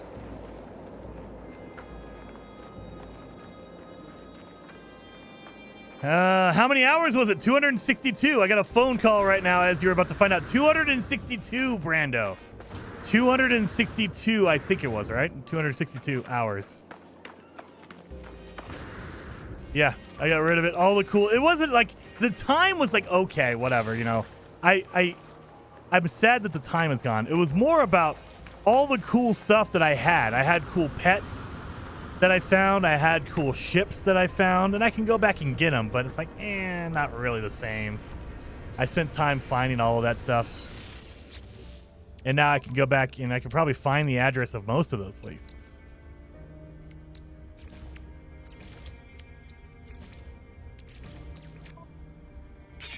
Done. Technology recharge. All right, so let's make a...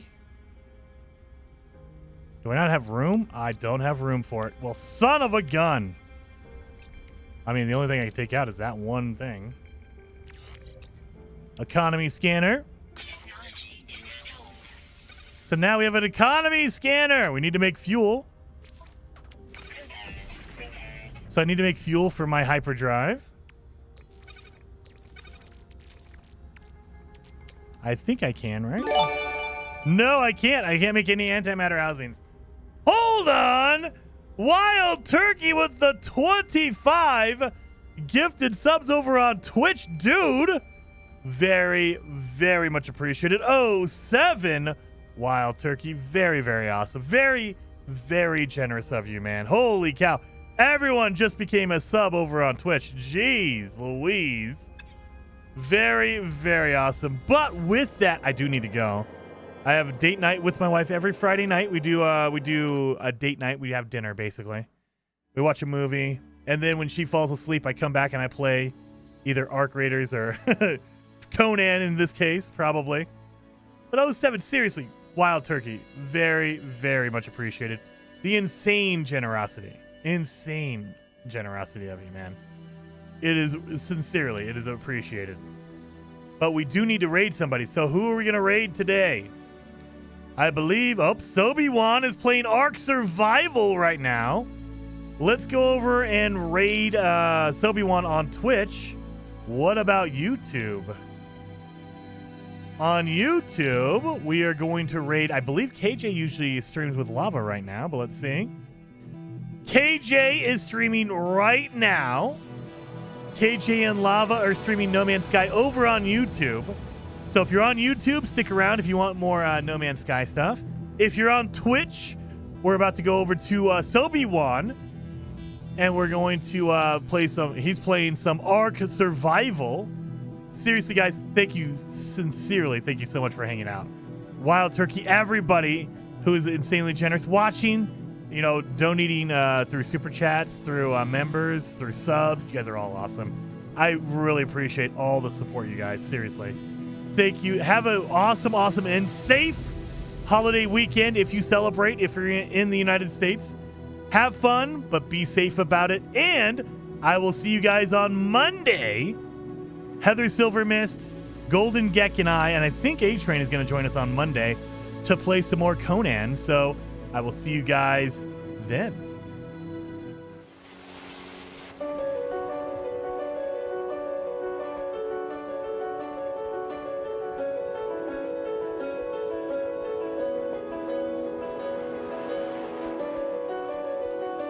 Good.